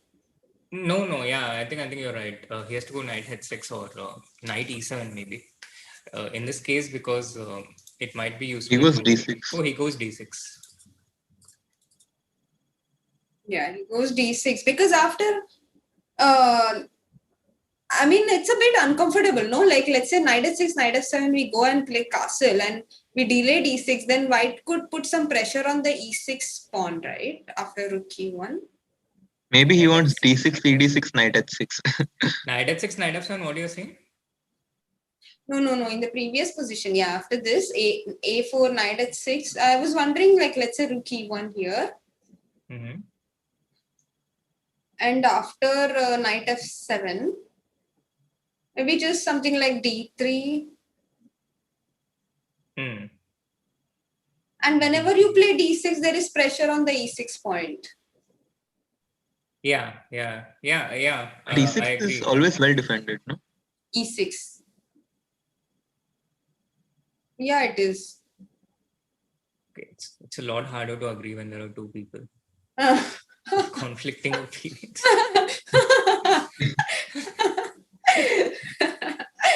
um, yeah.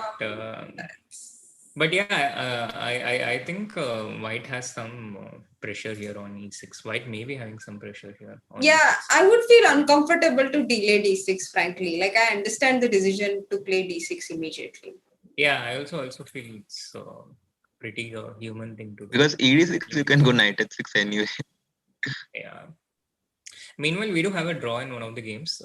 Raja against Wesley So. They Oh. are on the verge of repeating.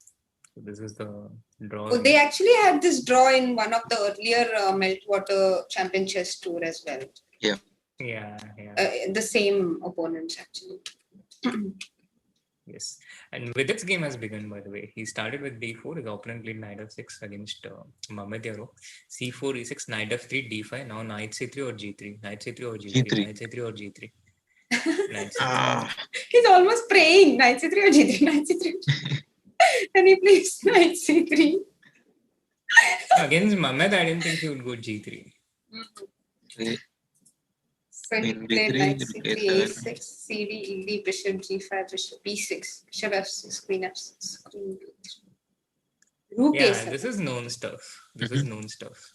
A3. A3 and next maybe e3, bishop. Queen d8 or something. Yeah. Queen d8. I'm not sure. What is this all known stuff? So right? It's all open. help me understand this. How is it okay to put your rook on a7 with nowhere to go and say that it's known? Like, please help me understand this concept. Well, the b7 pawn is attacked and Yes. the d5 pawn is also attacked, and there is absolutely no better way to defend b7. No, rook a7 is the only way to. I agree, but like, how is it okay that black keeps going for this position? That means it's okay to put that rook there, right? So rook a7, it looks bad for the moment, but if black has enough time, if black has time to correct this problem, then black will be okay in the long run. So it's a question of time here. If white is able to exploit this rook on a7 and manage to create some problems against black within that time, then this is bad. But if white does not have that, then so also black has the pair of bishops here, and if he's able to get his development and pieces in place, then he'll probably get b5 and c5 and most like this on the queen side. So if black is able to get this, then he's okay. Otherwise, it's bad. That's so it's a question of time. Time is also an important factor in chess. Yeah. Right. So he plays a3, which is a move I don't understand at all. He wants. What's the point of a3?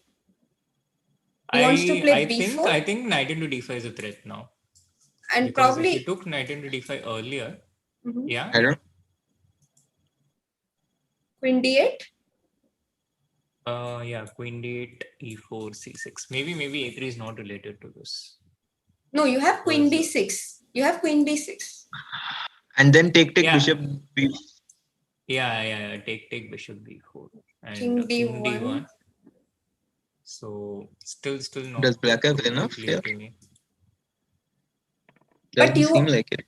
No, but I'm pretty sure it has some bishop b4 connection concretely. No, if you check with the computer, I can. No, you also have like, for example, after queen b6, you have c into d5. And for queen a7, you have d into e4. Yeah, or bishop b4 check.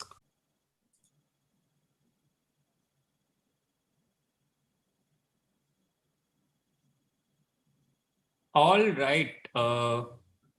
We are back. We are back on. Track. Yeah, we are back. We are back on. Apologies for the delay. And yes, we are back on the stream. And yeah, so this is the position with bishop into c5, and What is going on here, guys? Vidit has played h4. The bishop is on c5. H4. There's threat of d4 coming in. A3 and H4 moves which nobody could have guessed are on the board. And Yeah. Rook d1 A5. played. So if d4 is played, then there is this pin against the queen. So how does black is under a bit of pressure? Yeah, white has a slight edge. But yeah, guys, those who are watching this, those who are watching Vidit's play as white, do not try this at home or school. This is only to be performed by trained professionals under supervision.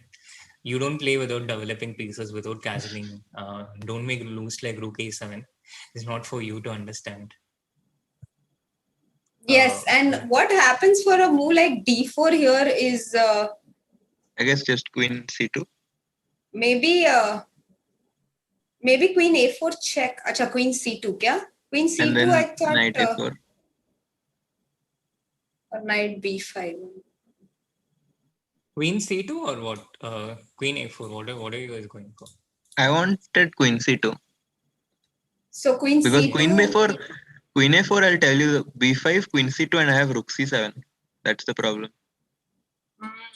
b5, knight b5 doesn't work because of a b5, queen b5, knight d7, right? Yeah. b5, knight d5, where?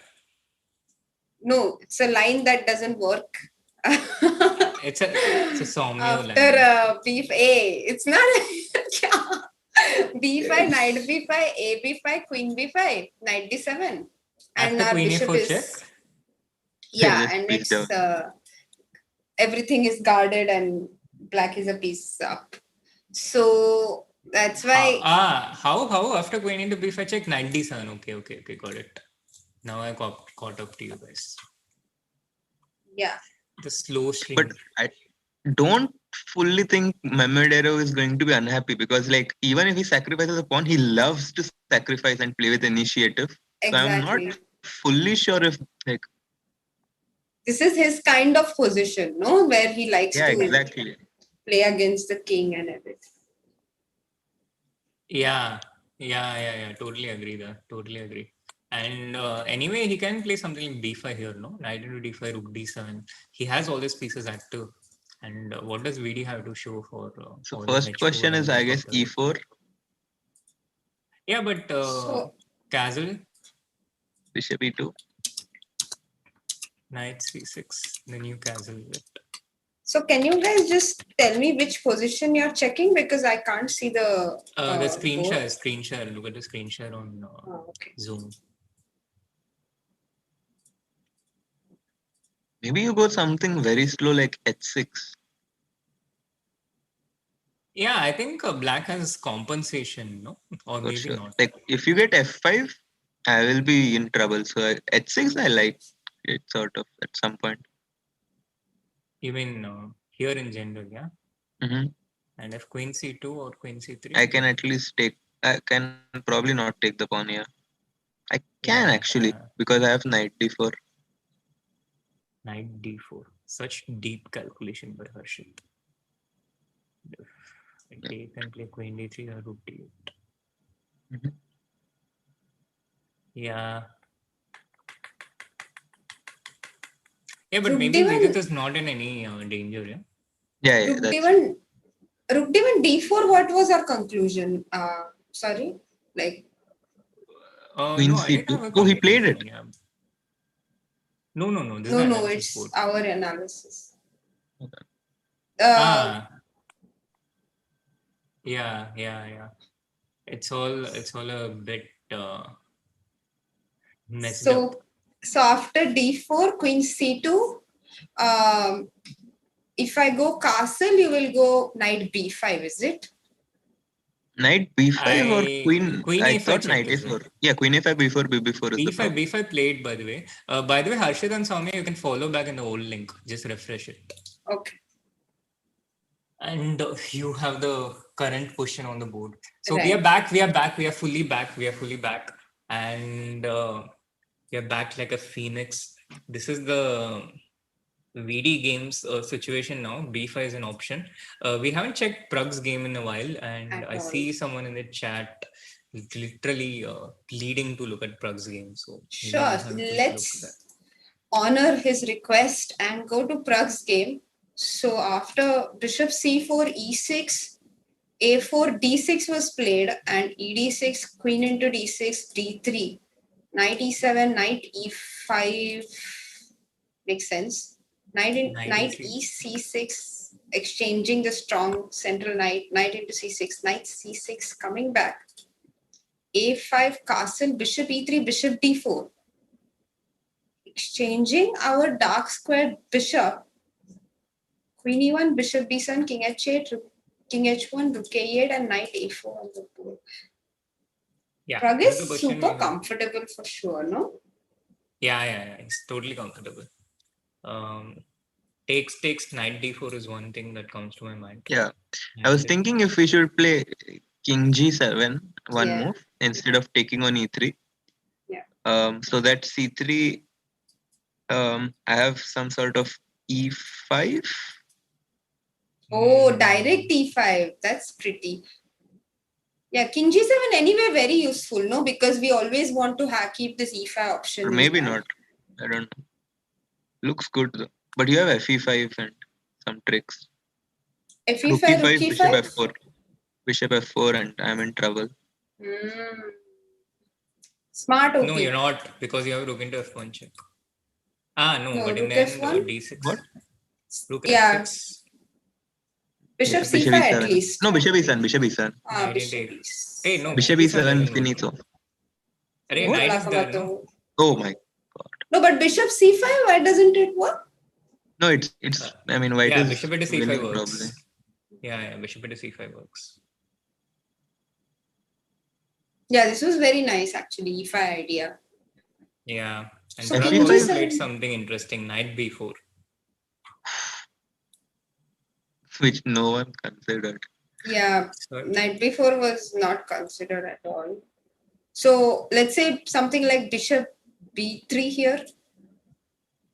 but can you explain why knight b4? What is white playing for? What is black playing for? What is going on in this position?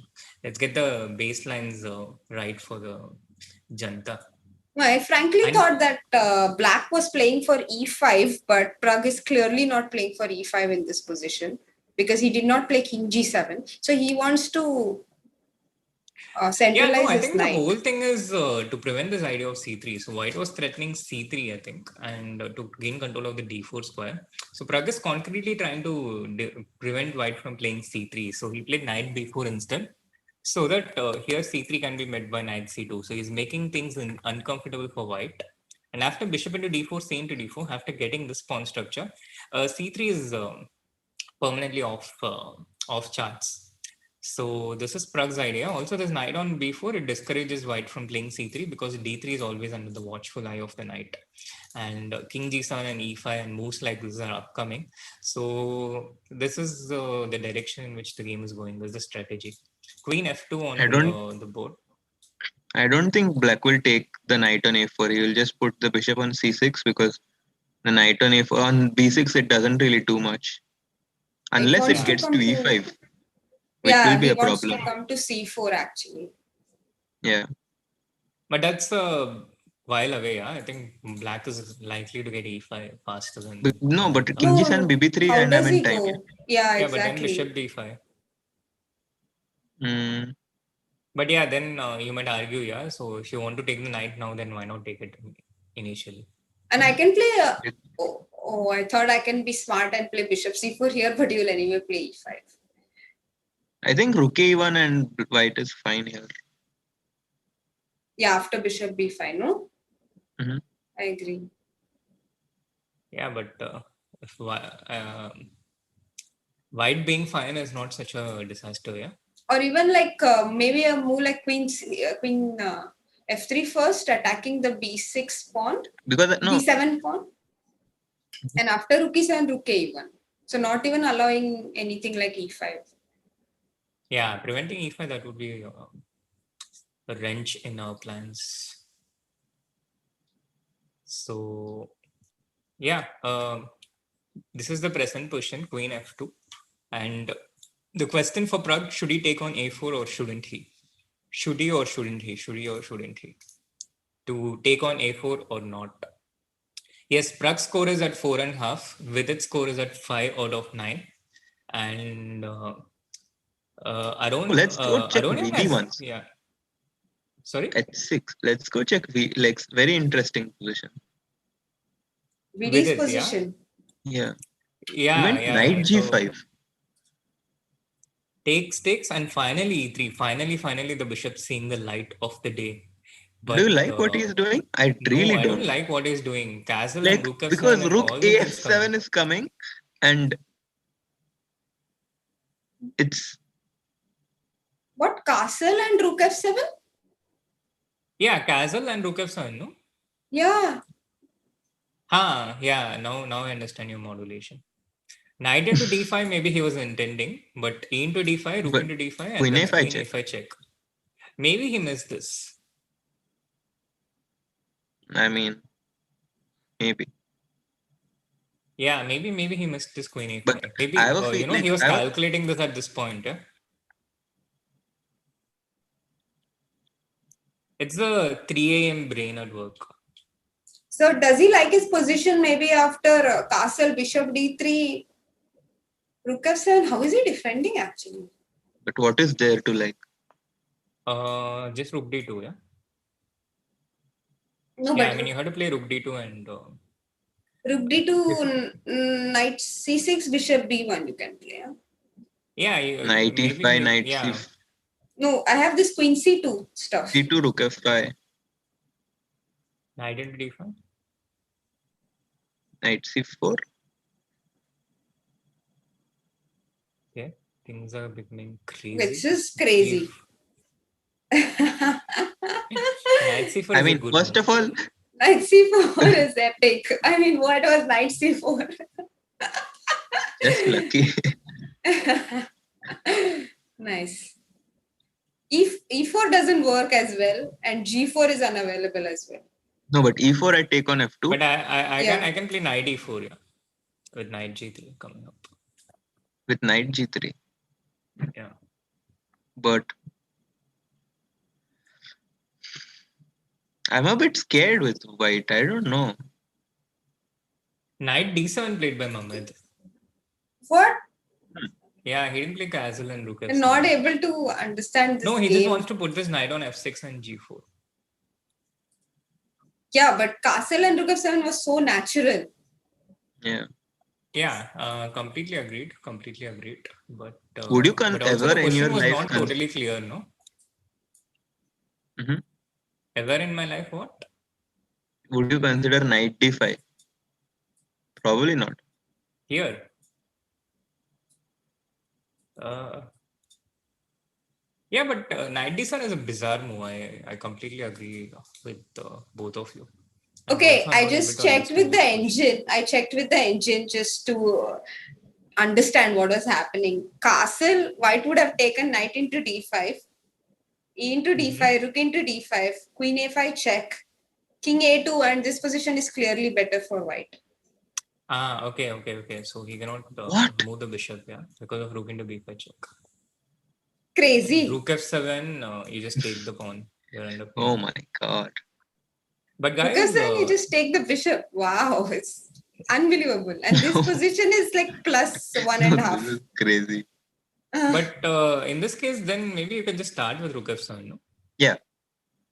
Yeah, probably you can start with rook f7. That's true. Then you don't allow this rook d5. Yeah. Yeah, makes sense. In chat, what's up? Are you guys awake? What's going on? Please show your presence. What question can you ask? I think the chat left their screens open and went to sleep. Which would be very sweet, actually. Yeah, chat. If you're present, please write your favorite Soumya moment of the stream. And all the lines that do not work. How many do you remember? They are playing some like VD is playing an exceptional game. Like G3 Bishop H3 is impressive. Queen f6 and castle shot, knight e5 and some knight into d5. Yeah, this knight into d5 is Knight the D5. problem in. Yeah, knight into d5 is the problem. No, now And now Vidit's White position just looks goes. good actually. Yeah. Knight into d5 is coming everywhere. So this might actually Actually, be a blessing in disguise for Vidit. Knight the e5. question is, King H8, do you have Knight D5? Because if you do, then Black is in serious trouble. Sorry. Rook D5, I was thinking. Because Yeah, the knight and the bishop both are attacked. and Queen F7, I have Queen D3. So, But I have knight e5, knight f3, and knight d2. oh, Queen D3 now. Wow. Knight E5. Knight check. e5, I rook have c5, Queen knight B4, Rook f3, F, knight Queen d2, C. and knight f1 now. No, you have no. He has Queen C6. We are going really, really fast and really, really deep, by the way. That's We need true. to slow down. But this is a crazy game in general. I mean, Yeah. who would play a3 and h4 in the opening? And will. Absolutely crazy. VD. Absolutely crazy game. This is VD's 3 o'clock brain, yeah. Many surprising things await you during this time. But enter My at 3 your own o'clock. discretion. The real you comes out at 3 o'clock in the morning. He has played king h8 on the board. So we'll find out. We'll find out if knight into d5 works or not, yeah? Yeah. I don't think it works. Yeah. What Now did we just see here? So is that oh, you're taking queen into d5? Rook D8, Rook I into guess. d5. I thought this knight e5. That's So good. that if you take rook into c5, then knight Knight f3, F3, Knight D2. knight d4. Yeah, this one we attacking us saw. both. Yes. This was a Soumya line. Through and through. And you're saying queen into d5, right? Yeah, queen into d5 is the other option. Rook D8. Oh yeah, you just have rook d8 here. Cool. The This thing is, solves though, it. you can just go E4 now. And everything is under Bishop b6 maybe? pin. Yeah, Bishop Bishop B6. B6 and is very strong, exactly. I can see why they named this pin though. Your pieces are literally pinned, yeah. They cannot move anywhere. But now they can, and we'll be in trouble. Queen d6. Now they will. Queen d6. I mean, Queen I'll d6, still go knight knight E5. e5. Wow. But this could be compensation or not? No, maybe not. Not enough. No. Yeah, no. Piece is a piece. 2 pawns. Actually, Yep. f2 is even pinned. So that's another problem. Oh, knight Can't E2. even I was play going to say. Knight E2, knight F4. Yeah.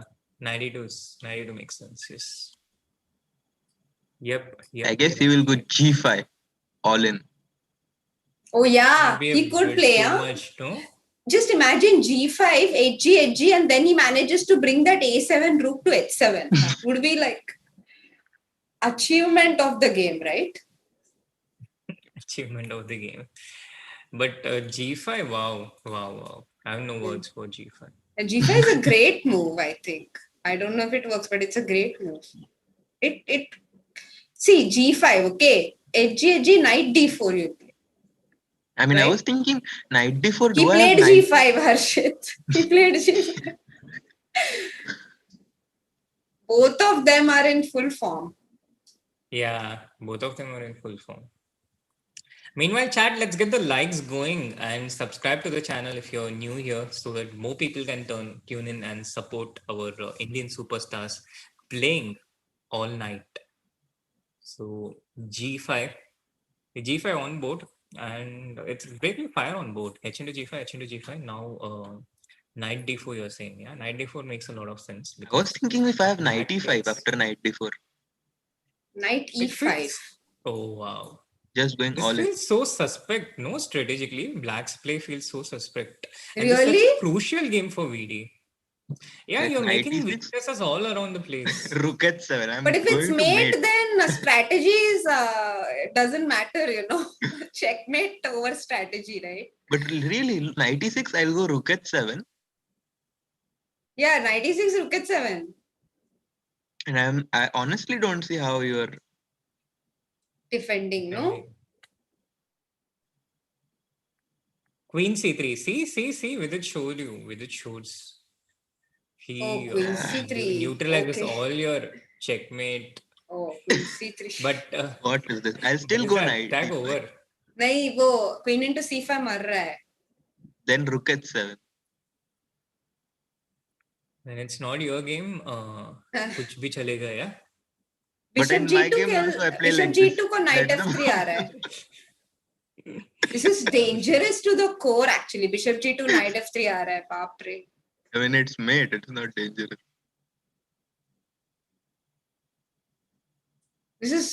This is so dangerous. Do you think Mamedara will play knight e5? He could, one blitz game mein, he played that rook e1 in the blitz game. Have you guys seen his game against Nakamura? No.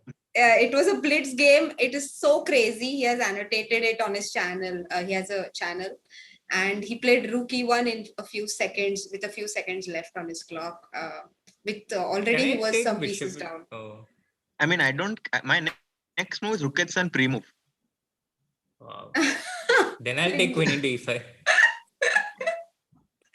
Typical. Harshit enjoying this game. Okay, let's calculate. Knight e5, chalo. Knight e5. What are the options? Is f4 an option? I mean, f4, knight c4. Yeah, f4, knight c4. F4, knight c4. So f4 is ruled out. Okay. So queen into c5. Rook h7. Mm-hmm. Rook h7. I mean, I don't. It looks finito. No, but white has f4 now. Rook h. Okay. Rook into h3, f into e5. Rook into g3 is not possible because knight g3. This is what I missed the first time. F4 now. Yeah. So 1 second. No. 1 second. Not. So, let's try to continue. Like knight f3 check. I'll start with before. Okay, rook f3. No, not now. Acha. Like before rook h7. Knight e5, queen c5, knight f3 check, king knight g2. f3, king g2, And now rook h7. Rook h7. Now, rook h1, there's knight e1. Knight e1. Ooh, knight e1. So strong. Or knight h2. This is complex, man. This is complex. Not easy to defend as white. Not and like in is it possible to defend as white? Is my question. Queen c3. D4? Computer should be able to. No, e5. Just d4, no? E5.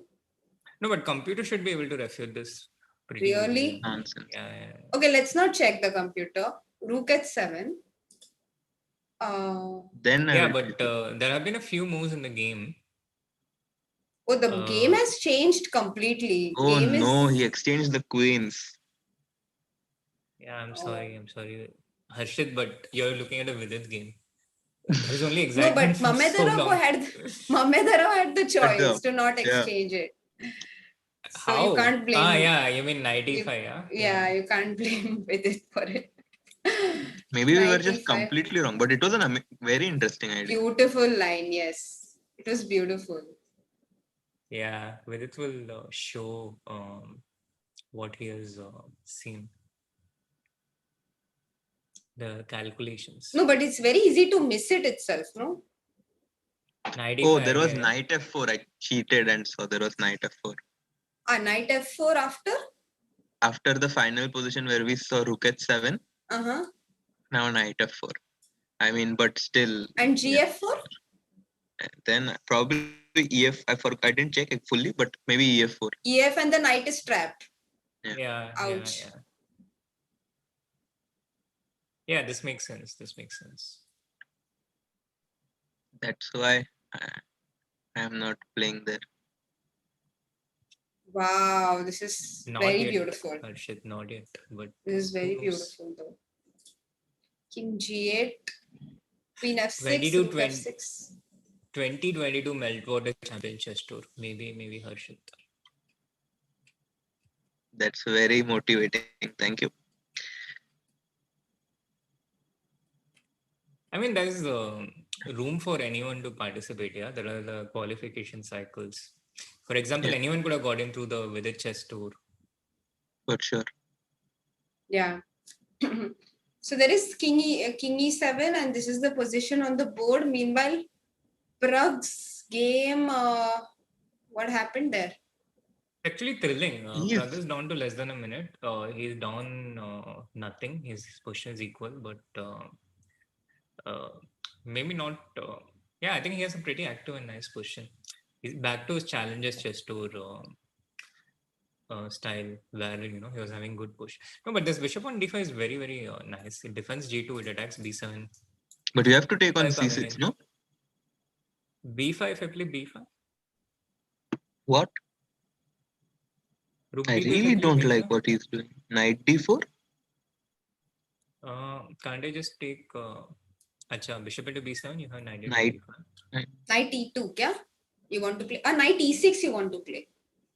Bishop B7, Knight E6 you want to play, kya? Okay. Everything works. But maybe Queen C6, no? Knight E6, Queen C6? Knight f4? Queen E8. And The bishop on G2 is a monster. but just take on b5 was enough. Yeah, just take on b5 and we can end that line. Queen c3 played by Aryan. So Queen c3, now Rook d4, just bishop take on c6 d4? is the trap. Bishop Rook c6 into the f4? trap. Check. Rook E2 And- he played immediately. King into f6? And maybe this is a take. Okay. Yeah, Go this back also, 1 second. Rook d4. Maybe just but you take can on just d4. take on b7, Yeah. Take on. But yeah, Rook E2 he played, which looks pretty Yeah, strong. he's And played also Rook played E2. pretty, yeah. Bishop Bishop F3. Bishop f3. Rook Rook C2. c2, rook d2. C2. ये क्या है? Queen अभी d3. अभी कुछ तो Rook pawn d2. मर ही जाएगा ना? कोई ना कोई pawn. just Knight take on B4 भी B4. मर रहा है. हाँ. Knight But just B4. rook d2, no? Simple chess. Either Why are you just rook d2, no? Queen d3. Queen D3, Rook D2. I mean, yeah, just simple. और Queen E3 को Knight D4 मार देंगे. This looks really good for black. Just knight c6 back. definitely. It looks really good for black. And But Bishop B7 के बाद क्या Queen करना है? A1 looks wrong. Queen A1. Rook D2 played. Rook D2. So will he play D5 now? d5, one move to consider is queen.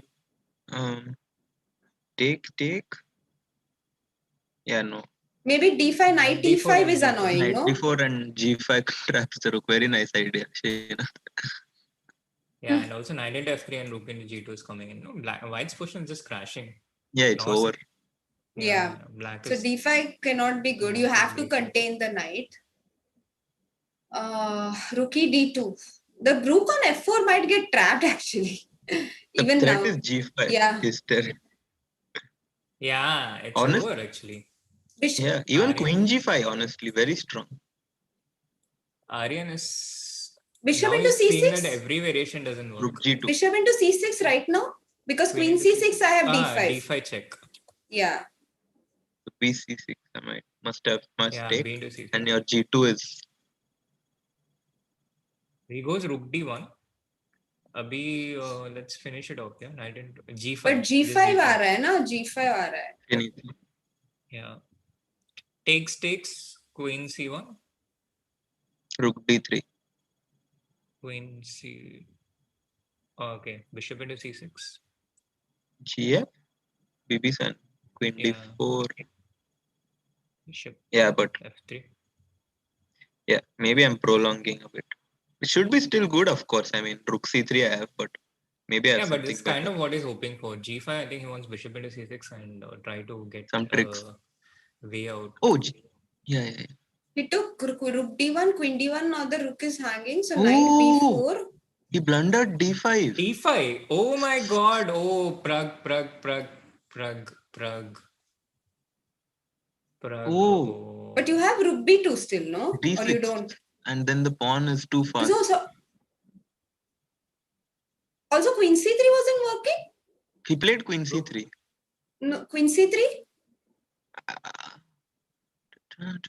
Just queen Queen d4 d4. check. This Oh. pawn, this d5 pawn, the pieces have gone out of coordination.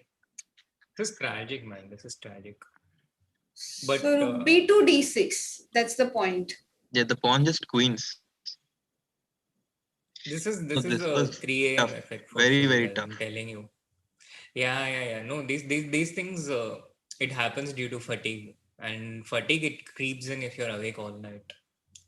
That is even No, if you're but 15 this years was old. such a crucial game. Yeah, I know. But I mean, what can you do? This Yeah. is full credit to Prague. Full credit to Prague. But now after rook c4, Maybe he rook just c4, loses yeah? this. Yeah. Hmm. But guys, okay, still some hope. You know, Aryan was winning against Vidit, but he messed it up. Maybe it will repeat itself. So How let's is see. VD doing in the meanwhile? VD seems to be doing Bishop pretty e2, is it? No? decent. Bishop e2 with the idea of bishop d3, yeah, and rook e1, rook into c6. No, I think what will happen is bishop e2, king e5, bishop d3, knight e1, and they'll go into this position. Yeah, but I But this guess is very black bad, will yeah. lose. This is very bad, yeah. The point is rook c1, knight d3, d6. Wow. No, Wow. rook c1, knight d3, rook c7, no? d6 Yeah, even, this wow. also wins. Yeah. Look, d6 is fancy. Super fancy, yeah. Very nice. Yeah, but he just takes his a pawn, and since black cannot move this, then he just promotes his a pawn. This is a winning plan. Yeah. It's sad for Prague. And now king d5 maybe? But still we should not King give up d5? on Yeah, him king because he's d5. very tricky. Yeah, that is true. Prague though you can never write off. Like never Like ever. sometimes this rook bishop 3-2, it's winning. I mean everyone knows, but sometimes it's not easy to win because it's wrong colored bishop. He goes for this and the point is you will put the rook on d6, king on f6, and you will wait. And it's really not easy for white to break through. Oh, is it a draw? I remember this. I don't think it's a draw, watching honestly. this endgame in one of the CCTs. I think it was Raja's game only, no? Yeah. No, I don't think it's a draw. But, Yeah, it's not a draw, but it's tough Yeah, to win. h4 is an important move. Good move. But now rook b5, rook b6 is also important. I mean, it's not easy to break through, but yeah, it will be a long game. Yeah, because he just has to exchange this pawn and the rook's off, and it will be wrong color. What you're saying is true. Let's have a look at VD's position, yeah? With its position, also an interesting endgame, an equal endgame. It's an equal endgame. Guys, let's not lose hope for Prague yet. The chat. We'll get back to that, and hopefully in a position where it's a draw already. So e5 on the board. Oh my god, what is up? Rook on h2. Black is generally happy if he gets e5. Yeah. But the pawn on a6 is weak, so can white take advantage of it? d4 coming in right now. Yeah. D4 is a threat. So rook d8, I think you have to play, yeah? And black will just wait rook g2, rook h2. If he wants, or he can go rook h1. No, if black waits like that, I mean, if he wants to take rook I feel a h1. bit scared actually. Yeah, rook me h1, too. yeah. Rook h1, no? Yeah, rook h1 makes sense. Yeah. Because the problem is there is no way to check this king, yeah? But rook h1, a4 is simple, no? a4? Not a4, I might consider rook b1. Rook b1, rook b3 is a check. That is annoying. Yeah, a into b5, rook b3, a b5, and rook b8, b4. So it doesn't work. Rook h1. Rook h1 on the board. So king d2 maybe? King knight e4. Then Knight e4 and king e3, rook b1. Very scary. Now rook e8 check. F4 he D6. has played. F4, Gf4, bishop, F4 makes sense. Yeah, good defense here. bishop F3 and rook b1. I'm not sure how he's defending it. Yeah. At least he B4, managed to get rook one pawn off the B3. board. Mm. King f2, rook into a3, and now maybe rook a8. Yeah, king e2. I mean, maybe this is holding, but this is really touch and go. Wow. Okay.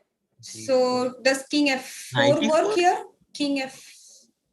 Bishop King into F4, d4. bishop d5. Yeah. Knight into g4. Still, No, it's maybe not By not. the way, not we at do all. have an official update on Prague's game. Prague actually lost. Oh, He lost the game. Yeah. how did it go? We found a way We'll to. see The later, rooks got exchanged. If the rooks don't get exchanged, I think it is possible to hold this. Yeah. It's Like, possible to try. It's possible to try. Because if you, let's say, put the king on g7 and put the rook on 6th rank, and it's let's say it's not possible for white to exchange come rook c6 at this How point. did he lose actually? Oh, he allowed this. Yeah. Yeah. Kings, he It should was not have smart gone. not to allow this. What if rook d6? No, What is what this if Rook c6, no, f4 check. Does it hold? No, but just rook c5 check and then rook c5. King d4. Rook c5. And I take, and it's is it a draw? Bishop King e8 is coming.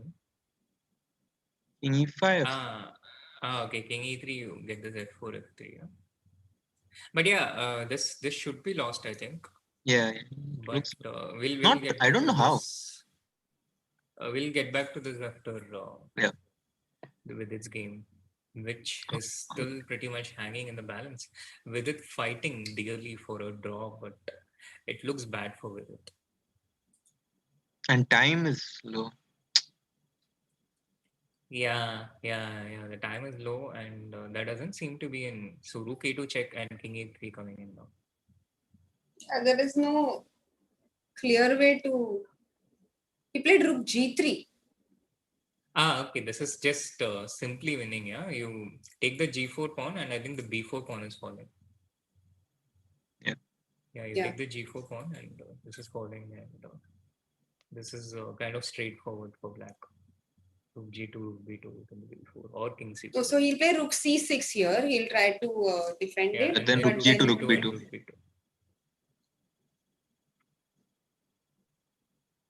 Yeah, it's on the board. Yeah. King e3. Now king e3. Yeah, it's lost. I mean, even without the pawn, this b pawn, without both the b pawns, so upset. it's not very easy to draw, right? Yeah. No, it's tough. It's tough. The thing is, your brain shuts off. Again, It's upsetting. When you experience this practically, like the people who are watching, they can try to do something like this at 3 a.m. all night. They will really understand how the brain starts shutting off at a time where they are not used to staying awake. And even if you practice it, it's not easy. Even if you practice it for a week or two, probably you need to practice it for 3-4 weeks to get comfortable with it. Again, brain gets desperate. Yeah, like we need immediate results. Like that's what I had noticed when I play late at night. Like you want to go all in. Like you don't want to have equal chances. You either want to win or lose. Like because I of the think fact your PFC shuts off your prefrontal cortex. It doesn't work the same way, so your limbic system takes over. So then it's that fight or fright kind of thing. Yeah, a more raw version of your brain takes over. That's why people have lesser self-control at nights and all these things, or during sleep deprivation, or when under the influence of chemical substances. It all has a similar effect on the brain. So do we playing chess at this time where the slightest lapse of concentration can be so severe? it's really tough, and it's not even level playing field. Yeah, it's not like Vidit is playing at 3 and his opponents are also playing at 3. It's not like that. Yeah, All exactly. the opponents, they have more convenient time zones, except the Chinese opponents who are not playing here due to candidates. Yeah. And it's not an accident that Ding has also, not managed to shine in the Champion Chess Tour, because he also has had to stay awake all night. And he's one of the best players in the world, the top 3, the top 4. And yeah, so there we have the standings at the end of day 2. Magnus Carlsen on top, but at number 2 is Alireza Firouzja and Hikaru Nakamura also in the Like joint second doesn't spot. surprise at all. Firuja on number 2 and Nakamura on the 3. It's like the same old story. Yeah? Actually, no. Alireza had a few tough champion chess tours. He qualified Mm-hmm. only, I think, in his fourth attempt to the top Oh, 8. really? Yeah, and he has got to the top 8 only once, where he lost 5-1 against Wesley So. So this is Alireza Firouzja, one of the best speed chess players in the world, one of the greatest prodigies all time. And the field is so brutal that even he has to have such a tough initiation. With it still in the 10th spot, he's still not out of contention, but he could have been in a much better spot. He could have had 5.5 out of 8 with a win over Prague, and then the tournament would have turned out to be totally different. He would have Yeah. probably been in the top 3. But that one small lapse and then a domino effect, and here we have with it at the 10th place. And yeah, Soumya, you can take us through the standings. Yeah, I just wanted to add that actually Vidit played really well in this last round game. It is unfortunate that he lost, but I thought it was some very interesting chess that both of them played. Especially, we were finding all these beautiful lines and A3, H4. Really cool idea in the opening by Vidit. And yeah, as you said, maybe the draw against Prague kind of put him down, and you kind of become a little desperate to start winning, and then it becomes down and down because of the timing as well. So, but we do hope, like tomorrow there are 5 more games, so everything is possible. As for the standings, Magnus on top with 7 out of 10 points on the second day of the New in Chess Classic. Then there is Firuja and Nakamura on 6.5 out of 10. Lekwang Mamedorov, and Raja on 6 out of 10. Aryan Tari, Aronian, Wesley So, all three of them tied for the 7th to 9th place with 5.5. Vidit on 5 out of 10. At the moment on the 10th place. Dominguez, Perez, Praggnanandhaa, both of them on 4.5 out of 10. Duda and Karyakin on 3.5. I think Karyakin drew the last round against Dominguez. And Gawain Jones on 3. And Christiansen Johan having a tough tournament, 1.5 out of 10 after the second day. All right. So yes, that sums up day 2 of the New in Chess Classic, which is part of the Meltwater Champion Chess Tour. Do join us for day 3 tomorrow at the same time, and do come with the full cheer and support. And this is me signing off for tonight. Thank you so much, all Yes. of you. Thank you so much, Janta, and thank you so much, Harshit, for hanging out with us and for all the Yeah. beautiful lines that you showed. It was really great to have you on the stream today, and we would love it if you can join us tomorrow as well for some time or any of the other days that this tournament goes on. And Yeah, for sure. have a great night, everyone. Good night, and see you all tomorrow. Thank you.